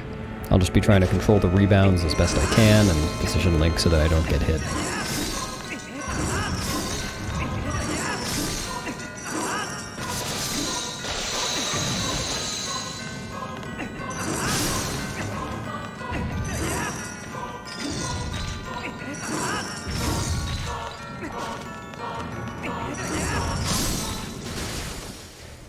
In Phase 2, Blizzetta floats above the ground, and in a casual playthrough one would be expected to knock out some of the icicles that surround her, and then damage her central ice cage 3 times over 3 cycles.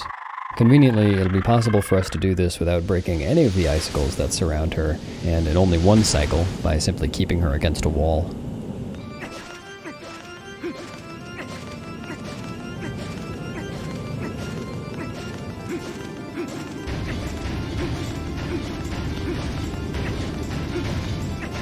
I'll now do 1 sword slash bonk against the wall in order to be in a good position to be knocked into Blizetta's circle of icicles rather than out of it.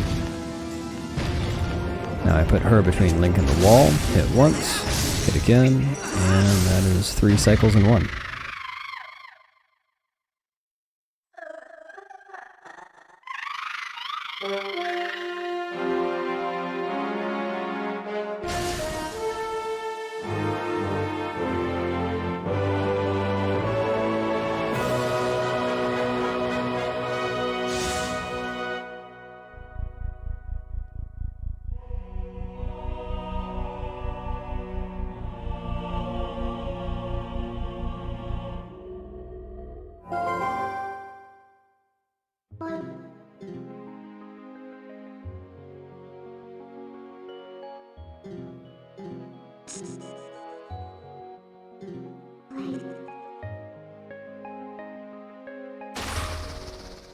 We are rapidly approaching the time to look into Eyes of Yedo.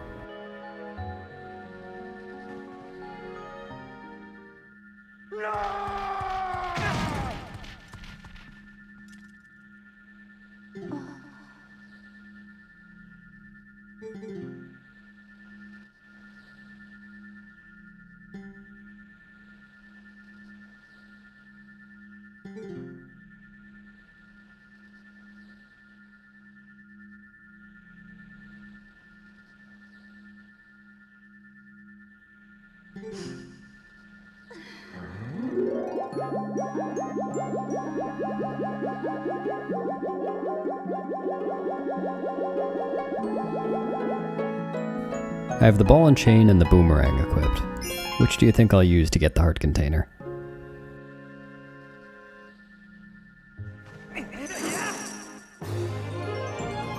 It's more useful than it looks.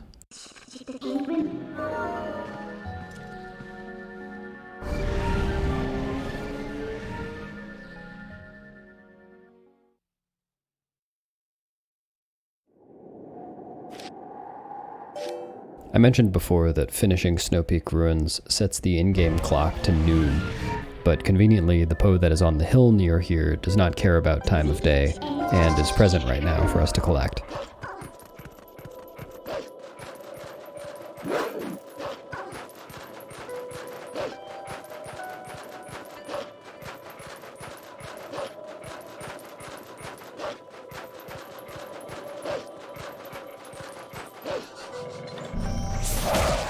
After collecting this Poe soul, we'll be headed to Temple of Time by way of the Sacred Grove, and this will involve using the glitch with Jump Strike that I mentioned earlier, Moon Boots. If we start a Jump Strike with the Iron Boots on, but then force unequip them on one of 2 frames within the Jump Strike animation, then Link will gain more height in the Jump Strike than he would normally, allowing us to reach some ledges that are otherwise too high. The 2 unequipped frames that give extra height do give different amounts of extra height, and for most instances of Moon Boots, including this one, we'll need the frame that gives the most height, making this a frame-perfect trick. This is, incidentally, the very same ledge that we super jumped to near the beginning of the run to get the Master Sword early.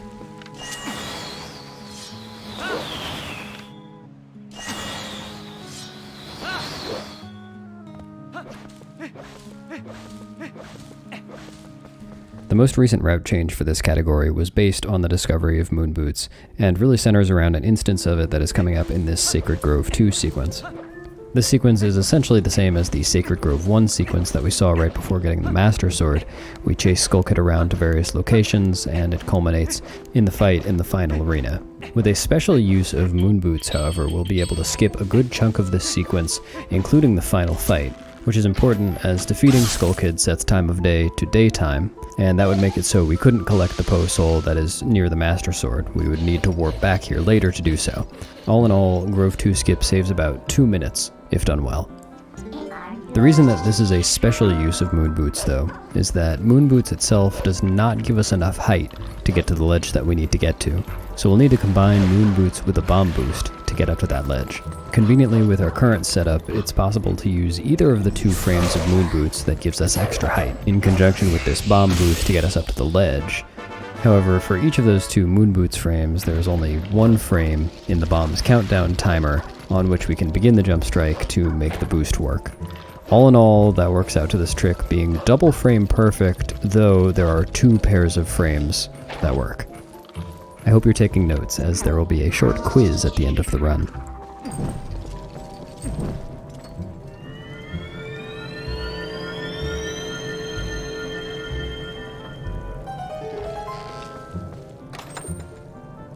Oh, one more thing about Grove 2 skip before we see it.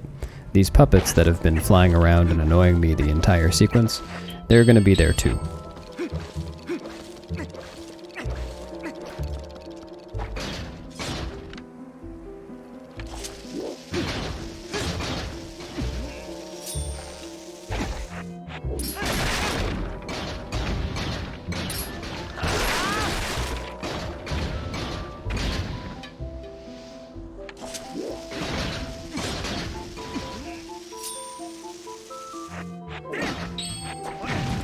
There you go.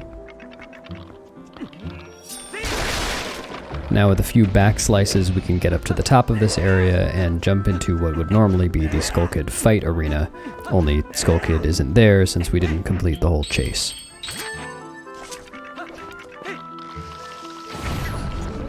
It doesn't matter whether I kill this Poe or go into the grotto for a heart piece first, so I'm going to kill the Poe later as the puppets will not be around when I exit the grotto.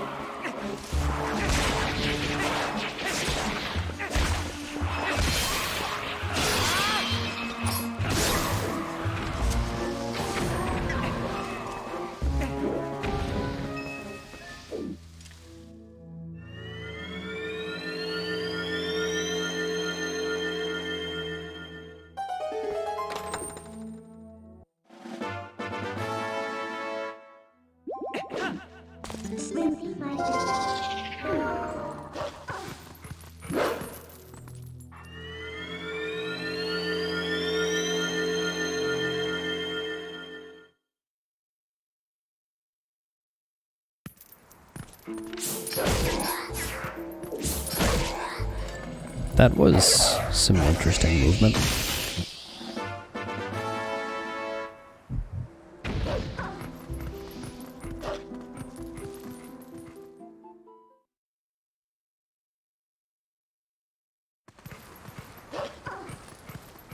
This is the Poe that we would need to warp back here for, if we actually did the Skull Kid fight. To be clear, we couldn't have just gotten this Poe when we got the Master Sword in the first place, because the Poes only spawn on the overworld after beating Lakebed Temple. Now I need to take out my sword, put it away, and then take it back out again. This is what despawns the statue blocking the door to the Temple of Time. Speaking of the door to the Temple of Time, because we didn't do the Skull Kid fight, we weren't able to get up to that upper area yet. After this Shadow Beast fight, we'll have to use Moon Boots one more time, thankfully not with a bomb boost this time, to get up there.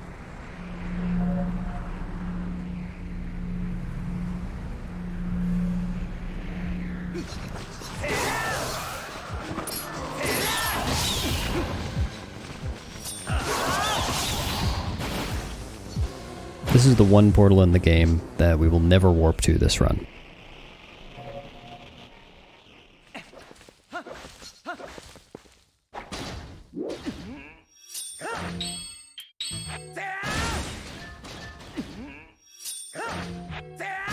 One frame early both times. And a frame late.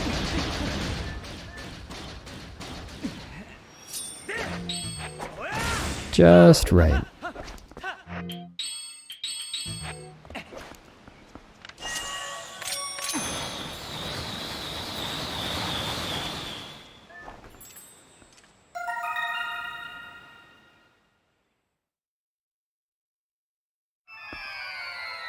In this room, I roll forwards.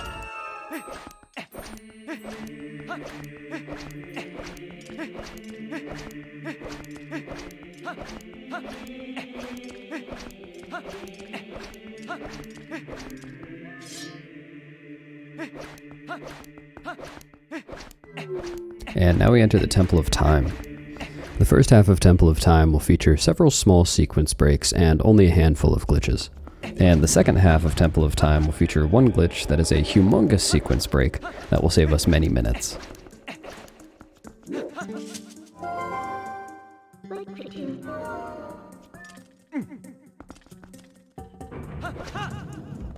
Rather than climbing these ledges normally, I'm going to use backslice to ascend them. This is very, very slightly faster than climbing. You'll see we pass Uku, standing by the stairs on the way to the small key. Uku would really like to talk to us and join our inventory. That would involve a short cutscene, but we can skip it with a carefully positioned LJA. Skipping Uku saves something like a second.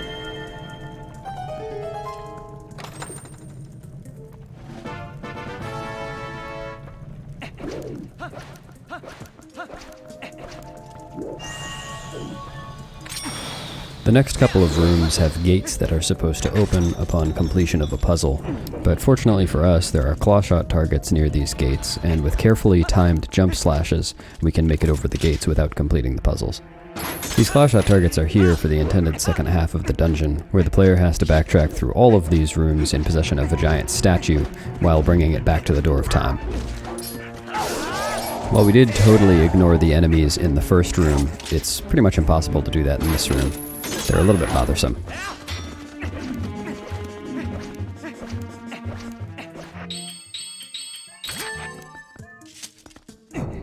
In this main hub room, we will be doing a small sequence break. The dungeon item for the Temple of Time is the Dominion Rod, which lets us take control of statues throughout the dungeon. When we have a large statue, we could knock down this gate to the Poe, and if we just took control of the statue that's up on the ledge, then it would be pretty easy to direct it down and onto the switch beyond the gate. But we don't have the Dominion Rod yet, and we're not coming back to this room for any other reason, so we're going to try to get it done now by pulling the statue down with the ball and chain, and throwing it very carefully to land on the switch. Again, it's basically impossible to just ignore the enemies in this room. You pretty much have to kill any of the Lozapos that notice you.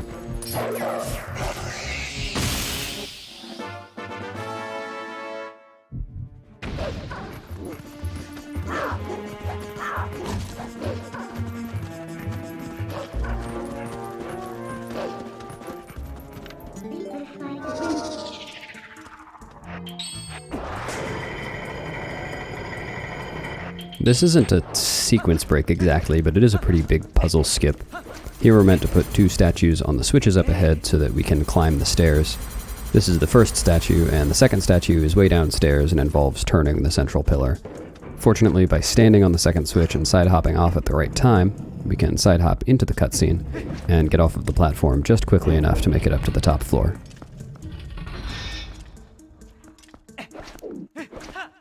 We have two things to get in this room, a small key and a heart piece.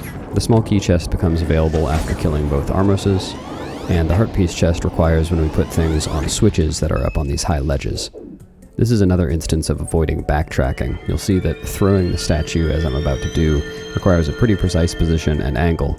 That's because the game really expects you to come back with the Dominion Rod later and use some statues that are up on those ledges already.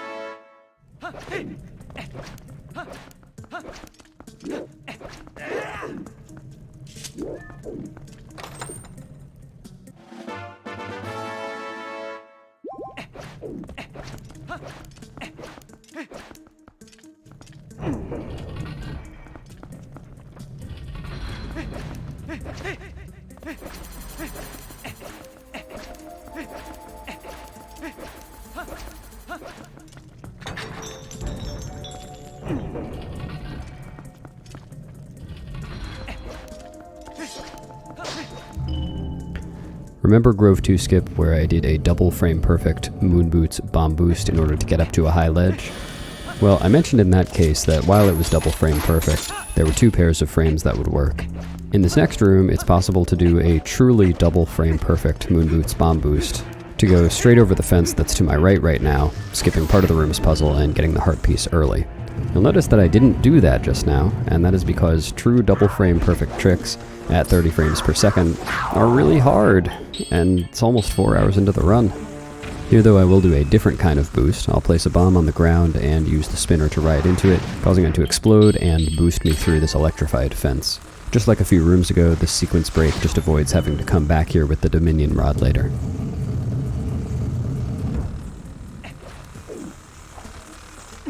Seriously though, each of the 2 times that I could use a Moon Boots bomb boost in this dungeon saves something like 25 seconds, together 50 seconds, if done well, and they're very tempting to start going for.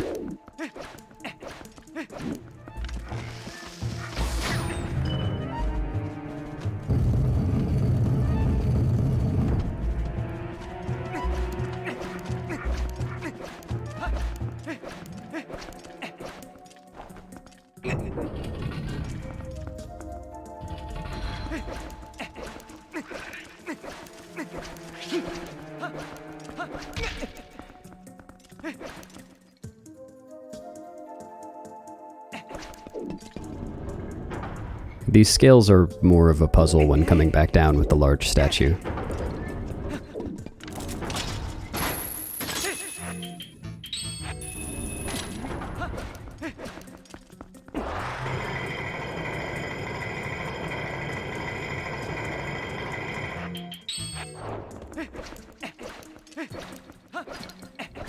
Don't worry, I'll come back for the Poe after this room. This is the boss key room. I'll need to kill all the enemies to open the door to get back out, and I'll need to place 4 things, including these Helmasaur's shells, on switches up above to open the gate to the chest. One kind of interesting thing that you'll see here is a technique called L-sliding. While claw-shotting something, it's possible to make Link slide while it's retracting. And of course, in this case, I'm sliding towards the switch that I want to put the thing that I'm claw-shotting on top of.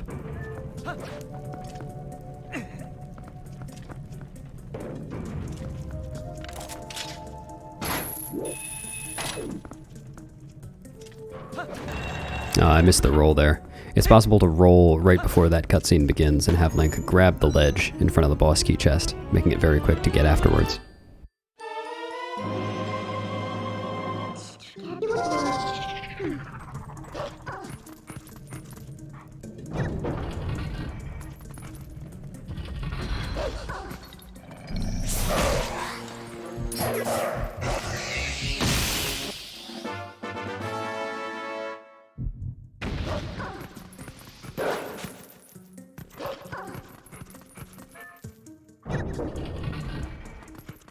The room up ahead has a lot of moving parts on a timer, and messing up any of the movement can lead to pure chaos. I think I have a clean rep here.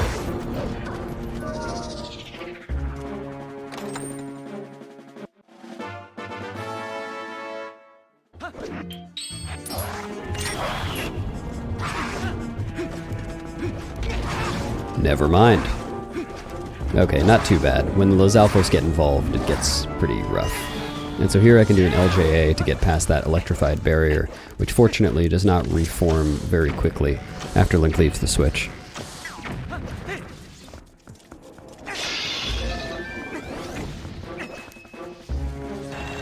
Climbing this ledge is the hardest part of the dungeon.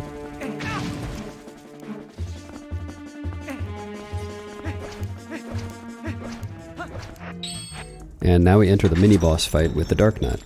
As I mentioned before, I will not be doing the Moon Boots bomb boost that would allow us to skip the fight and get the Dominion Rod early. The fight activates when the Dark Nut is first hit, so we can just shoot a bomb arrow from the door to quickly activate the fight and teleport Link closer to it. From here we want to hit the shield to make it vulnerable, run around, and do a series of single slashes, rather than completing combos, as those would cause the Dark Nut to start shielding us again sooner. For phase 2, all I should need to do is roll forward, take a couple of steps, and pull out the ball and chain, and watch the Dark Nut destroy itself. Let's see whether I get it. Not quite. I don't think I walked forward quite far enough.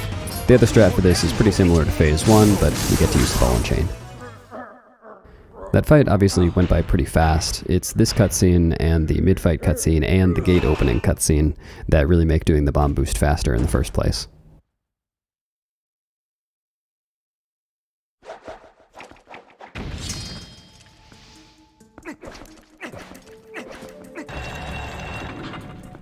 And now we get the Dominion Rod. This rod will see a lot of use in a casual playthrough, but we're not going to use it all that much. What's intended here is for us to take a large statue in this room and maneuver it all the way back down the way we came to get back to the Door of Time at the beginning of the dungeon, put it in its slot, and open the Door of Time. As far as we know, that is the only way to open the Door of Time, but fortunately, we're going to be able to get through the Door of Time without opening it. So, as is customary in this run, we save warped after getting the dungeon item, and this brings us immediately back to the Door of Time. What we'll do is take control of this small statue, and just like many of the other clips that we've seen, we will use the small statue's collision to push Link through the collision of the Door of Time. This requires a precise angle and speed and part of the statue's hopping animation, so it's kind of a finicky trick.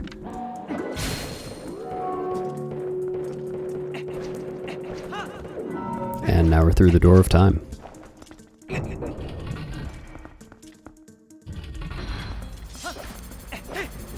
This room will essentially do the intended way, though to optimize it, we'll have to deal with a pretty strange camera angle.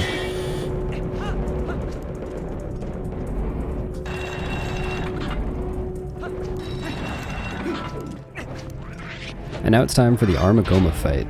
This fight is extremely straightforward. We just wait for Armagoma to stop and open its eye, shoot it with an arrow, knock it down, and then use one of the giant statues in the room to smush it. This happens in 3 separate cycles.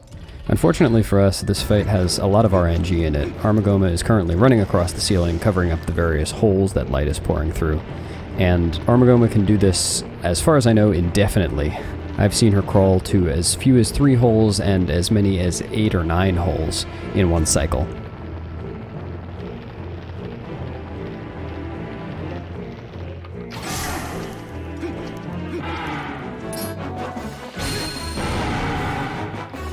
For cycles 2 and 3, Armagoma will drop some eggs from which little baby spiders will hatch, and we'll want to kill all of those before shooting Armagoma. This makes cycle 2 a little bit awkward, because unlike cycle 3 where we can kill the eggs as they're dropping from Armagoma, cycle 2 has a cutscene for that where we don't have control of Link. So we're going to want to kill the little spiders as quickly as possible, so that when Armagoma opens her eye, we'll be able to shoot it immediately. This is not only for time's sake, but also because when Armagoma opens her eye, she can start shooting a laser, and that laser has a huge damage multiplier for Zora Armor. Getting hit twice by that laser would be death. Oh my. I kind of wish I weren't demonstrating that in this fight, but I paused there so that I could unequip the Zora Armor just in case I got hit by the laser. Alright, but cycle 3 is a piece of cake. It's the same thing, except we can kill the eggs as they drop, so no problem there.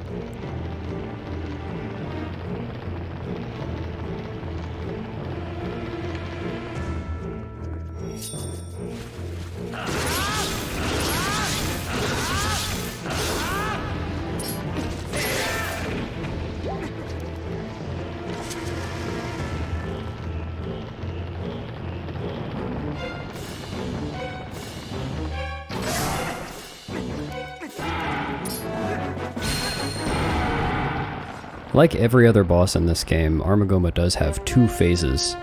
But while for most bosses, the first phase is the short one and the second one is kind of the main one, the second phase of Armagoma is going to be very short.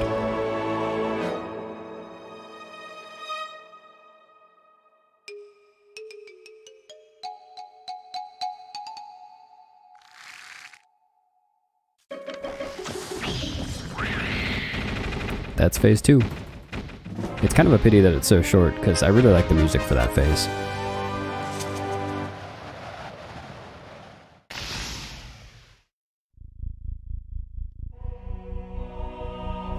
For anyone keeping track, this is our 3rd of 4 mirror shards. We just have 1 more dungeon to go before we can enter the Palace of Twilight.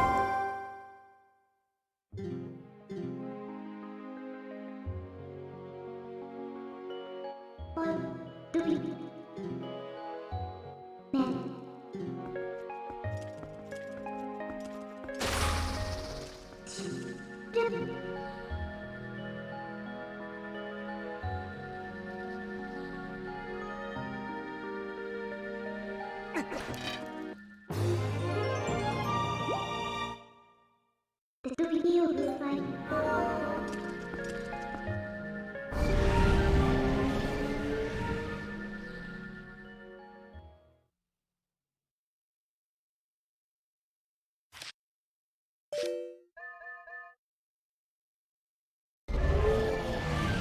Before we leave this antechamber to the Temple of Time, we do need to get a Poe and a heart piece from behind the statues.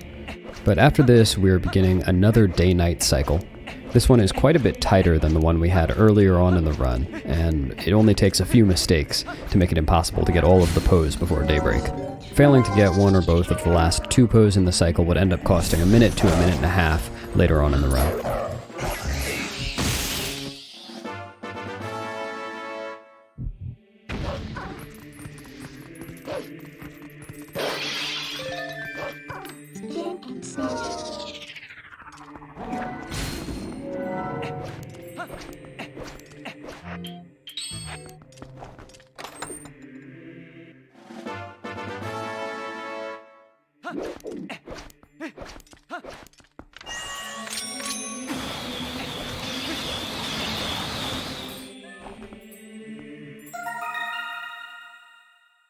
And here we go.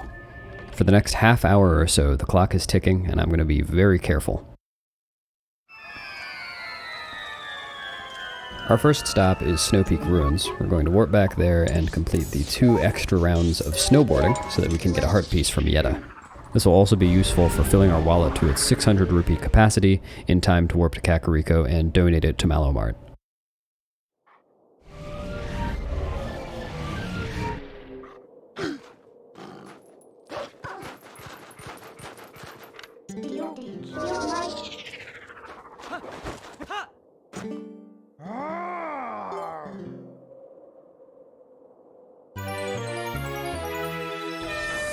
The first race is with Yeto, and he's pretty slow, so we can still beat him in the race even if we bonk and get knocked off the snowboard.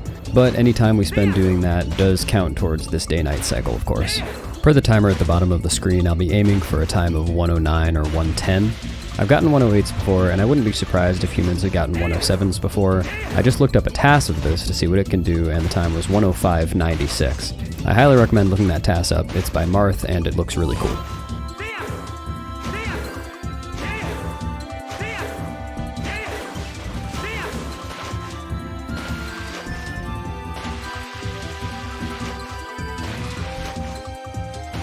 I will stop my jumping here just to make sure that I get this red rupee. There are reasonable backup rupees for not getting up to 600 rupees over the course of snowboarding, but it does cost some time and I'd rather not.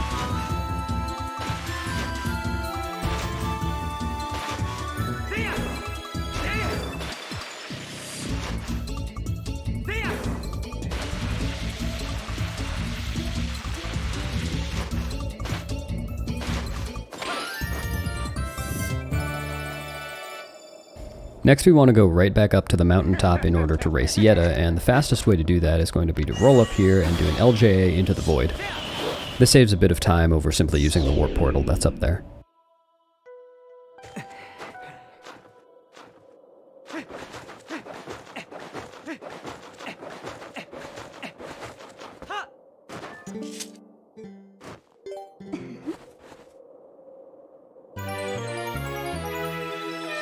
Yetta is quite a bit faster than Yeto, so we have to be pretty careful in this race. If I were to bonk and lose the race, then I wouldn't have enough in-game time in this day-night cycle to do the race again right now, so I'd have to come back later and that would cost a lot of time. Hear how much fun Yetta is having?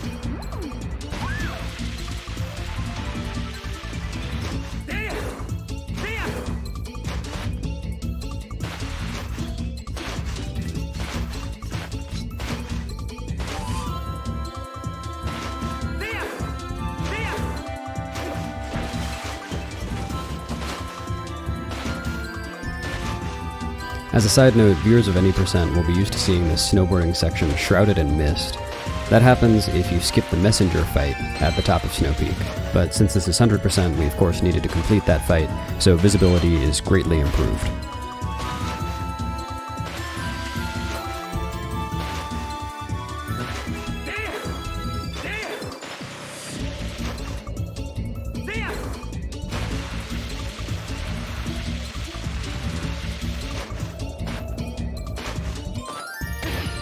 Not the best snowboarding times, but they'll work. I like to play it safe in snowboarding, because you can easily lose a run here. We have one last thing to do in the entirety of Snowpeak Province for the rest of the run, and that is to get the Poe that's in the cave before the snowboarding area, so we'll void out again to get back there quickly.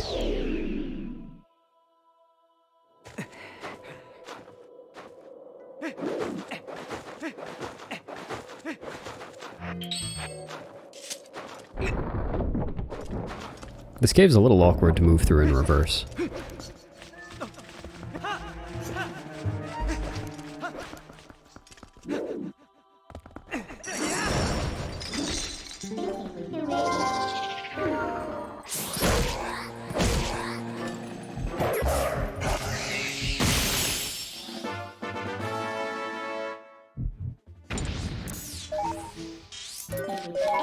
Having filled our wallet and cleared Snowpeak entirely, our next stop is Kakariko, where we will donate 600 rupees.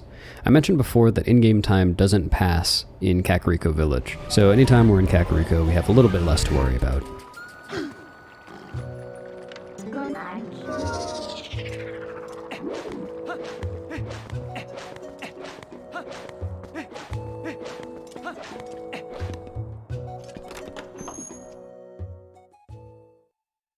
Here's one of the best sound effects in the run. There are some sounds and animations that are triggered by specific text boxes, and when we mash through those text boxes, we can often hear things like characters making two sounds at once and overlapping like we just heard, or blinking very rapidly as the text boxes fly by. Now we'll begin what can be considered the backbone of this whole in-game time segment, which is Ilia's memory quest. Before we get started on that though, we are going to shoot a boulder. That boulder contains a heart piece, and if we blow up the boulder normally, then we get a little cutscene of the boulder exploding and the heart piece being shown, but by interrupting that by opening the door, we get to skip the cutscene. Now we get Renato's letter. This is the first item in a trading sequence that we'll need to complete in order to restore Ilia's memory. In categories other than 100%, this storyline is completely skippable by just clipping through the statue that blocks us from the sky cannon that takes us to City in the Sky.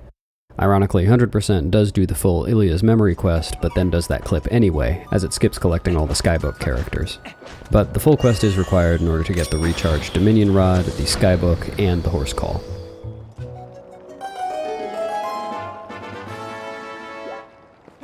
We have one more heart piece to get while we're here in the back of this fountain.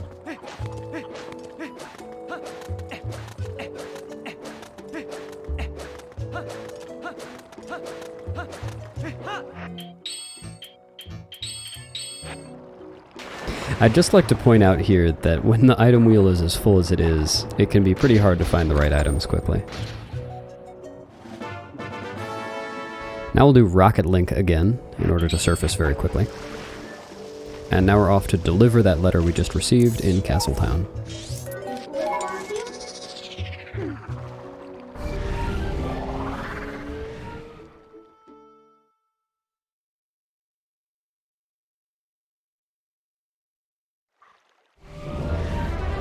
Normally on the way into Castletown from this warp spot we do a postman skip, but this time I won't be doing it. Anytime we do something in the story progression that would yield a letter, all of the postman's locations over the entire map of the game are activated. Although we could have skipped this postman trigger in exactly the same way that we have before, we would then have to skip all others to make it worthwhile, and although that is usually what we end up doing, there is a postman trigger on our way to the hot spring water heart piece that we won't be able to skip. Thus, hitting the trigger here to get it out of the way and not spend any time doing skips is optimal.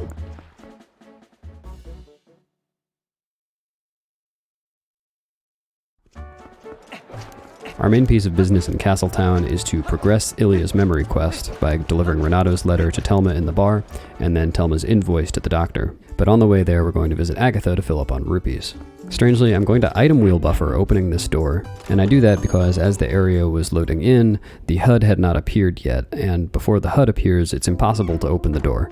Quickly opening and closing the item wheel makes the door openable a little bit sooner than it would be if we just waited. If you remember earlier in the run when I gave 6 bugs to Agatha, this section is just like that, but 33% longer. Enjoy the music.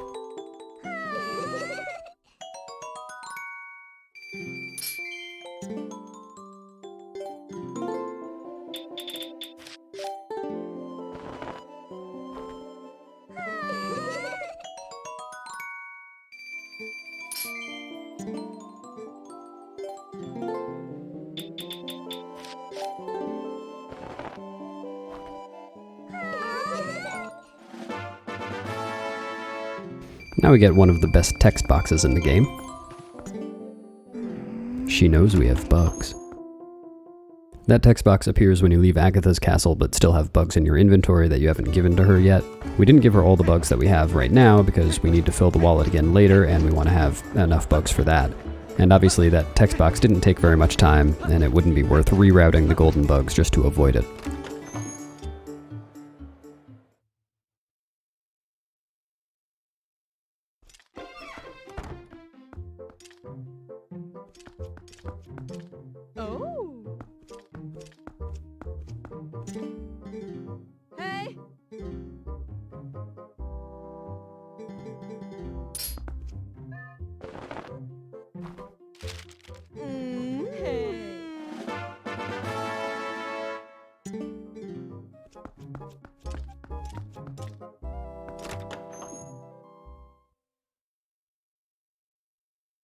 One astonishingly difficult thing in this game is not talking to the people in Castletown as you try to roll by them, so I'll be giving them a wide berth here, and spacing out my rolls quite a bit, so that I don't accidentally talk to any of them.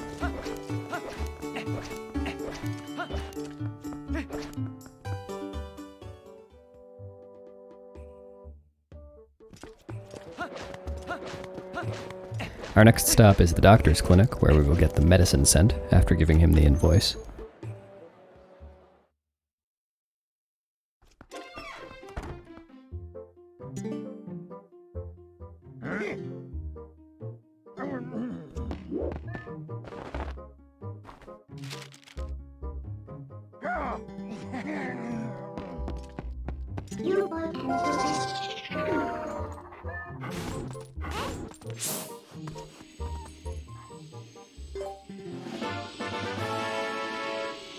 Now for time of day reasons, we'll temporarily abandon the memory quest in favor of getting some collectibles.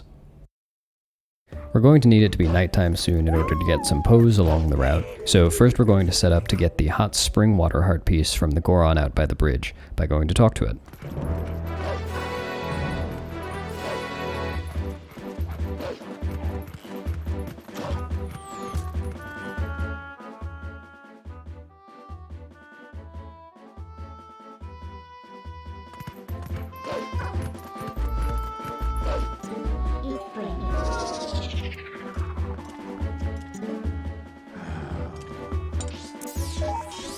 The other prerequisite for getting the heart piece from this Goron is going to be paying 400 more rupees to Mallow Mart. So we're going to do that now and then start the hot spring water delivery.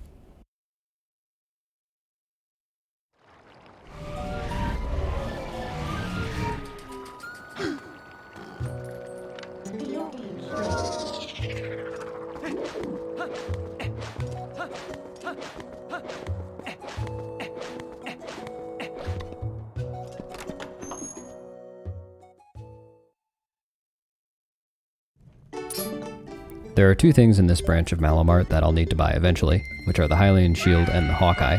Because I have 200 rupees left after donating 400, I will buy the Hylian Shield now.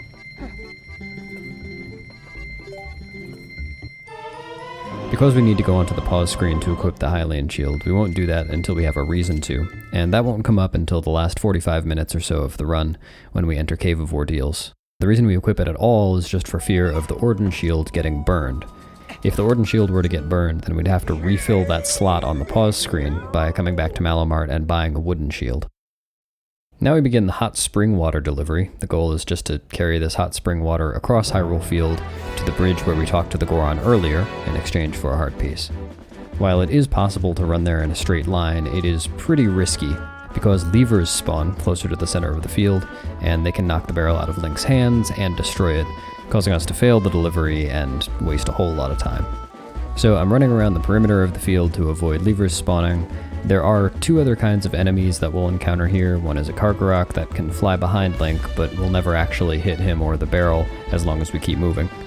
And the other is the Bulblin Archer. We should be coming up on a second one soon. The only way these guys can hit Link is if he's running directly towards or away from them, or is very close to them. So I took kind of a wide arc around that one to avoid it.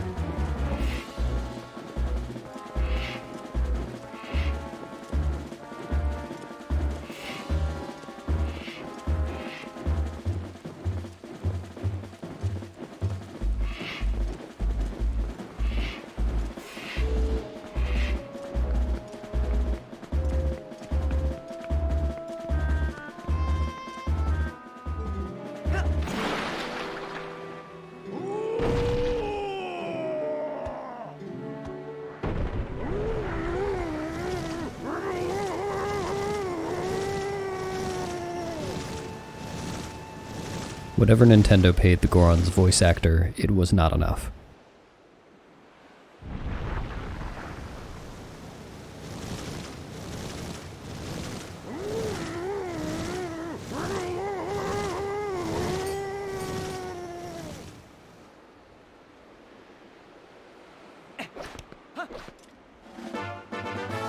Now we get to resume Ilia's memory quest. We'll head back to Castletown as Wolf and pick up a Poe Soul along the way.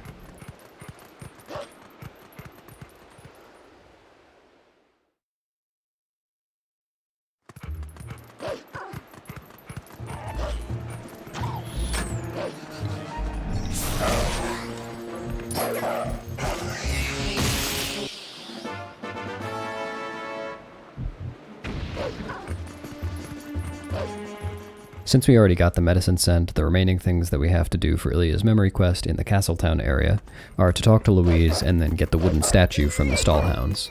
I also won't be talking to the dog here as much as I would like to.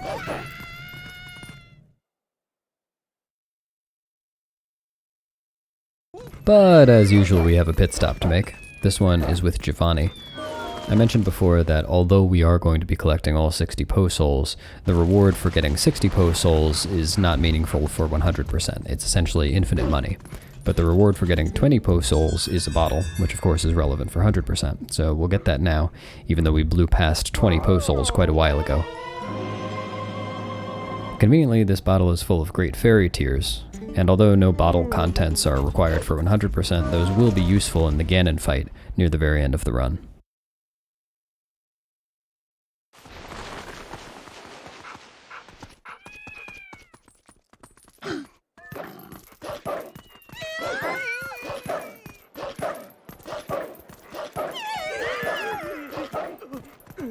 Unfortunately, we do need to visit with Louise here, even though we already know where the Stallhounds will spawn, because they won't spawn without talking to her.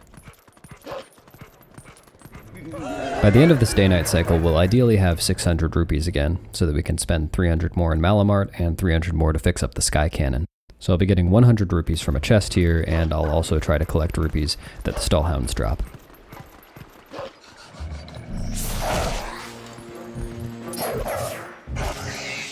To get to the rupee chest quickly, I'll have to do a backslice over a ledge at such an angle that Link gets a jump on the other side and just barely can jump slash to the chest.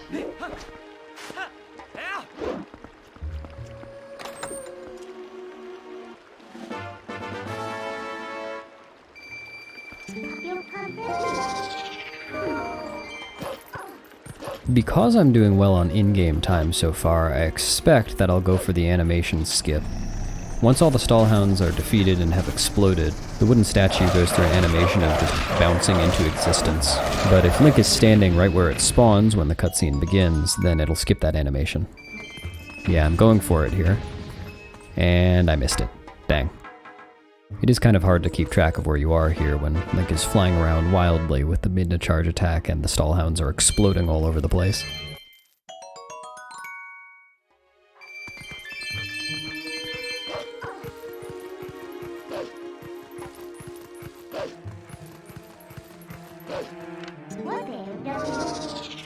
After collecting this golden bug, we'll head back to Kakariko, our Ilia's memory quest hub, in order to deliver the wooden statue to her and open up Hidden Village.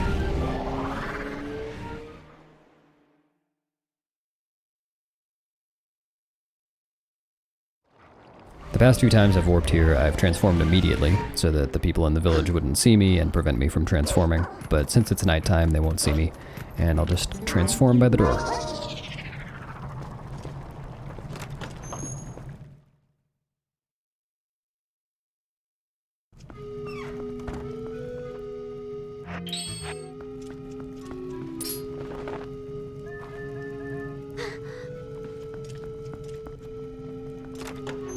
Next we'll clean up Kakariko. There are some Poes and a heart piece left to get, and along the way we'll try to amass some more rupees. Our first stop is going to be getting the silver rupee, which is worth 200, out of the bell on top of the sanctuary that we just exited. We can knock the rupee out of the bell with a bomb arrow, and set our boomerang beforehand on a peculiar kind of flight pattern, so that it collects the rupee while we're on our way to our next destination.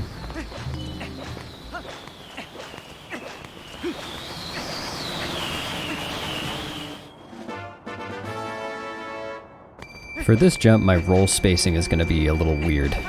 The reason for that is less so that I can aim towards the correct corner, and more so that I don't accidentally read the sign that tells me that it's dangerous. Speaking of dangerous, I'm now going to use this cuckoo to fly all the way across Kakariko Village.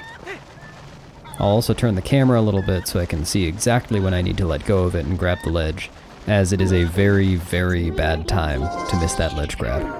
A silver lining is that since we're in Kakariko Village, if I were to miss that ledge grab, it would have no impact on my in-game time, as in-game time is not passing here, and so it would not make the day-night cycle any harder, but it would necessitate getting up here by other means to get these Poes, and the quickest way to do that is through the bomb shop, and that is very slow.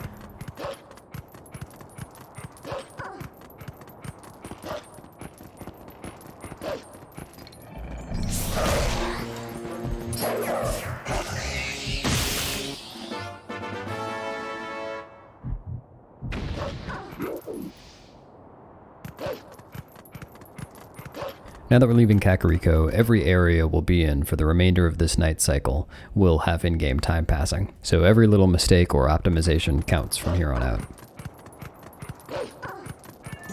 On Death Mountain Trail, we'll be getting 1 Poe Soul, 1 Heart Piece, and 80 rupees. Strictly speaking, only 60 rupees are required here, but I prefer to get 80 just for safety. Actually, I finally did the math recently, and as long as I have over 340 rupees here, I don't need to get 80 from rocks. Time save for next run.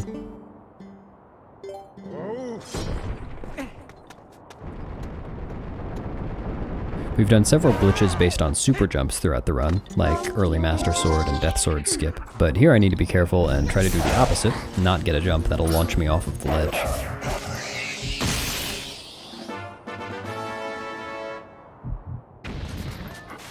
This is the rupee I should have skipped, but whether I get this one or not, I will intentionally get the red rupee text from the first red rupee that I get, because sitting on that text box does not cost in-game time, and it means that I don't need to spend time avoiding the text on all of the rupees.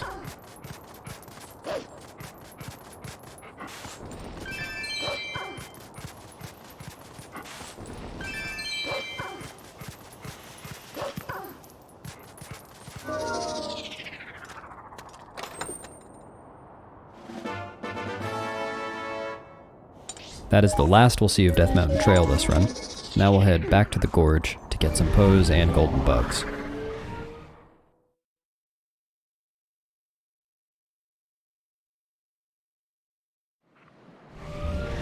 Remember a couple hours ago when I said we were leaving Epona right where we'd want her to be later? Well, she is still there waiting for us, and we will ride her again as soon as we've gotten this Poe.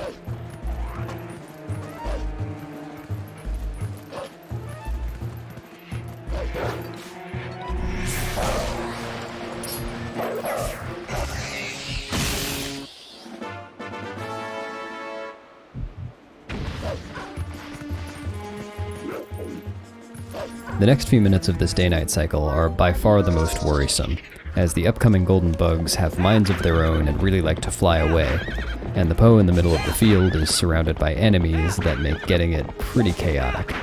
These are not great qualities when we're trying to conserve as much in-game time as possible.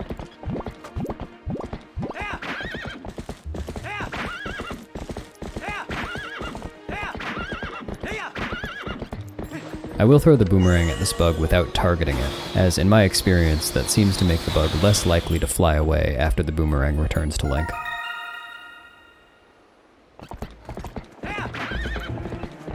It looks like this might be less of a mess than usual. Yeah. Well, that's not a mess at all. Ooh, and I even got the animation cancel from that Kargarok damage.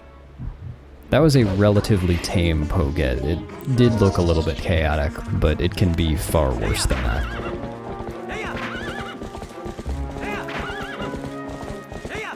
Thankfully, since we unlocked this gate during the escort sequence, we no longer need to clip through it as Wolf.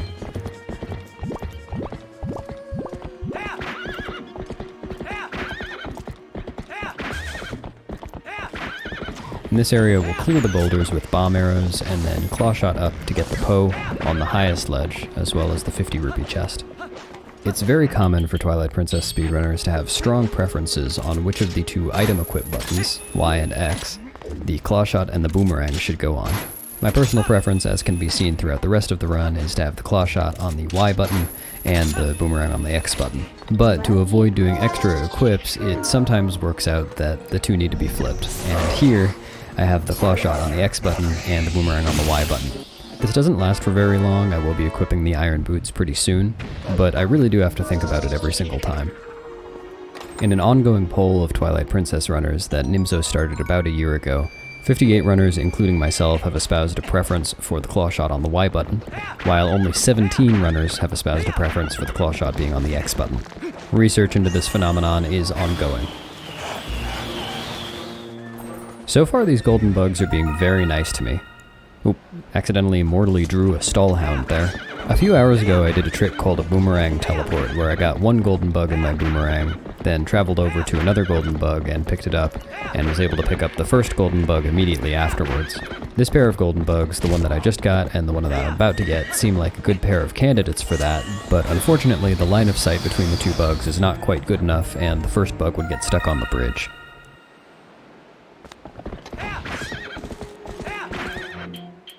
Here I'll want to dismount from Epona with an Epona slide, as we've seen earlier in the run.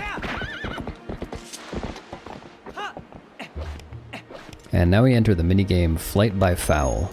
In this minigame we'll need to pick up a Cucco, and then fly most of the way across Lake Ilia in order to land on a small platform to get some rupees and art piece. Because we're tight on in-game time and it's hard to pick these guys up sometimes, I'll throw the boomerang in such a way that 2 Cuccos get caught in it, just raising the probability that I'll be able to mash A out of this text and pick one up immediately.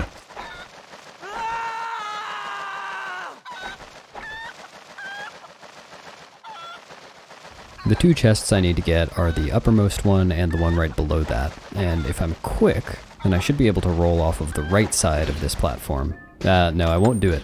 Optimally, I'd roll off the right side of the platform so that I don't need to wait for it to turn anymore, but because the Cucco landed there, I don't want to accidentally grab it and throw off my timing. If we were to miss this heart piece, we'd have to go up and do the minigame an entire extra time. Same goes for this Poe. There isn't another way to get back here without doing the minigame an extra time, so I need to be careful not to fall off the platform.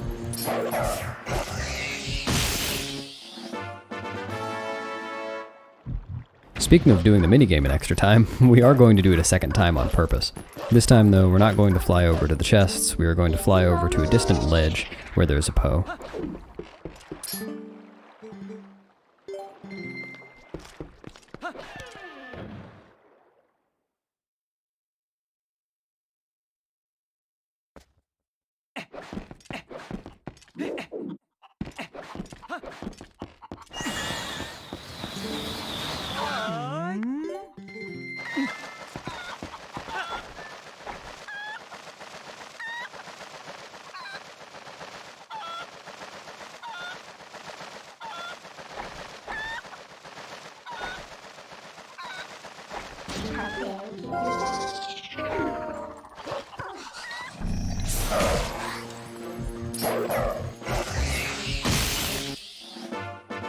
We have 2 more Poes to get before this day-night cycle is over and we get to stop worrying about in-game time.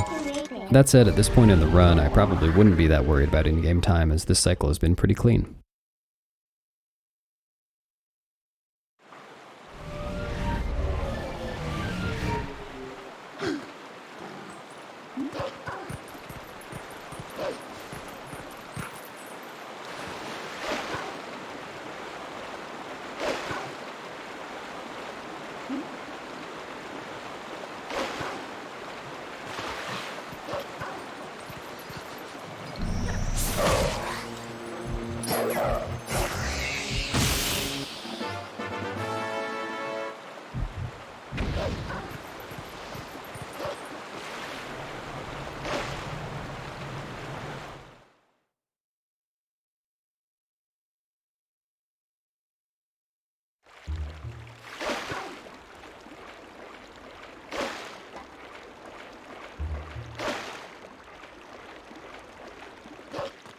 The sun hasn't even begun to come up yet, so we're totally safe, but this last Poe can kind of be a doozy.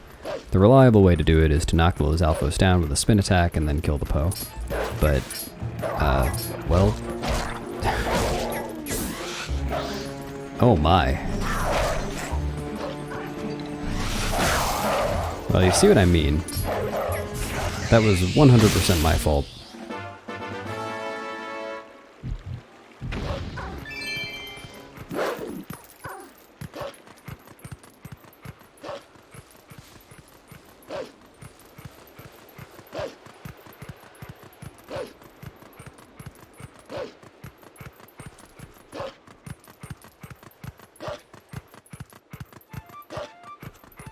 Oh wow. I think that's the best I've ever done in that cycle, because I don't remember ever hearing the Hyrule Field music start that late before. Alright, next is the worst golden bug in the entire game. It is often impossible to see this one, and it flies around to locations that no golden bug should be in. Let's see if I can find it. Nope. Looks like I'm going to try one more time in the spot where it's supposed to be, get unlucky, and I'll have to look for it again later after I come out of the cave. This cave is probably one of the most challenging parts of a casual 100% playthrough.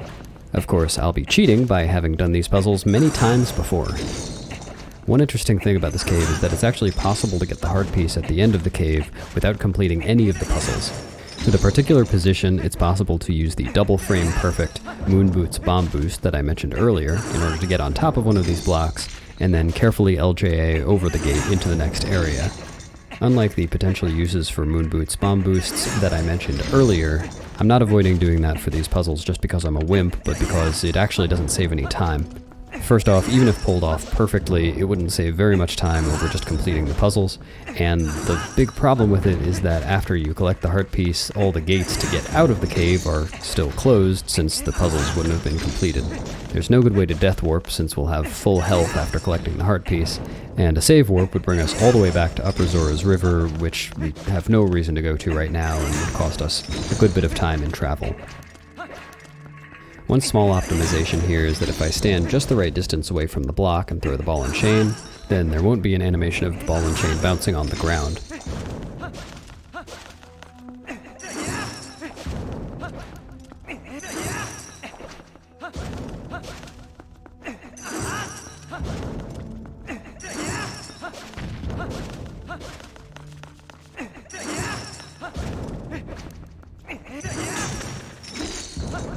I may or may not have needed to look up a video of how to do these puzzles mid-run in my first run of this category.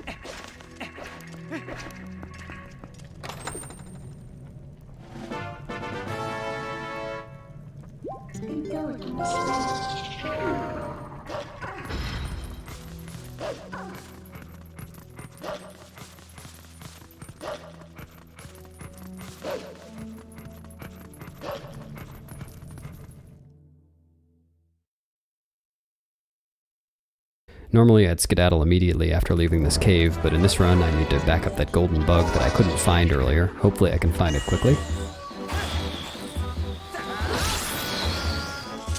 Nope. No dice. Oh, I think I saw it up there. Ah, there we go. Oh no. The very impressive sword twirling that Link just did is an animation that happens when you try to put your sword away after killing certain enemies, and Lizalfos are on that list. So having killed the Lizalfos right before I tried to grab the golden bug, I pressed A to grab the bug and put my sword away flashily.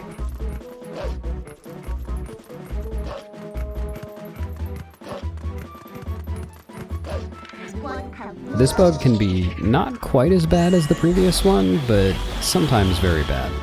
Looks like I got it first try. To finish up our rupee route for this segment, I will be getting 50 rupees from the boulder I'm currently blowing up, and then 30 more rupees will be available from boulders that I need to break later. Unlike the grotto back in the desert that had 2 Poes in it and sucked, this grotto has 2 Poes in it but does not suck. By running along the wall, I can get the Poes in position so that I can knock both of them down with one charge attack, and then get both of their souls before either of them can get back up.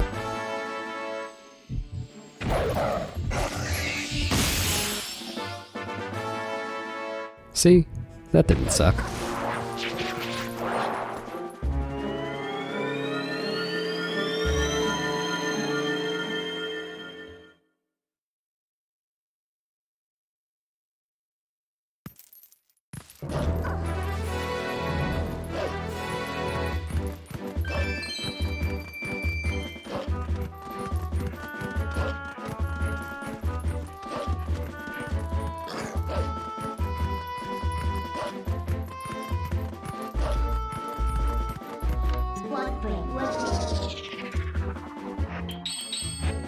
This art piece chest does take a while to get to, but at least it'll make us go, whee!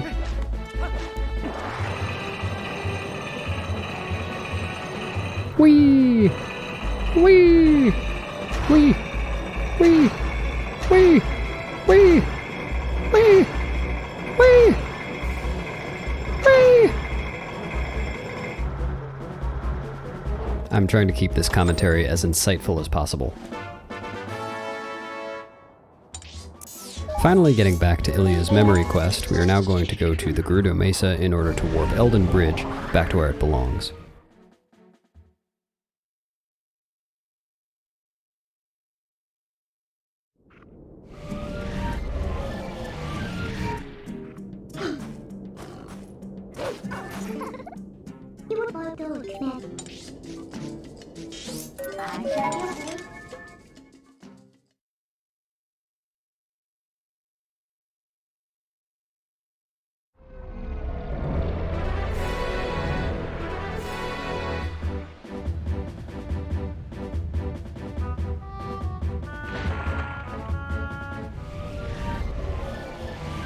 From here, we'll run to Hidden Village, which we unlocked by giving the wooden statue to Ilia, in order to get the Skybook.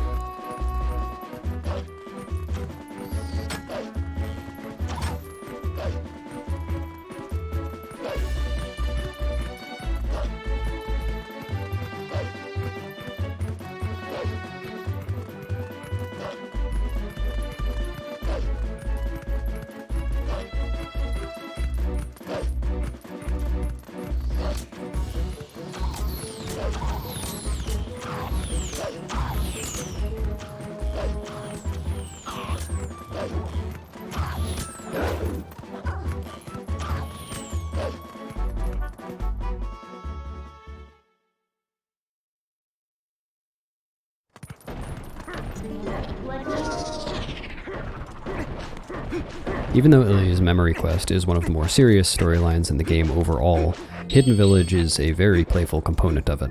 If you have a cowboy hat nearby, this would be the time to put it on. The object here is simply to kill all 20 Bulbins. Thankfully, I already know where they are.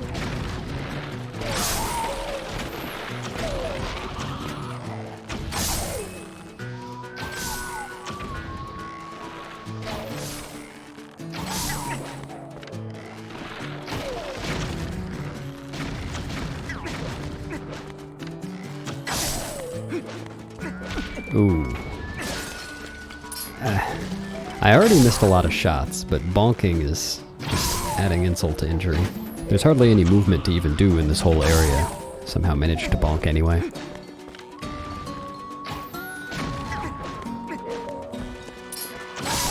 It is going to be slightly more convenient to kill the final Bulblin through the wall rather than running around.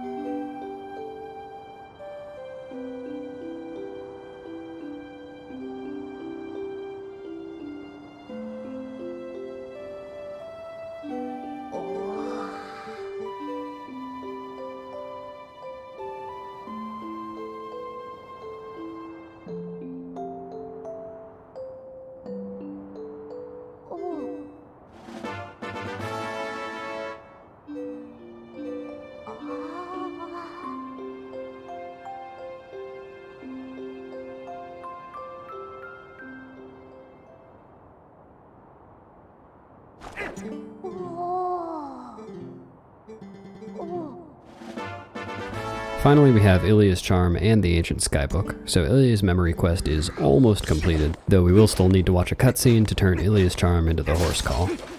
The final hidden skill Howling Stone is here, and normally in Hidden Village you can't transform, but if you stand in this particular place it is possible.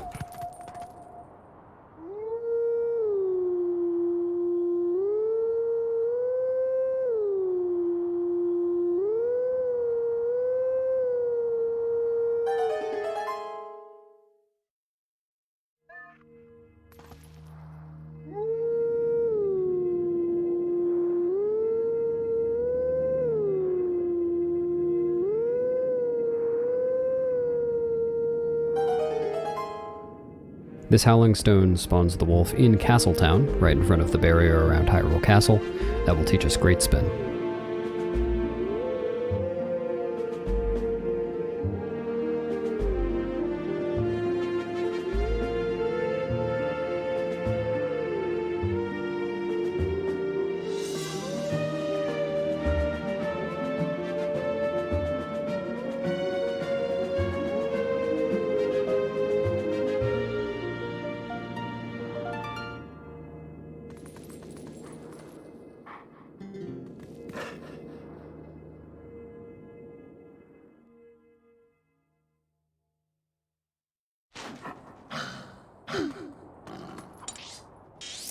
Now we have one more warp to Kakariko. We are finally starting to head towards City in the Sky, but we need to do a little bit of shopping at Malomart first, and we will need to get the horse call from Ilia.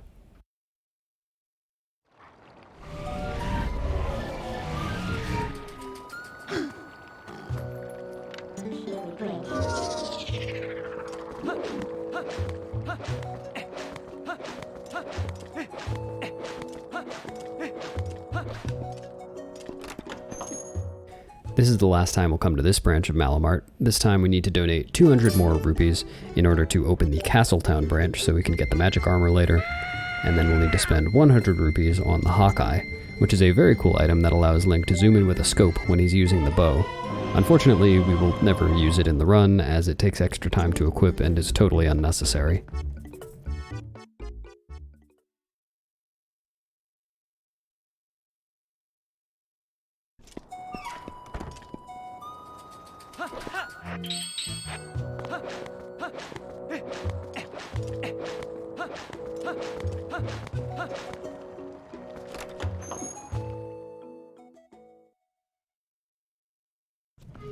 The following cutscene has an unfortunately high length to reward ratio, but it is required for getting the fully upgraded horse call, and it does serve as a nice bathroom break.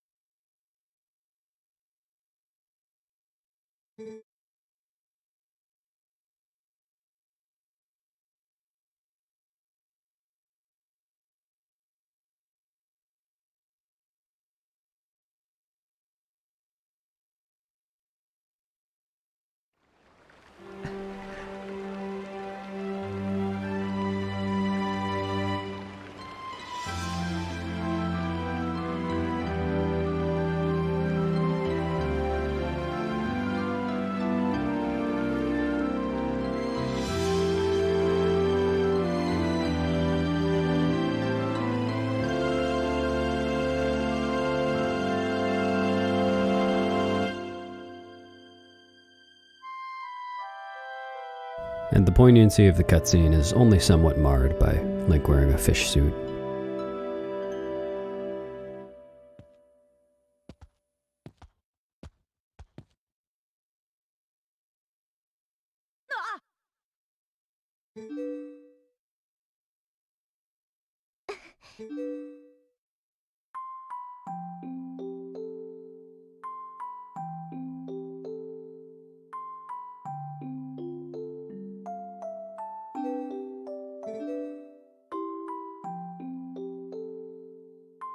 We did watch that entire cutscene for the sole purpose of turning Ilia's charm into the horse call, giving it a different name on the item wheel, but at the very least we will use this item once in the run. Very similarly, we will now show the ancient skybook to Shad to trigger a cutscene that will ultimately imbue the Dominion Rod with power again. At this point in a casual playthrough, one would travel all around the map, completing a bunch of puzzles involving owl statues in exchange for ancient skybook characters that we could ultimately use to unlock this owl statue. But we'll be able to skip all of that with one simple clip. Doctors hate him. We will still get to use the Dominion Rod 2 more times in the run though, once for a heart piece and once in Cave of Ordeals.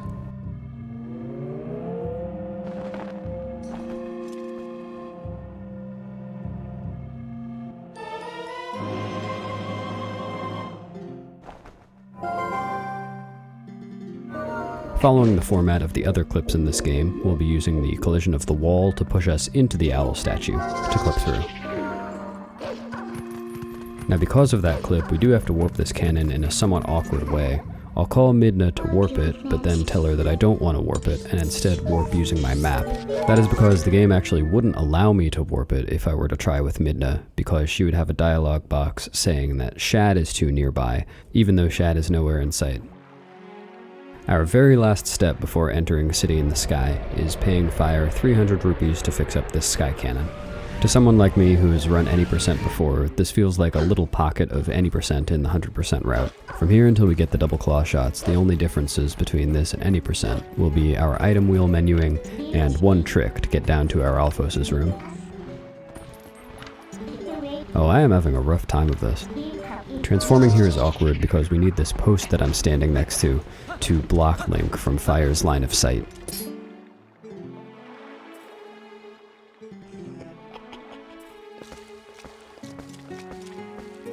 What kind of tools do you think it'll take to fix the sky cannon, this ancient, mystical, animatronic piece of machinery?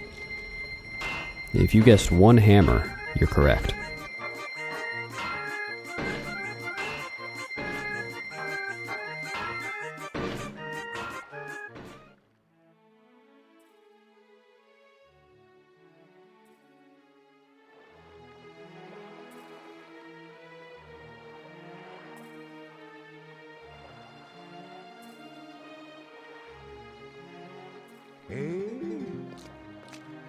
Get ready for one of the most awkward equips in the whole run. Yep, that's about right. It is theoretically possible to menu directly to any item on the item wheel, but as I mentioned before, when it's this crowded, it's kind of hard to do that, and the two items I needed to equip there were both not near the top of the item wheel, where the cursor always starts, and not at any cardinal positions.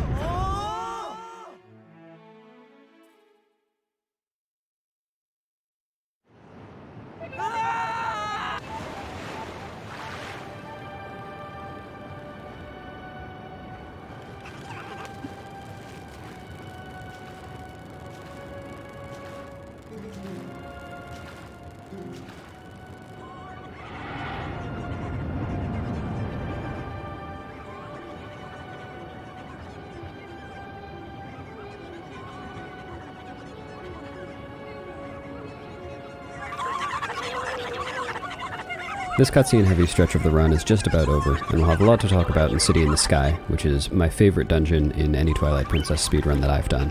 Though, if I remember correctly, this run had a very rough City in the Sky, so we might be seeing a little bit more of it than I would have liked. The very first thing we encounter in this dungeon is Wind RNG, and I got bad Wind RNG there. This dungeon is a very aiming-intensive one, and we'll have Claw Shot and Boomerang equipped for almost the entirety of it. Rather than using one of the Uka to get through this room the intended way, we're going to do a couple of LJAs. I'll be trying to angle my boomerang throws so that the boomerang bounces off of a wall instead of curving back. Well, that was a good example, but I held onto my control stick too long, so I lost targeting on the boomerang. And that one didn't bounce off. Yeah, see, this is a bad start. Here I'm going to do something a little strange. Instead of just opening this door, I'm going to transform into a wolf, and then open the door, and then transform back. The reason is that there's a giant fan at the top of this room, and the trigger to turn on that fan is very close to the door that I just opened. If I open the door as Wolf Link, then the game considers Link to be far enough back that he hasn't actually hit the trigger, and this means that the fan never turns on. This is convenient for 100%, although it's not really required. We would do the same route if we were to turn the fan on, but we just have to turn it off after getting to the boss key. But in any percent in all dungeons, keeping that fan off is a huge time save, as it allows access to the boss key without traversing the second half of the dungeon. Speaking of traversing half of the dungeon, we are currently heading to the west wing of the dungeon in order to get a small key, just so that we can use it in the east wing of the dungeon to progress to the double claw shots. It is possible to enter the east wing of the dungeon without this small key, a trick known as small key skip, but it is very much TAS only, as it involves several instances of frame-perfect clawshot actor displacement, which is a glitch that allows us to move things that have clawshot targets on them by interrupting the clawshot animation by falling off of a ledge. It also involves 2 precisely timed bomb boosts and an extremely precise clawshot shot right at the end. For all that complexity, it only saves something like 30 seconds done by a TAS in an any percent setting. Of course, a human would do it much slower and it definitely wouldn't save any time. And in 100%, coming to this area is a little bit more important for setting up for the second half of City in the Sky. Now that we've gotten this small key, a trigger appears on the other side of this bridge, and if we were to hit that trigger, then we would see a cutscene of Argorak coming by and destroying this bridge. Thankfully, we can avoid this trigger simply by side-hopping and doing a little bit of parkour. And what's important about this is that it'll save us from doing a lot of backtracking after getting the double claw shots. In a casual playthrough, one would backtrack through the entire dungeon using the double claw shots. But because we got the small key but didn't hit the Argorak cutscene, the game's respawn point for a save warp is now at the small key chest instead of at the beginning of the dungeon. This is presumably to prevent someone from getting the small key and then save warping to skip that Argorak cutscene. But it works very well in our favor because that small key chest area is a very advantageous place for us to begin the second half of City in the Sky.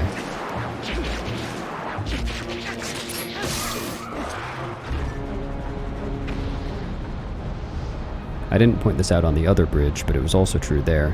When extending these bridges with the spinner, it's possible to release the spinner and get a roll away from the slot right as the bridge is finishing its extension.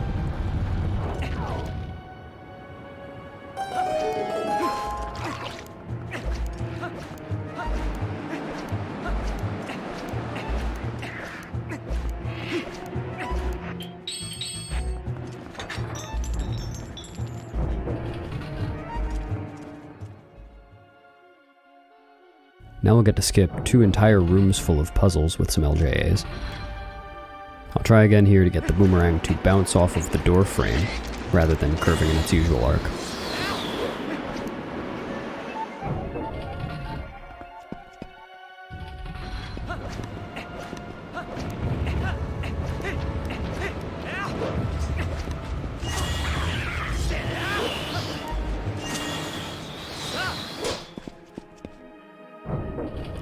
As with a lot of the fights in the speedrun, if you know exactly what to do in this room, you can end the fight comically quickly.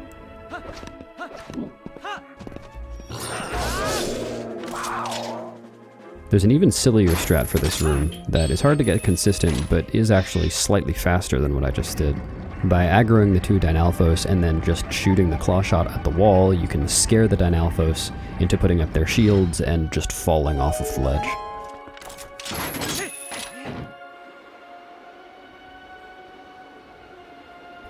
I'll intentionally dilly-dally a little bit on this platform to wait for the wind cycle.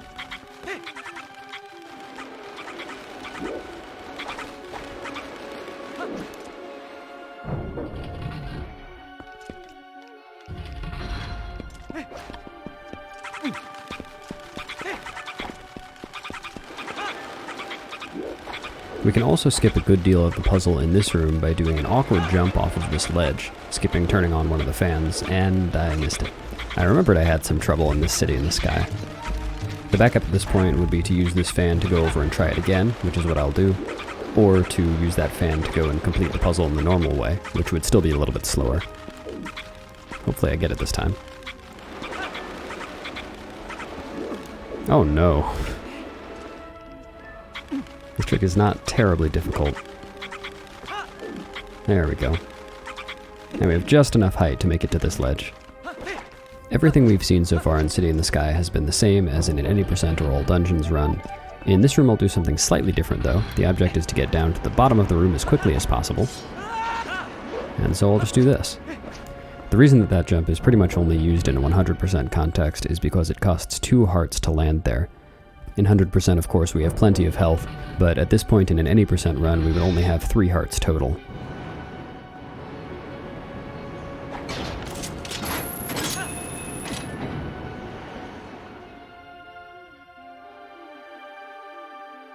Next we'll enter the mini-boss room in the fight with Eralphos, but the fight is kind of slow, so we're just going to skip it entirely. I'll do a position setup with a sword combo, and then clawshot onto a very poorly thought out clawshot grate. This skips the fight entirely, and it's a bit tough as there's a pretty strict time limit for getting that. If the Eralphos goes into attack mode and starts flying towards Link, then there's no way to keep the position that we need in order to hit that target. At that point, most runners would void and try again from the initial position. While it is possible to just YOLO the position, there are quite a few positions where if you claw shot the target, Link will void upon hitting it because he gets crushed by the gate. As I mentioned before, this save warp is a special one as it brings us back to the small key chest, and now we can immediately do the second half of the dungeon without any backtracking.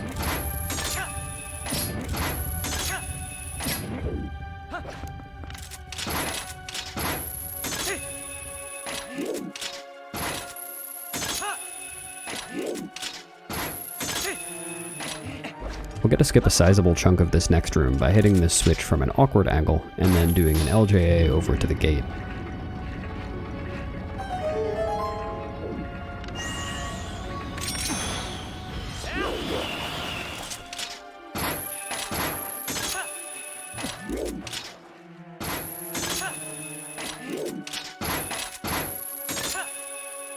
We'll also use LJAs to skip a significant portion of this next room, and we'll also skip this kind of demi-boss, the giant Deku Baba in the middle, simply by running around this side to distract it and then running to the other side.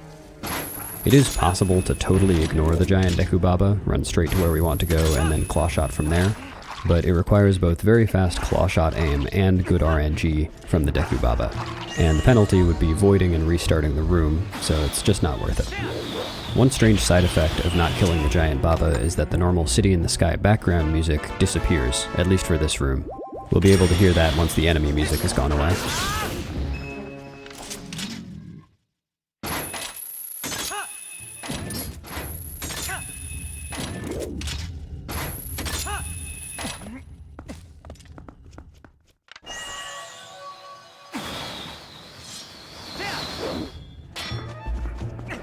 This next room is a series of puzzles involving very slow-moving P-hats. Fortunately, if we're quick, we can make a cycle on them that allows us to spend very little time riding them, and to get the distant Poe and get back very quickly.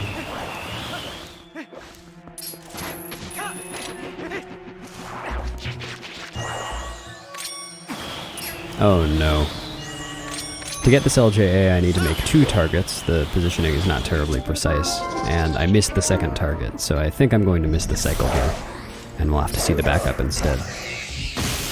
If I've made the cycle, I'll be able to claw shot up to the P-hat that's right above me, and then immediately claw shot to the next P-hat, but I think the second one will be too far away. Yeah, didn't quite make it. So instead, I'll have to do a kind of awkward LJA from this tree route, in order to get back on the ledge of this area and then claw shot over to some vines.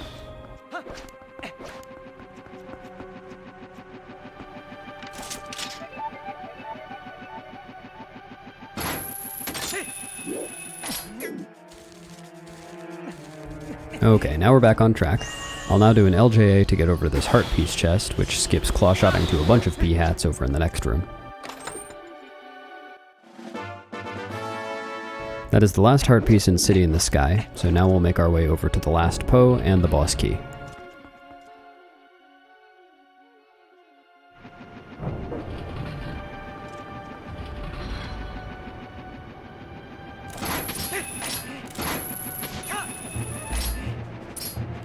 The Kargaroks in City in the Sky, these bird enemies, are kind of stupid. They will fly in strange places sometimes. I have had one fly between the claw shot and the next P-hat I was targeting just to block my shot. In an upcoming area, they also like to fly into walls. The upper level of this area contains the Poe that we need and the door to the boss key. Fortunately, we can skip a lot of climbing around and transformation by claw shotting up here with a somewhat precise target.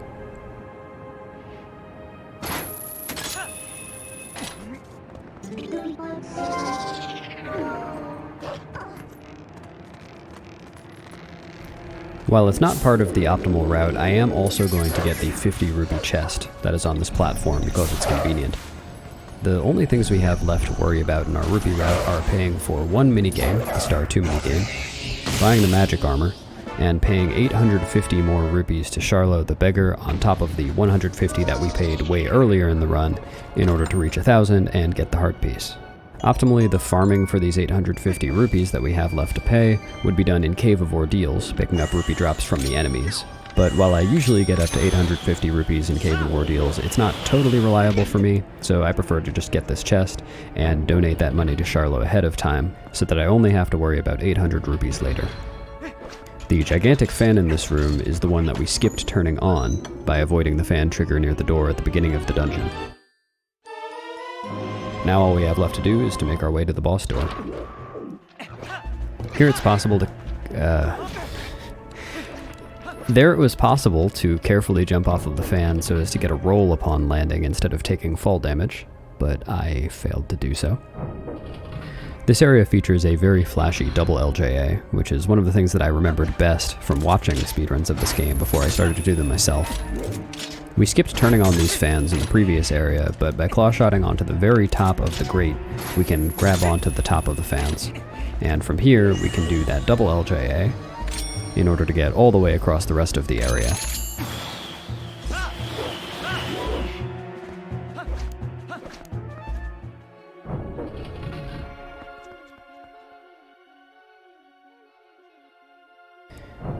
The layout of this fan tower does necessitate some waiting, but we will try to make a quick cycle near the end in order to skip waiting for the fans to turn around.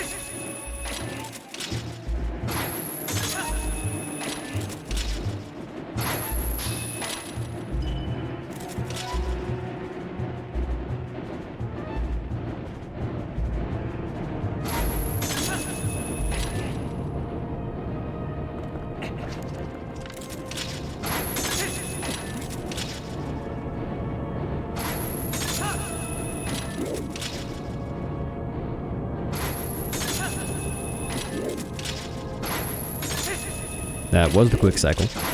And now I will aim my clawshot reticle at a visual cue on the wall. Clawshotting onto the final clawshot target at that exact height will allow me to face the door immediately after dropping, so I can roll straight to it.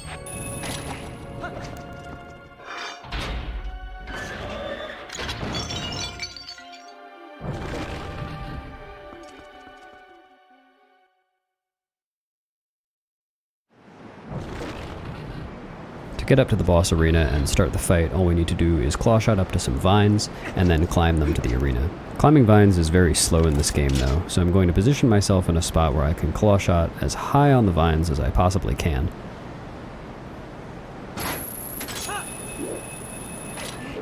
Oh no. One very annoying thing about clawshotting onto vines is that if you clawshot on the very, very edge of the vines, then we'll get what we just saw, where Link treats it as though it's a clawshot target and not vines that are climbable. Since there was nothing else clawshotable from there, I just had to void and try again.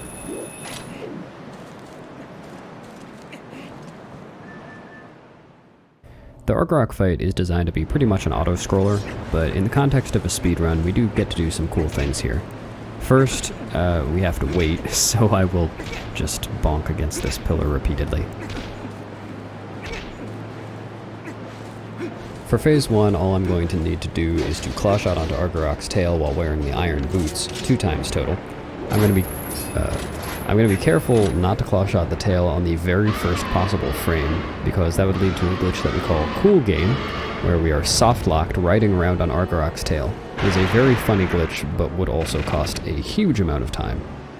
We have one more cycle left in this phase, and if we clawshot onto this grate quickly enough, then Argorok won't fly all the way around the arena, and we can complete that cycle immediately.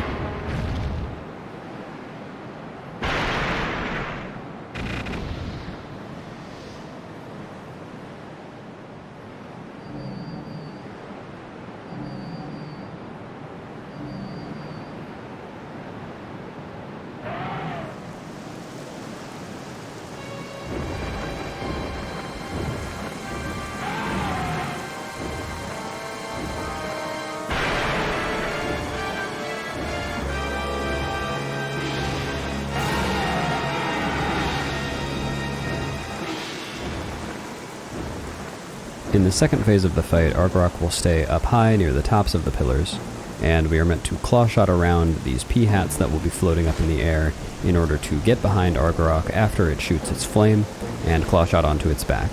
This repeats over 3 cycles, with the third flame from Argorok being a little bit longer. Before dealing with any of this, however, we are going to jump to our doom. This seems like an odd choice, but the reason we do it is so that we don't need to wait for Argorok to fly all the way around the arena before we can start our cycles.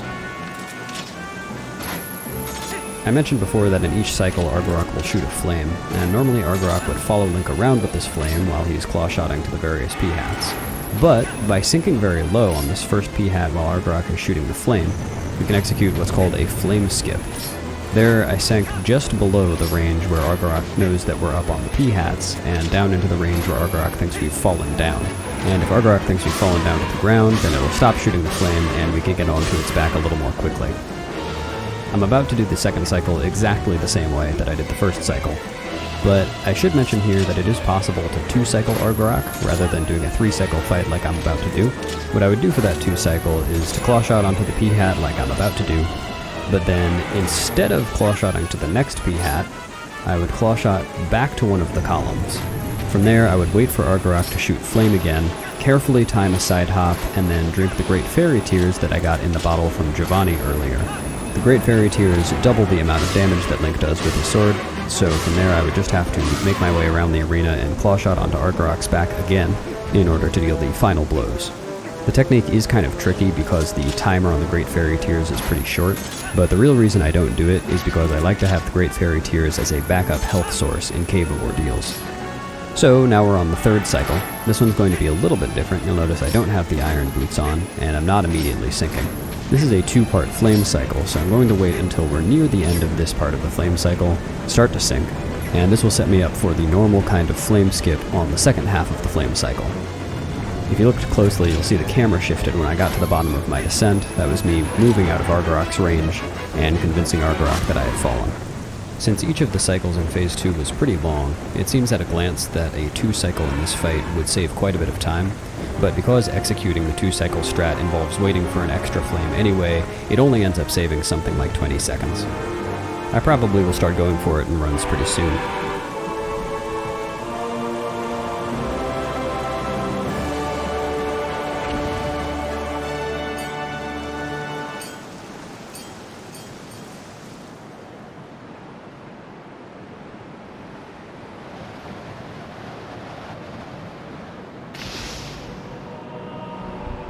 This is the fourth and final mirror shard we need to rebuild the Mirror of Twilight, though as I mentioned before, the game only checks for this one.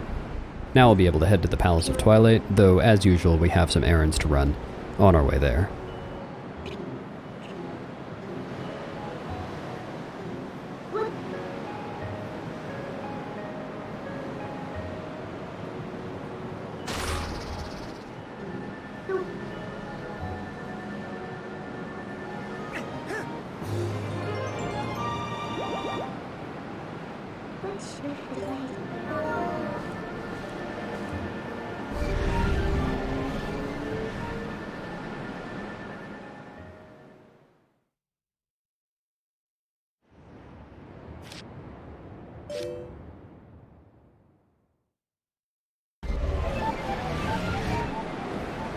Here I'm going to put on the iron boots before claw-shotting back into the cannon, so that after this extremely long loading transition, I can just mash B and do a jump slash out of the sky in order to land on the bridge rather than landing in the water. The first of the errands we need to run is to return to South Faron to pick up a heart piece and a Poe.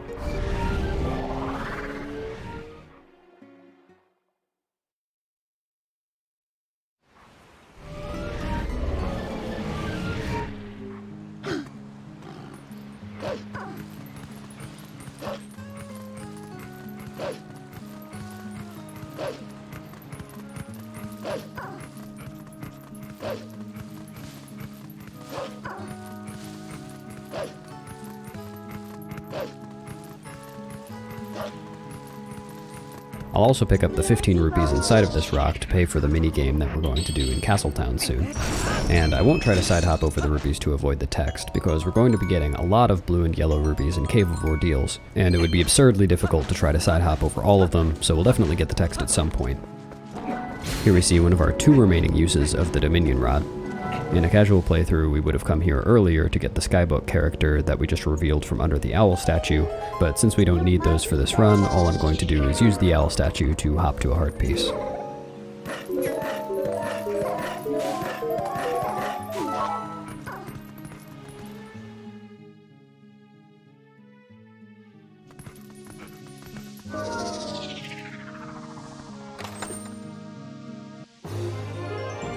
Finally, we'll get the Poe in this area.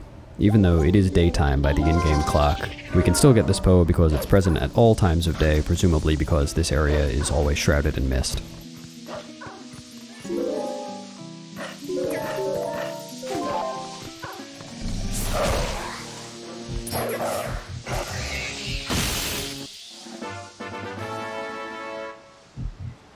Next we'll head to Castletown for a few more errands. We'll complete the second star minigame for a quiver upgrade. We will give the last of the golden bugs to Agatha and get the giant wallet. We will buy the magic armor. And lastly, we will meet the final golden wolf to get Great Spin. This time on our way in, we will skip the postman trigger. We should not see the postman again for the entire rest of the run.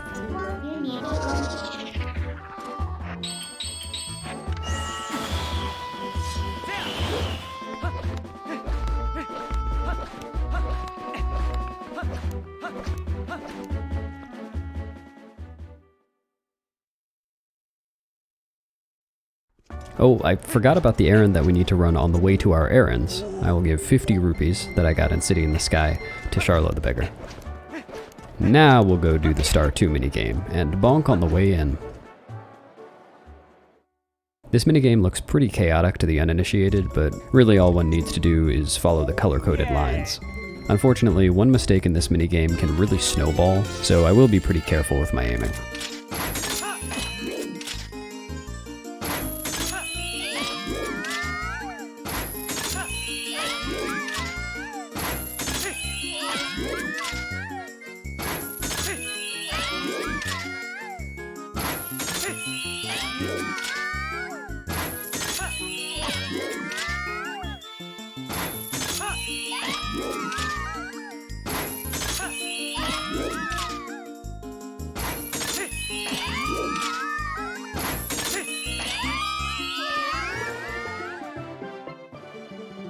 I'm giant and quivering. This quiver holds 100 arrows, and that is way more than we need for the rest of the run, so we'll never need to stock up again.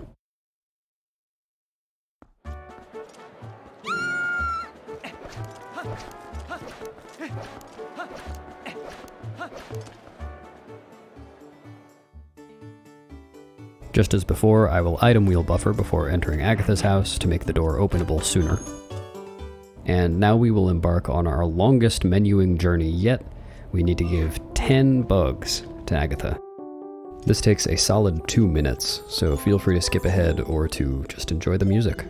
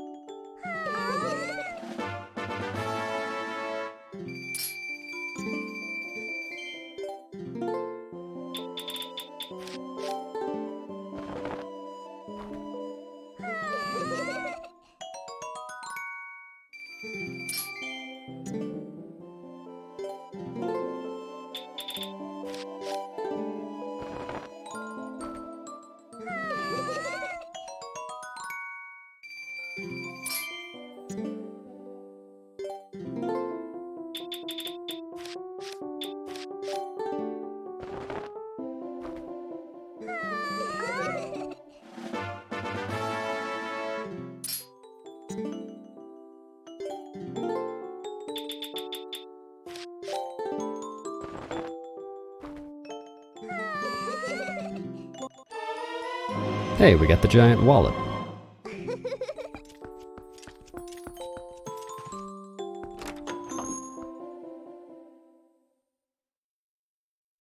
Our next stop is the Castletown branch of Malamart that we opened up earlier by donating 1,200 rupees. What are we going to do there? Why, we're going to spend more rupees, of course.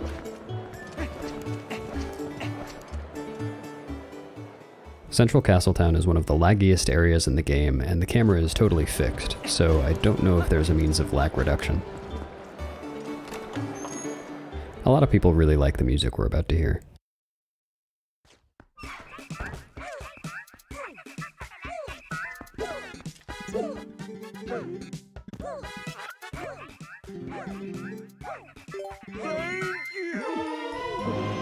The magic armor is the final piece of equipment we need to fill our slots on the pause screen. While Link is wearing the magic armor, any damage he sustains impacts his wallet rather than his hearts. In a casual setting, this could be very useful in Cave of Ordeals, where one wants to take very little damage and there are plenty of rupees to be found. But since we'll be planning to spend the rupees that we collect there, rather than using them with the magic armor, we won't use it there, and in fact we'll never equip the magic armor during the run.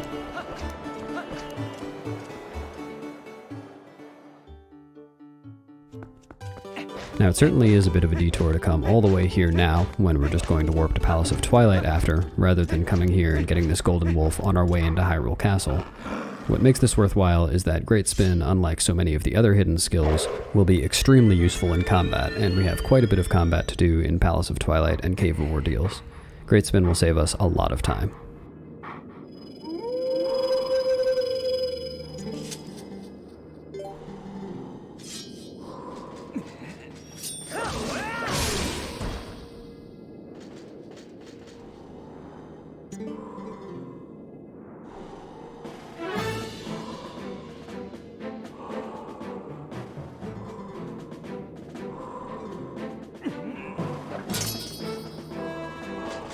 One minor optimization here is that I'll do a backflip into Great Spin so that I only knock down these two of the hero's shades. That means that this one does not need to stand back up again before beginning the text box. Now the deal with Great Spin is that it's only active when Link has full health, so I'm going to be very careful with my health in Palace of Twilight and Cave of Ordeals.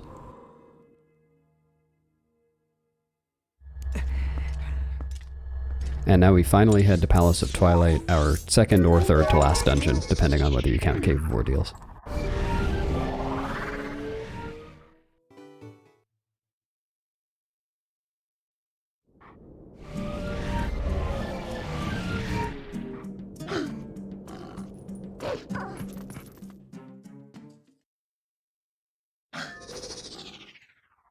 One very subtle difference between 100% and any percent here is that any percent would normally transform into a wolf before entering Palace of Twilight. This would shorten the intro walking cutscene and make it so that Midna doesn't need to pop out of Link's shadow every time she pops up with a text box. But since wolf does not move that much faster than human in Palace of Twilight, and we're going to be killing the first Xanthead with Great Spin anyway, transforming in 100% doesn't have an advantage over staying human.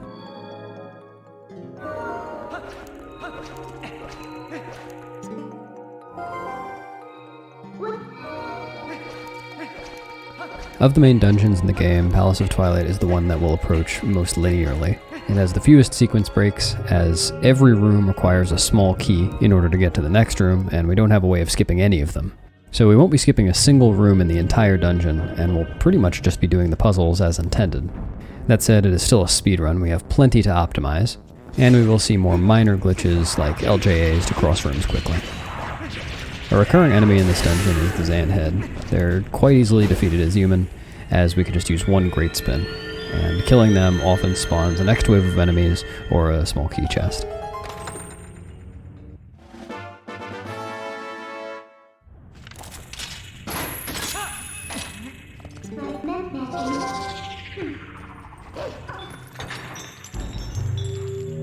The Shrouds of Twilight Mist stuff are unique to this dungeon, and they automatically transform Link from human into wolf if he enters them as human. This Xanthead spawn location is a bit awkward. I'll try to B-attack right before the cutscene begins. Yeah, that's pretty good. To land near where the chest is going to spawn. Ideally, you'd end up right where the chest is going to spawn, because coming out of this cutscene, the camera's still looking at this second chest, so we can't see Link. Hopefully I'll be able to open the chest without seeing it. Nice. Here, rather than moving away from the wall a little bit to use the claw shot targets, I'll just side hop up the chest and jump slash towards the door. The main RNG we encounter in this dungeon is just spawn locations for enemies. I mentioned that the spawn location was awkward in the last room. There are 4 possible spawn locations for that Zant head. And this room holds the Phantom Zant mini-boss fight, where Phantom Zant is going to spawn at some location around the room, and I need to find him quickly enough that he doesn't have time to fire off an attack, or even worse, start warping around the room. Fortunately, I only need to find him once in this category, because with great... Oh my god. I forgot that happened this run. Occasionally Zant will spawn right next to you, and it's very convenient. As I was saying, since we have Great Spin in 100%, we can one-cycle Phantom Zant, so we only need to get to him once, meaning we only have to deal with a little bit of RNG in these mini-boss fights. Progressing through this dungeon requires obtaining this soul, this little orb that I'm carrying, and another soul that's on the other side of the dungeon in order to get the light sword, which will allow us to progress further into the dungeon. Normally there are separate cutscenes for these stairs rising and for the hand rising that we saw earlier, but I threw the soul quickly enough that the cutscenes overlap.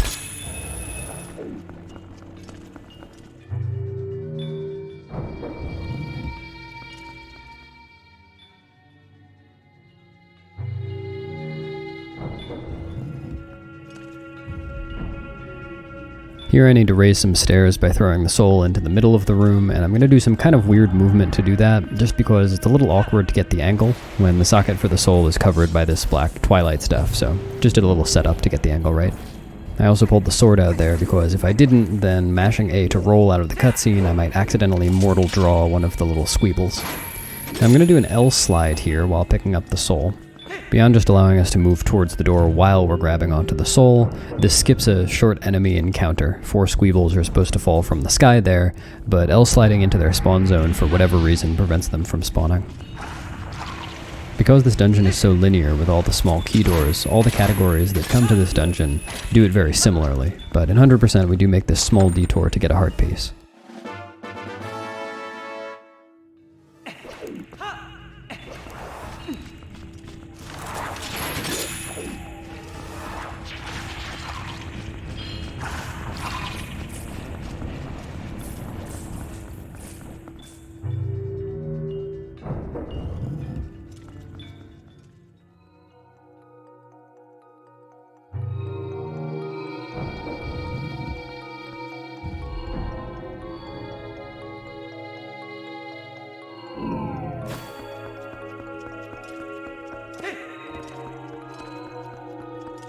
This is soul number 1 of 2, and now we'll make our way to the other side of the dungeon where the rooms are a little bit harder to get through.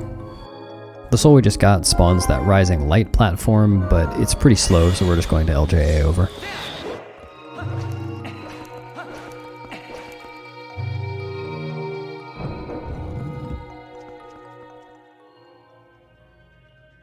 Different Twilight Princess speedrunners have different names for this upcoming room, some of which are quite obscene. The one I like is Stupid Room, as this room is very stupid. We have a lot of RNG to deal with, and not very much time to deal with it. First off, the keys were nice to me there. Sometimes they really crowd you and block your shot. I was able to kill that one easily, and then, ooh, I got a nice Zant head spawn. That Zant head can spawn in one of 5 locations across the room, and you have to both react to the spawn location quickly and not fall while you're doing so. Ideally not sustaining any damage in the process either. As I mentioned before, Great Spin is useful for the Phantom Zant 1 cycle, which saves a lot of time. And if we were to take any damage, then we wouldn't have Great Spin anymore.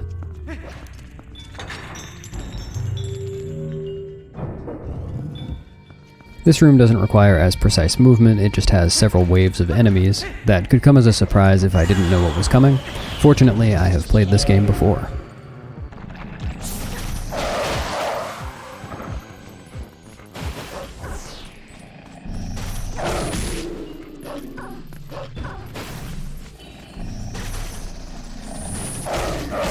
A few seconds after this last wave dies, a chest spawn cutscene begins, and I'm going to try to claw shot up to this target before it does.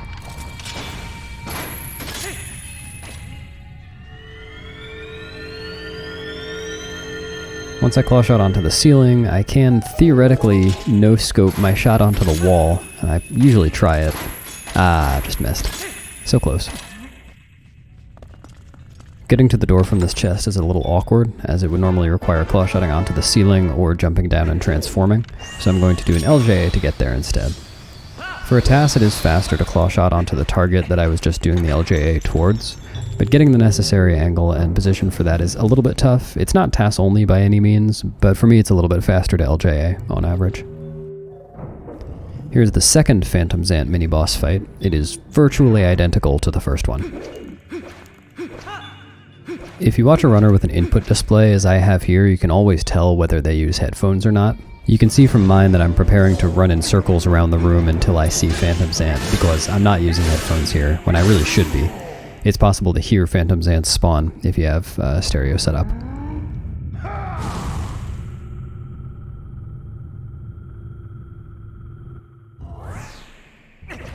Now we get the second soul to bring back to the front of the dungeon to get the light sword.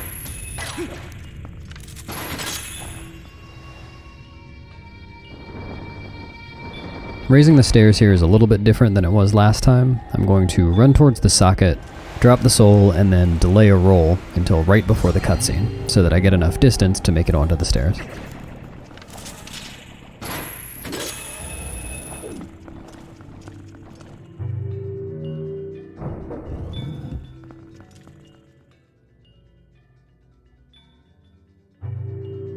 In this room I'm going to run straight. You can see on my input display that I am holding the up notch.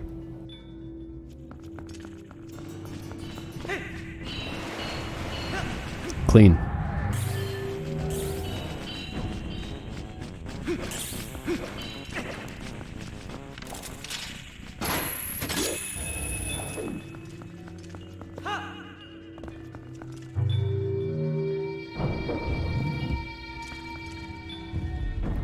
This room houses the second of our 2 heart pieces for the dungeon. I'll do that straight away and then do an awkward jump down to skip some of these side-scrolling platforms. In order to have enough time to do this without getting smushed by the hand, I'm just going to claw shot it 3 times, which causes it to give up hope, and we won't have to worry about it.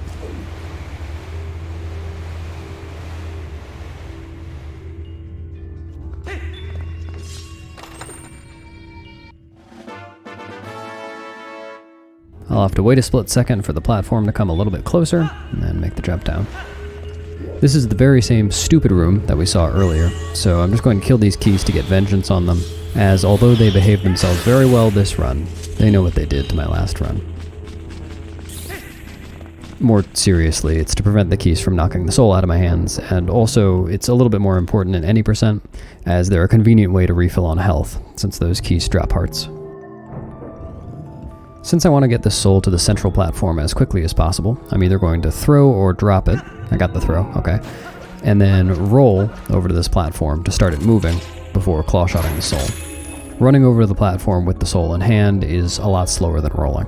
Throwing it was convenient as it put it a little bit closer to the platform, made it easier to claw-shot, but getting the throw there is a one-framer. You might have seen I was mashing for it, and if I didn't get it, I would have just pressed B to pull out the sword and drop it at the door.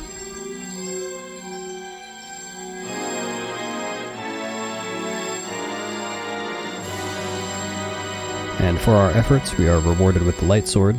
It is immediately useful for getting through the waterfall that we'll see in just a moment. We will use it to activate some souls in the next rooms, and it does conveniently one-shot all the Twilight enemies. There is a way to skip this waterfall with a super jump off of one of these Kargaraks, but with current knowledge, the light sword is still required for getting through 2 rooms later on, which is too bad as it would be pretty interesting to skip the entire first half of the dungeon.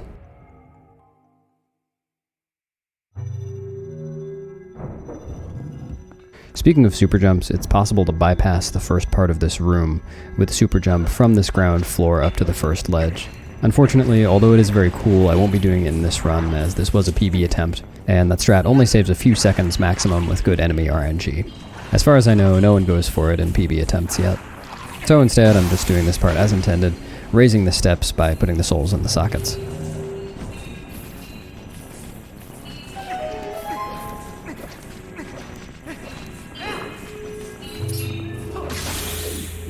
These platforms move pretty slowly, so I'll try to save a little bit of time using an LJA here.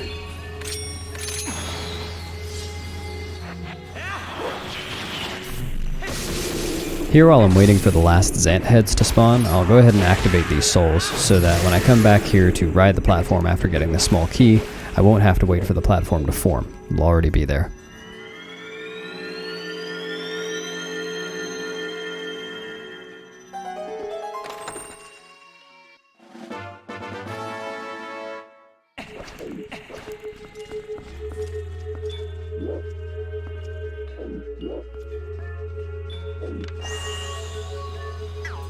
Oh, the fake out. An LJA is possible here, just as we did on the last level, to skip riding the platform all the way over, but falling on this LJA, for example, if the boomerang were to not go out of bounds, would mean riding 2 more slow platforms, and it's just a high-risk one. In this area, there's a sequence of 3 waves of Zant heads to kill, and we'll also be getting the boss key from behind the Twilight Mist waterfall thing.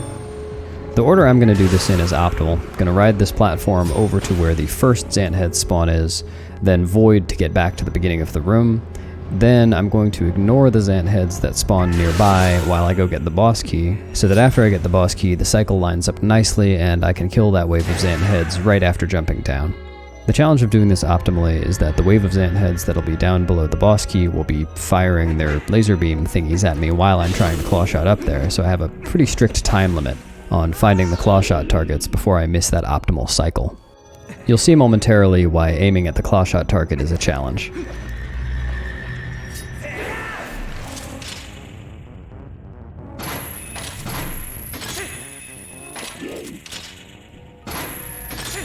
I think I missed the cycle. Yeah, I'm pretty sure I did. Oh, well, now I definitely did. Oh well.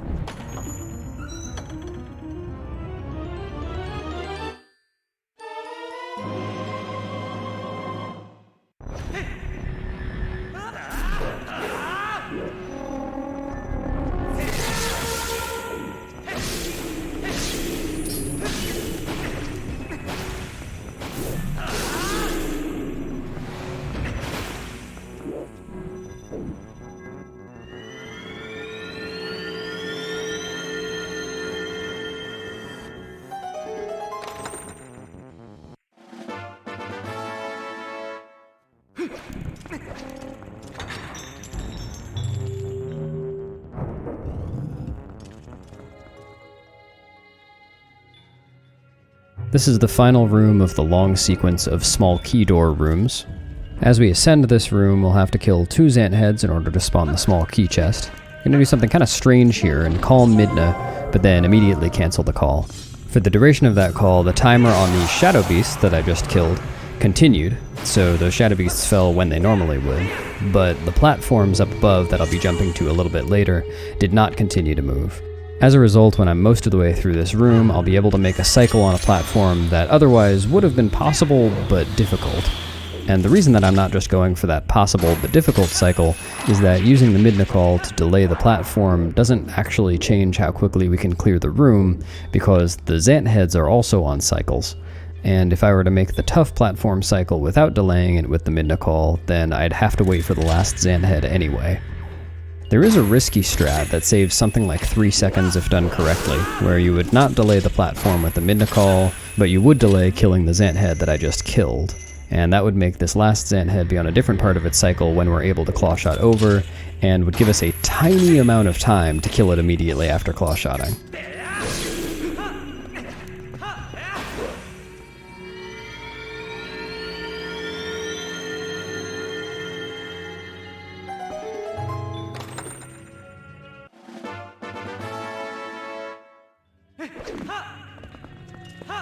Here I'll do one last LJA to skip part of this platform ride.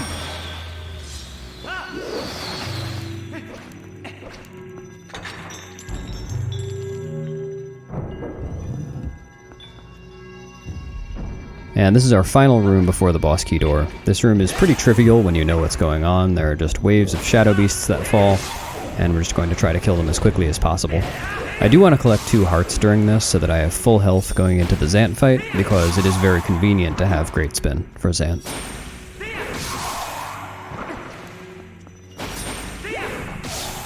Whoops.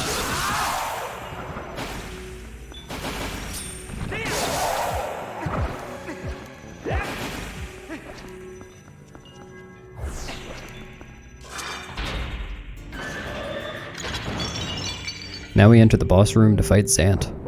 This is a pretty cool boss fight in that it's kind of like a boss rush, in that the different phases of the boss fight mirror some of the boss fights and mini-boss fights that we've seen prior in the game. This boss fight also features some excellent music.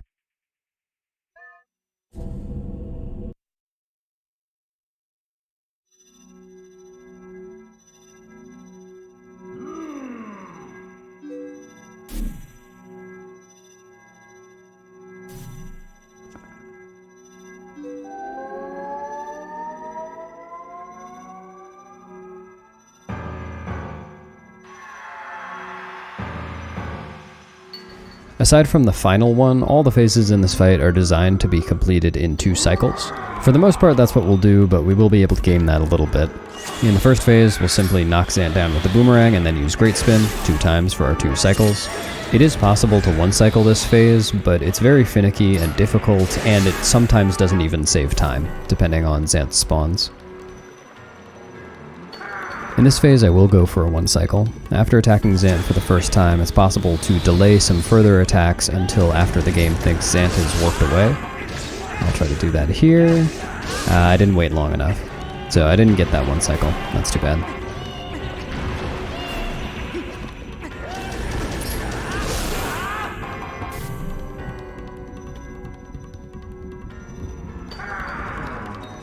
Zant takes some time to spawn in this phase, so while we wait, I'll do my fish suit dance. The idea in this phase is to claw shot Zant out of the giant heads and attack him. I rolled twice there, so I'm as close to the head as possible without getting blown away by the nostrils. We'll use Mortal Draw for this cycle, as it's faster than doing a complete combo, and we don't have Great Spin right now, since we intentionally took some damage on the last phase. But now we'll get a heart, so we have Great Spin again. And in the second cycle, several Zant heads will spawn, and we're meant to guess which one houses the real Zant. Turns out he always spawns in the one farthest from Link, so I'm going to wait on the opposite side of the arena, then swim across, and as soon as the mouth opens, I'm going to try to claw shot him.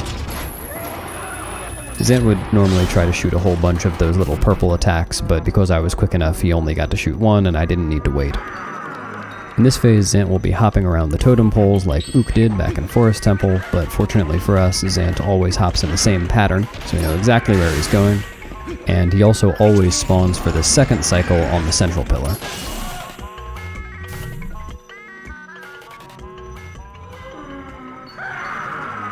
In this phase, we'll need to wait for Zant to fall down, and then hit his feet with the ball and chain to get him to hop around where we can Great Spin him.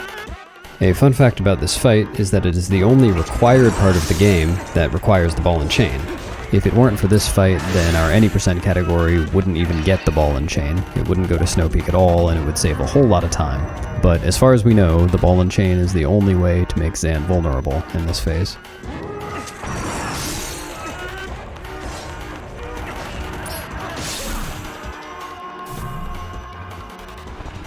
This final phase is pretty straightforward, so let's just listen to the music.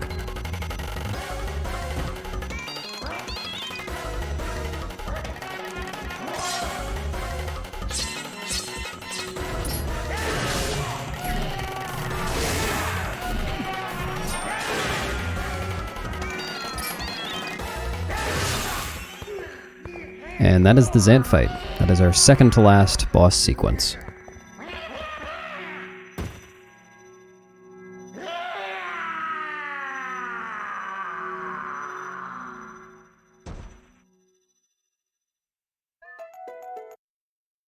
Just like in Snowpeak Ruins, it is possible to collect this heart container with the ball and chain, but unfortunately in this case it's slower than using the claw shot.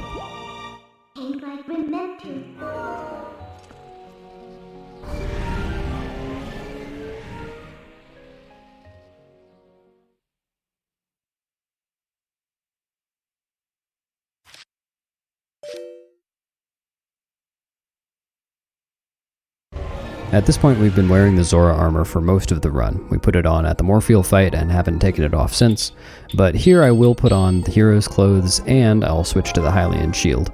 We are gearing up to enter Cave of Ordeals, which is a long sequence of rooms with tons of enemies in them. That is not truly a dungeon, it doesn't have a dungeon structure or puzzles or a boss, but is meant to be just a combat challenge. The reason that I swapped shields for this is that if I were to accidentally get the Ordon shield burned, then I would have to go buy a wooden shield from Malamart, which would be extremely inconvenient and slow.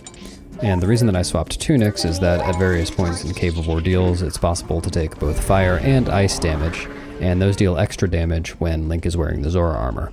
Health management is a big challenge in Cave of Ordeals, because just like in Palace of Twilight, I want to have great spin, but I want to have it through the entire cave, and there aren't very many health refills available. Incidentally, the reason that we're entering Cave of Ordeals at all is that a few floors contain Poes. We won't actually complete the entire cave because the final reward is just filling a bottle we already have with Fairies Tears. What am I doing? Oh my. That was a very interesting room. Anyway, we'll get to the last floor that has a Poe on it, get the Poe's soul, and then save warp out. But we will be doing most of the cave because that final Poe is on floor 44 of 50.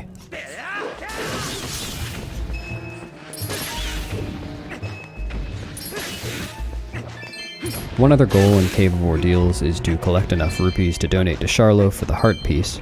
In my case, that's 800 since I got the 50 in City in the Sky earlier. I will get 300 guaranteed rupees from dig spots, but the rest of the rupees need to come from random enemy drops, which will all be nothing, 1 rupee, 5 rupees, or 10 rupees.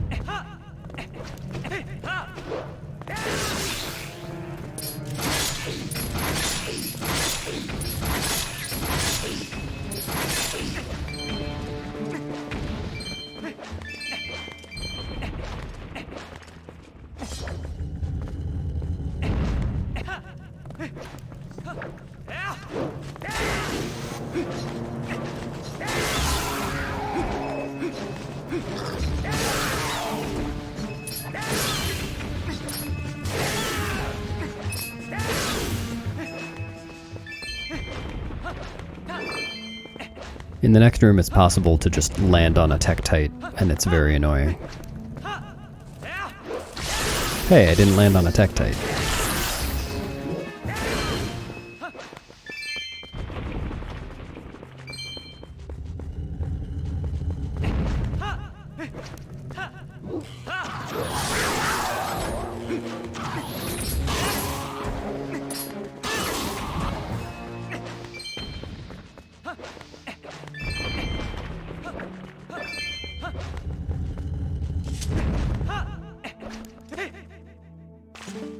On the last of each set of 10 floors in Cave of Ordeals, there is a great fairy, and talking to each of them spawns the little bottleable fairies in each of the light spirits' springs throughout the game.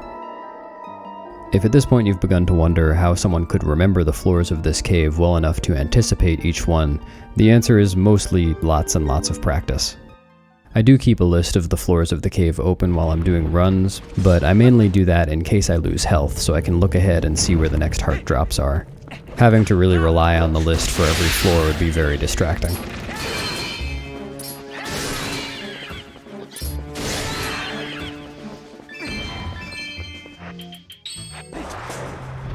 Whoops.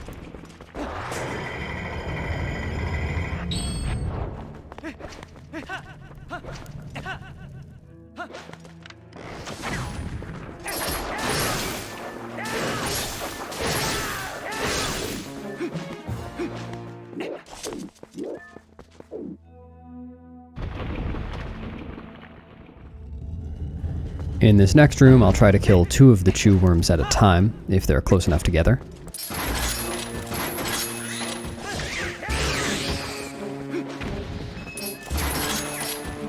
Oh, I kind of went for it, but I didn't get quite close enough to the second one.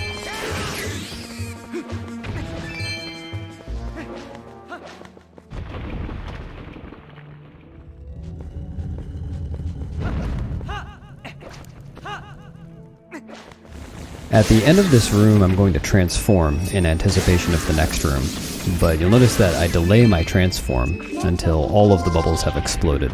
And I do that because the door opening animation begins after the last enemy has exploded, and it can continue during a transformation. But if I transform before the last enemy explodes, then its explosion will be delayed until after I finish transforming.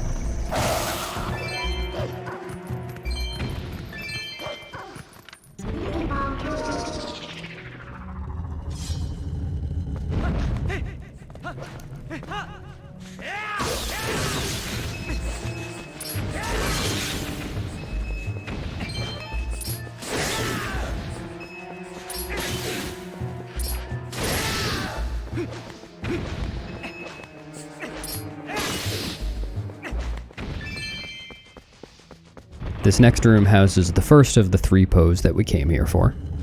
The Poe rooms are some of the most awkward because they're most optimally cleared as human, but of course we can only attack the Poes with senses on as wolf.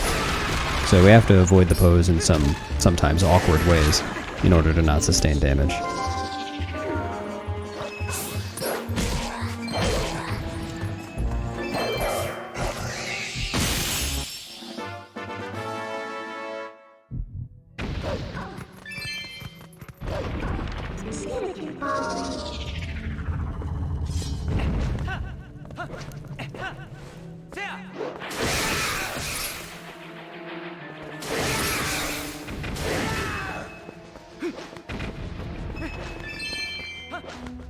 The upcoming room contains a lot of chews, from which we can get chew jellies. Nice. And the one that we saw shining on the ceiling is a rare chew, so I'm going to take out a bottle and collect its jelly. It does the same thing as the Great Fairy Tears, it doubles Link's attack strength for a while. So we're going to use it in the Beast Ganon fight in order to reduce the fight length by 1 cycle. If I had done the Argarok 2 cycle earlier in City in the Sky, then I would have already used my Great Fairy Tears, and I would need this rare chew jelly in order to do the Beast Ganon 2 cycle. But because I didn't do that in this run, either the chew jelly that I just got or the Great Fairy Tears are really just spare health for Cave of Ordeals.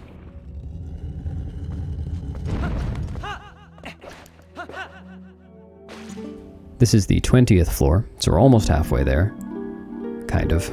The floors get more involved as they go on.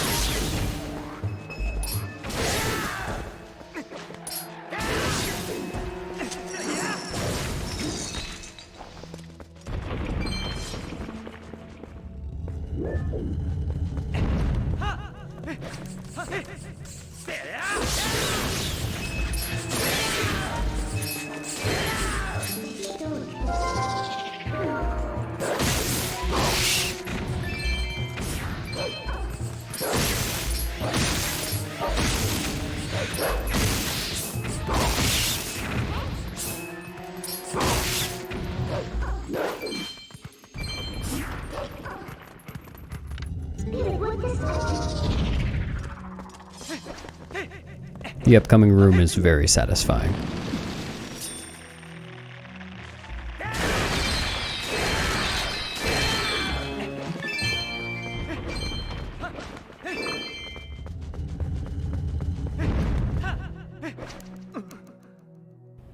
Didn't mean to grab the ledge there. I'm going to be pretty careful in this room, just because getting too close to the Gibdos will make them scream and freeze Link. And while in this room that isn't too much of a hazard for taking damage, it just takes a lot of time.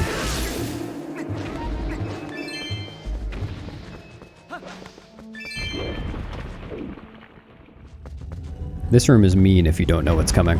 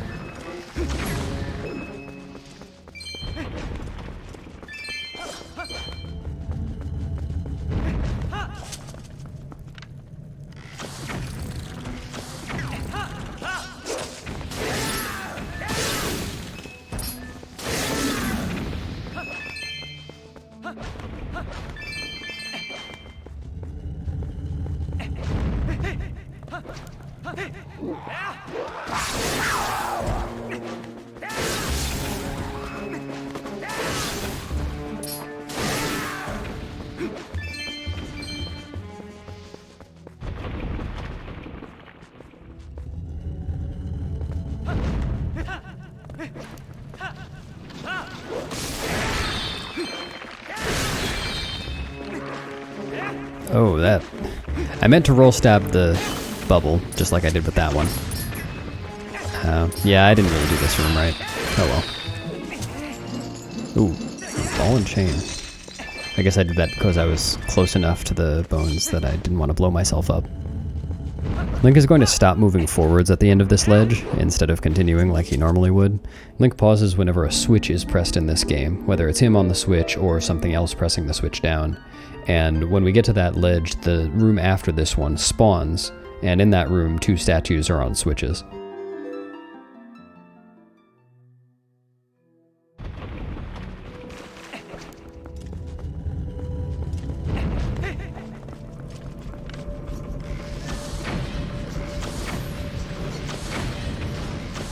This room features our final use of the Dominion Rod in the run. I'll have to use it to move these 2 statues off the switches that I mentioned earlier.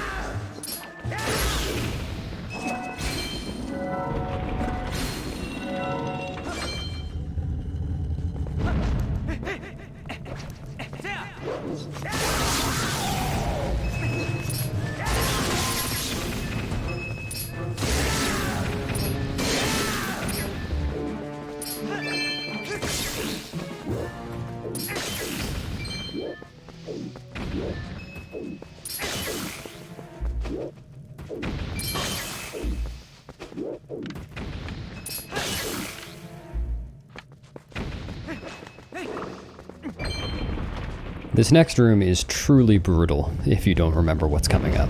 There is a Poe and there are 4 Gibdos surrounding it. And if we're careful, then we can kill all of the Gibdos while avoiding the Poe, and nothing bad happens. But if you're not careful, then the Gibdos will freeze you. Oh my. Oh no. Okay. Okay, yeah, that's working out. That was close. If you're not careful, the Gibdos will scream and freeze Link, and then the Poe will come and whack you. And it is not a good time.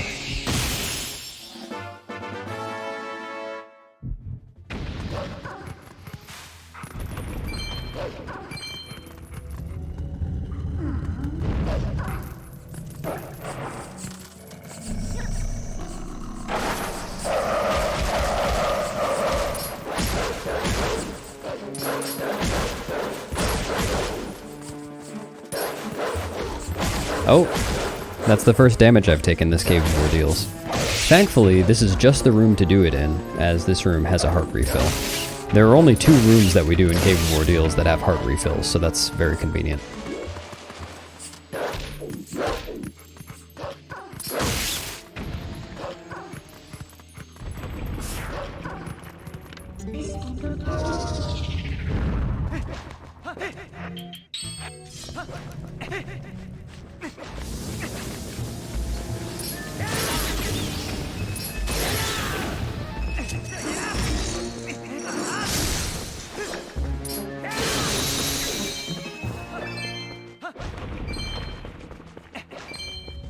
This next room has 4 Chilfos in it, so I will look down over the ledge to see where they're standing in the room to try to jump in a good place to kill them and to stay safe. And I failed to do so.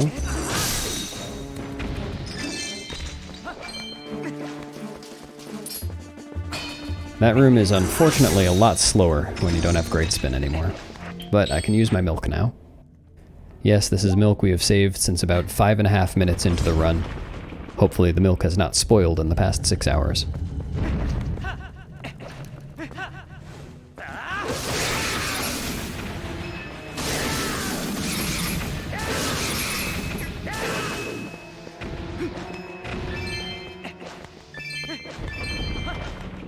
Now on to another tough room. This one has 4 Chilfos in addition to 2 Freezards and other assorted ice enemies. I'll also look for this one to see where they are. Not too bad a start.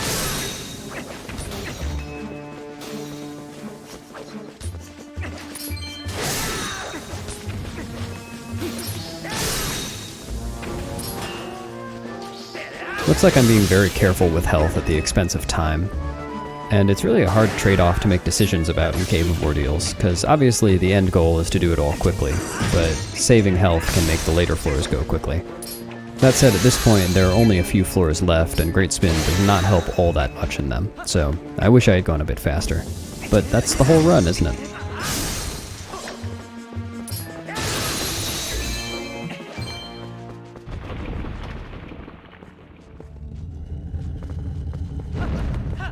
This next room has 2 Dark Nuts, and I'll handle them in much the same way that I handled the Dark Nut mini-boss in Temple of Time. I'll just have to be careful where I'm slashing them so that one doesn't interfere while I'm fighting the other.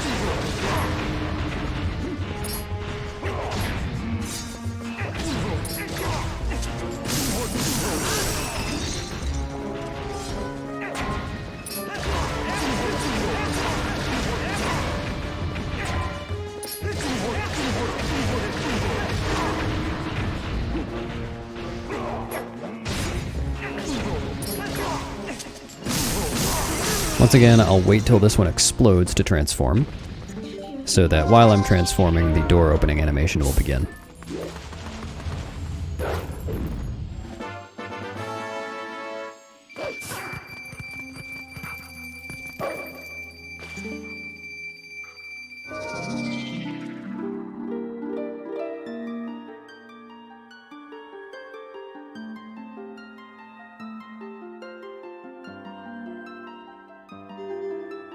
Just 4 more floors.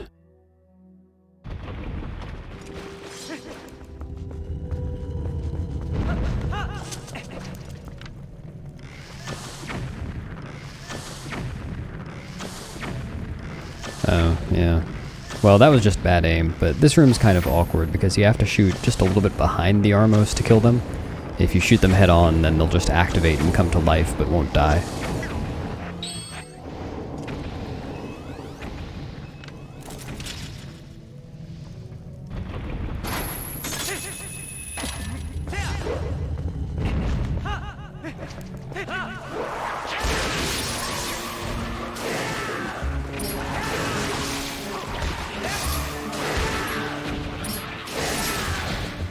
This room I would normally do with bomb arrows, because at this point in Cave of Ordeals I usually wouldn't have full health anymore.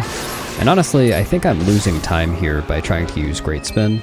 I've done more testing in this room since I did this run, and what I really should have done there is wait for all the bokoblins to chase me to the center of the room and then use Great Spin, so I wouldn't have to try to chase them around.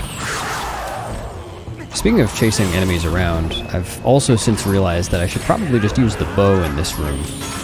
Using the sword for these enemies is very awkward, and I have plenty of arrows. Oh no!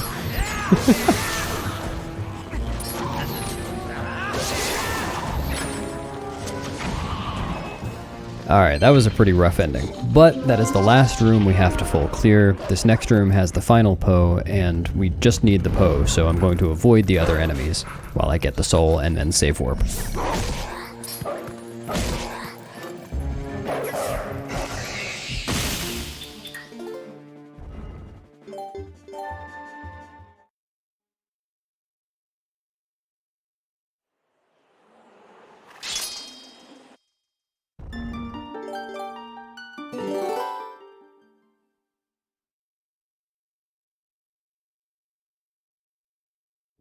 With the 3 Poes we just got in Cave of Ordeals, we now have 58 Poe souls total. We have 2 more to get, and this is one of them. The other is in Hidden Village, along with one of our remaining heart pieces, so we're about to head there.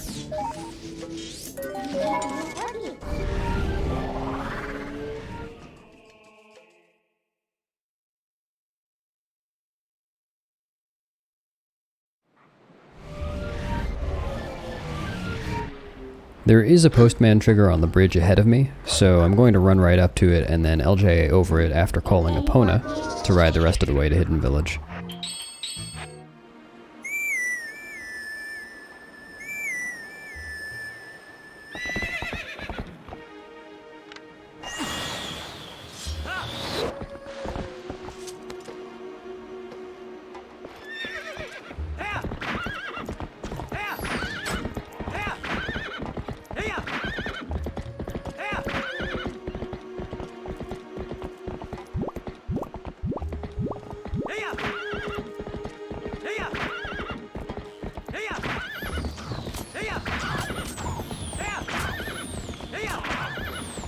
Over to our right is one last grotto to enter for our heart piece. This one is unfortunately awkward, as I'm going to have to transform into a wolf to enter the grotto, and then immediately transform back into a human to kill the Stalfos inside.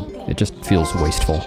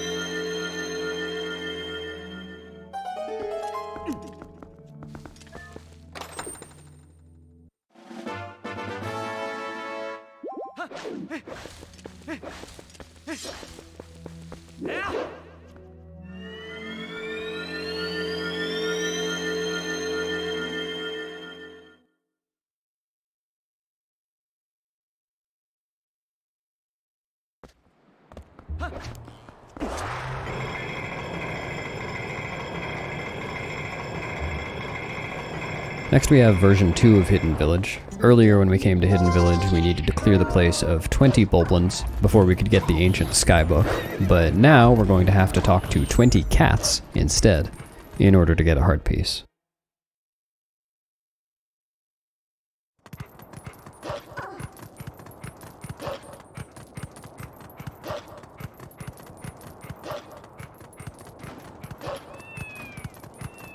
As if talking to 20 cats wasn't playful enough, the music is going to be the same as it was on our first pass, which I find very funny.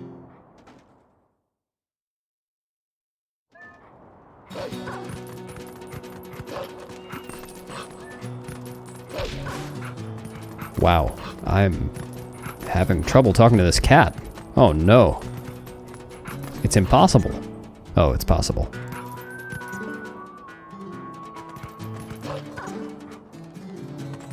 I do remember finding this sequence pretty tough casually, as the goal is to talk to all 20 of the cats, but it's not obvious until you talk to a cat again that you've already talked to it. It's just hard to keep track. Thankfully, I have studied.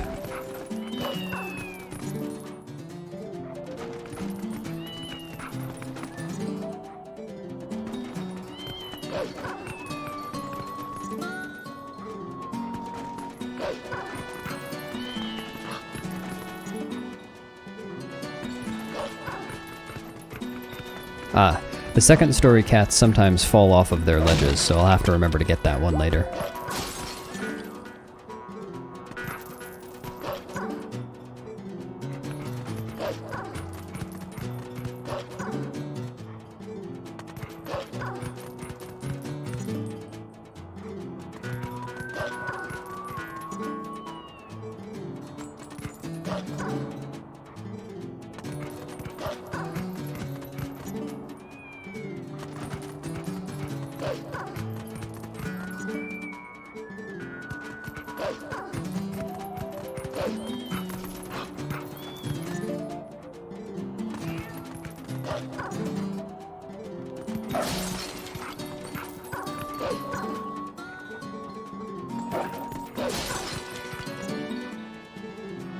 Now that I've talked to all 20 cats and spawned the heart piece, I don't want to talk to any more cats, because it costs time every time I have an extra conversation. No! Don't get me wrong, if it were real life, I would want very much to talk to that cat, but this is another situation entirely. Oh no. Now we'll get our final Poe. This one is a bit tricky as it's on the second story, but we really don't want to go up there. So it's kind of hard to make it aggro and stay down in such a way that you can attack it, but got it eventually. And now we are off to Castletown to finish the game.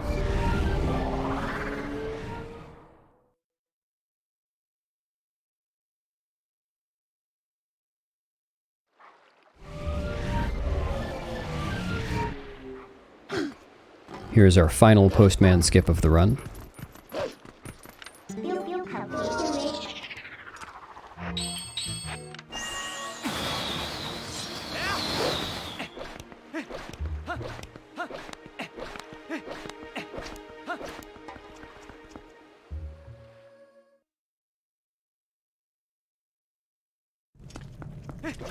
And for the final heart piece, to get us up to 20 heart containers in the top left corner, I will now donate 800 rupees to Charlo the Beggar, 50 rupees at a time.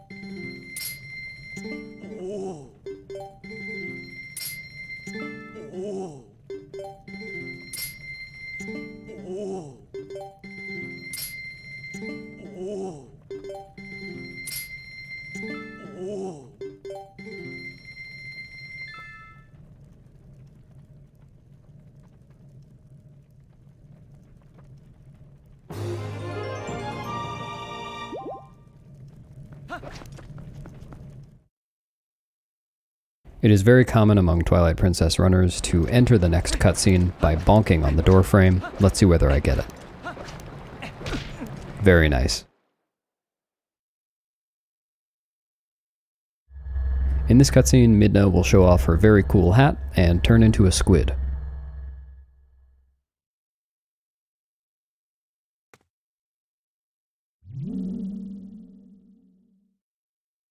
This hat, of course, is made of the fused shadows that we got in our first 3 dungeons.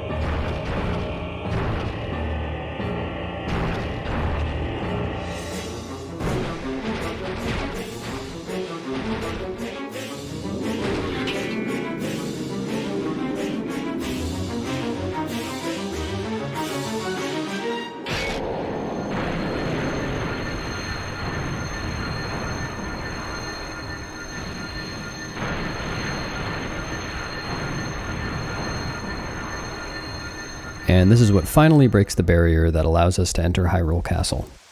Much as it is in Wind Waker and Wind Waker HD, barrier skip is often something that's talked about as a holy grail of glitch hunting in Twilight Princess, but at least among people running the game, it's not exactly very sought after. Just speaking for myself, part of the appeal of speedrunning Twilight Princess is getting to play a whole lot of the game, and while drastically shortening the run with a barrier skip could be very cool, it probably wouldn't be as fun.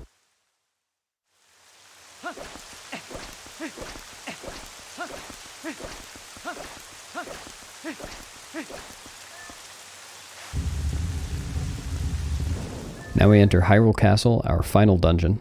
There are no collectibles left to get, all we need to do is finish the game.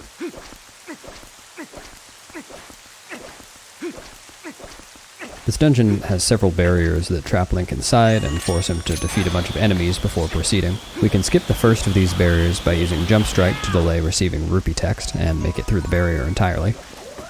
And we can skip the second of these barriers simply by entering it, skipping the cutscene of it forming, and then exiting it.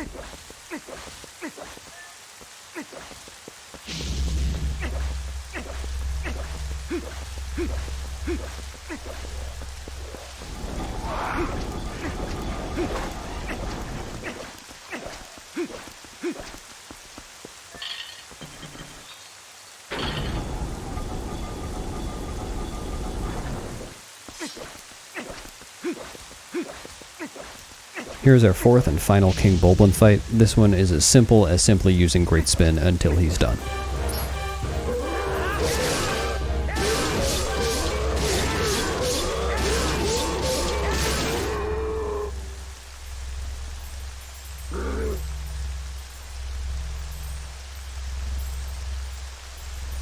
Similarly to a lot of things we've seen earlier in the run, right after the cutscene of King Bulblin riding away, we will see a text box from Midna, but between those two things there is one frame where the game will accept inputs, and on that frame I will attempt to do a backflip so that I can save warp while midair and escape that text.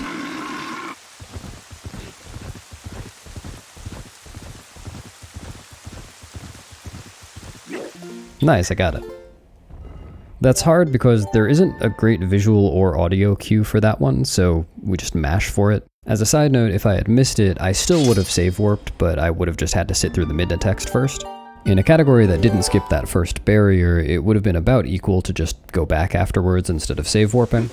But since I skipped the first barrier, I don't have a good way of getting back here without running through it and entering the fight, so save warping is the faster option.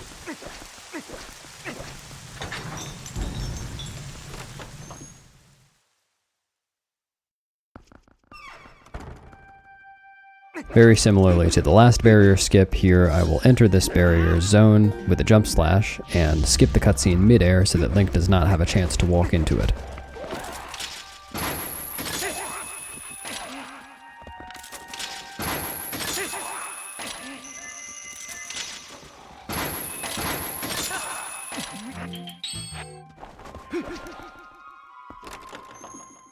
In this room, it's possible to skip the Darknut fight by the same means we skipped the first barrier. I will get a blue rupee out of the suit of armor, and then I will use the boomerang to bring it to Link while charging a jump strike. When the blue rupee reaches Link, he will automatically start the jump strike, but won't receive the text or hit any barriers until he reaches the ground on the opposite side.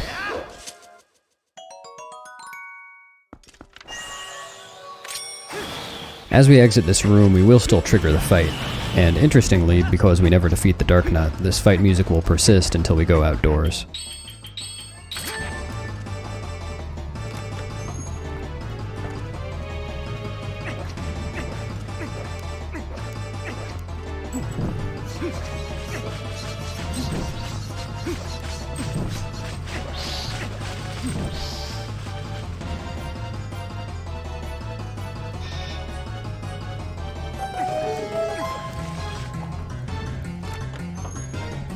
The two Dynalphos in this room will go down very easily with bomb arrows.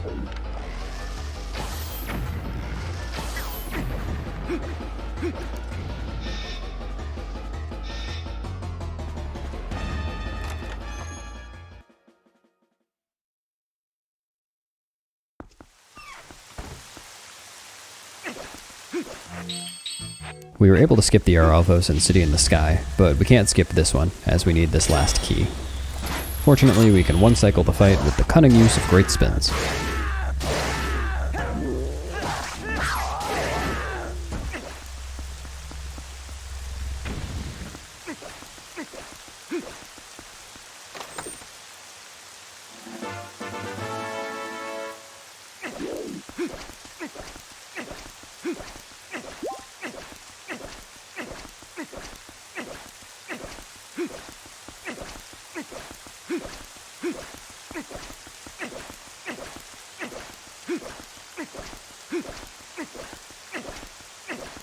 In this cutscene, Link will be saved from certain doom by the Resistance and their exploding hawk.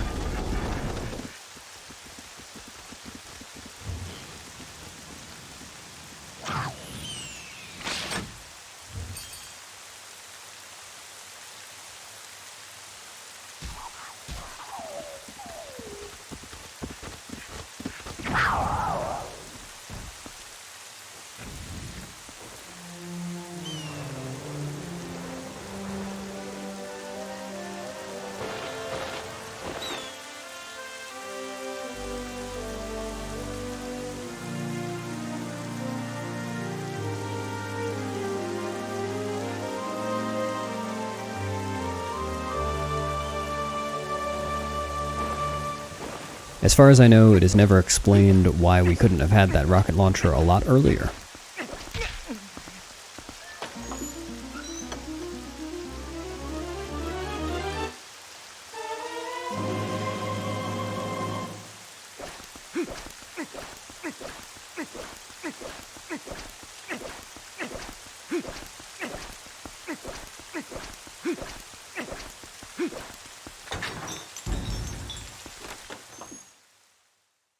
Now we enter the final tower ascent. In the first room, I'm not going to take the intended path across the blocks, but by being quick and by taking the right angles, I'll be able to make it across anyway.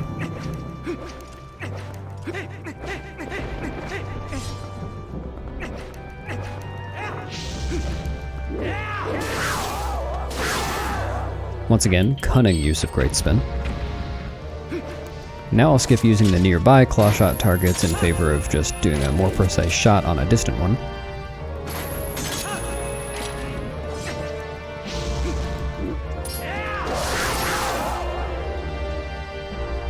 I may have to wait for this spinner cycle. I didn't have to wait long. If you get on at the wrong time, it can be impossible to make it without voiding. And now I'll skip this final Dark Nut with a much easier method of just claw-shotting past it.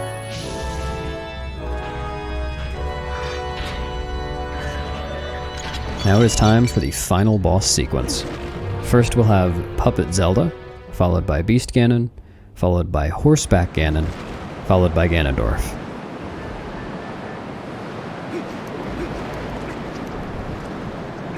I'm going to want to equip the Great Fairy Tears and the bow in preparation for the Beast Ganon fight, and I always remember to do so here because pulling up the item wheel on the first frame that Zelda's boss text appears on the screen will result in a crash, and that would be very unfortunate.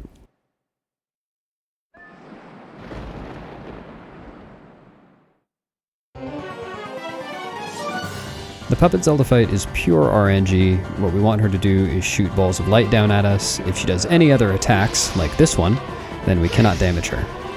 We need to hit her with a total of 3 balls of light over the course of the fight, and there's a set pattern to her attacks such that she cannot possibly fire 3 balls of light in fewer than 7 attacks.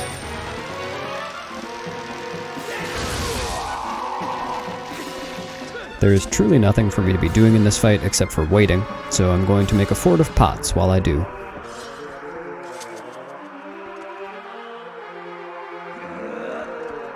When I get this attack, I will look down at the floor for lag reduction purposes. I just don't want the game to load all the particle effects from the Triforce attack.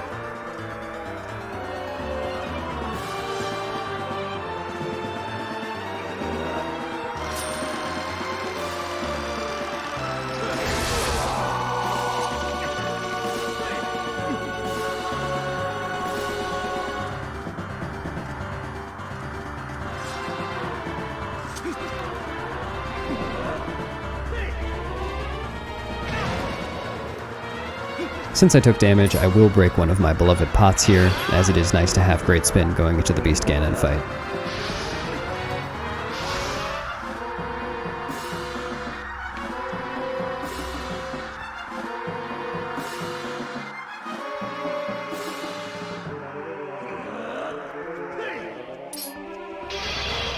Oh no, she broke my fort of pots.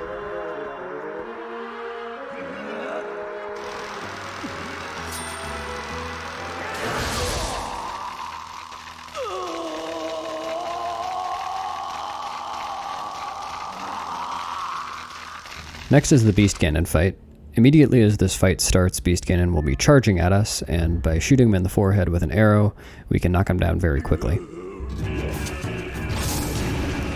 Now I'll use Mortal Draw to quickly finish the first cycle.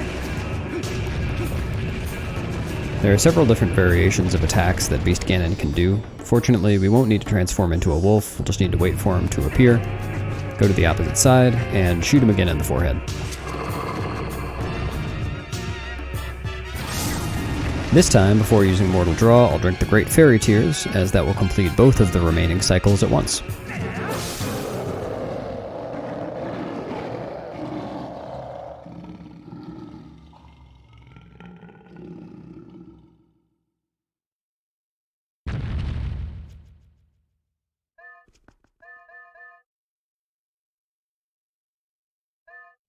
The penultimate phase of this boss fight is Horseback. I will ride close to Ganondorf so that he swings his sword and becomes vulnerable, and then I'll just chase him around the field trying to aim Zelda's light arrows at him.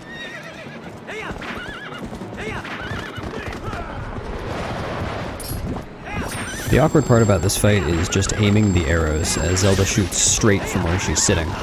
So it is Did I really just...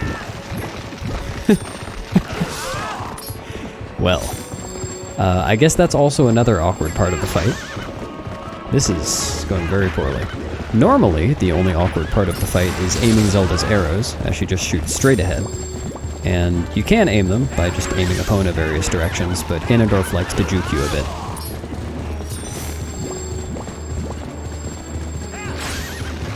This fight is done in 3 cycles as well, and I could have used my remaining rare Chew Jelly to make that into a 2 cycle, but it saves very little time, and I'm not familiar with the strat because ideally I would be using that Great Fairy Tears back in the Argarok fight and the Chew Jelly on Beast Ganon, so I wouldn't have any here. So I'll sooner be adding the Argarok 2 cycle than the Horseback 2 cycle. We rapidly approach the end of the game. Ganondorf will now tell us his desire. I wonder what it is.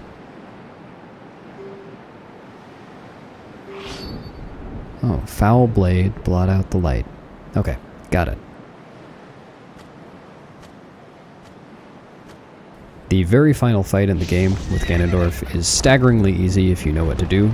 All I need to do is get behind him so he gets confused, do a combination jump attack plus spin attack to knock him down, repeat 2 more times, and then finish.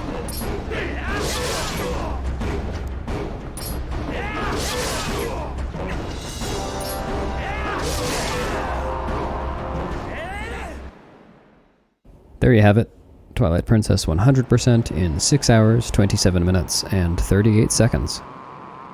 This run was a personal best, though at the time of recording this voiceover I have already beaten it, and hope to take it down quite a bit further in the future. If you have any questions, I would be happy to answer them. Please post them in the comments, or you can find me on Twitch. Toodles!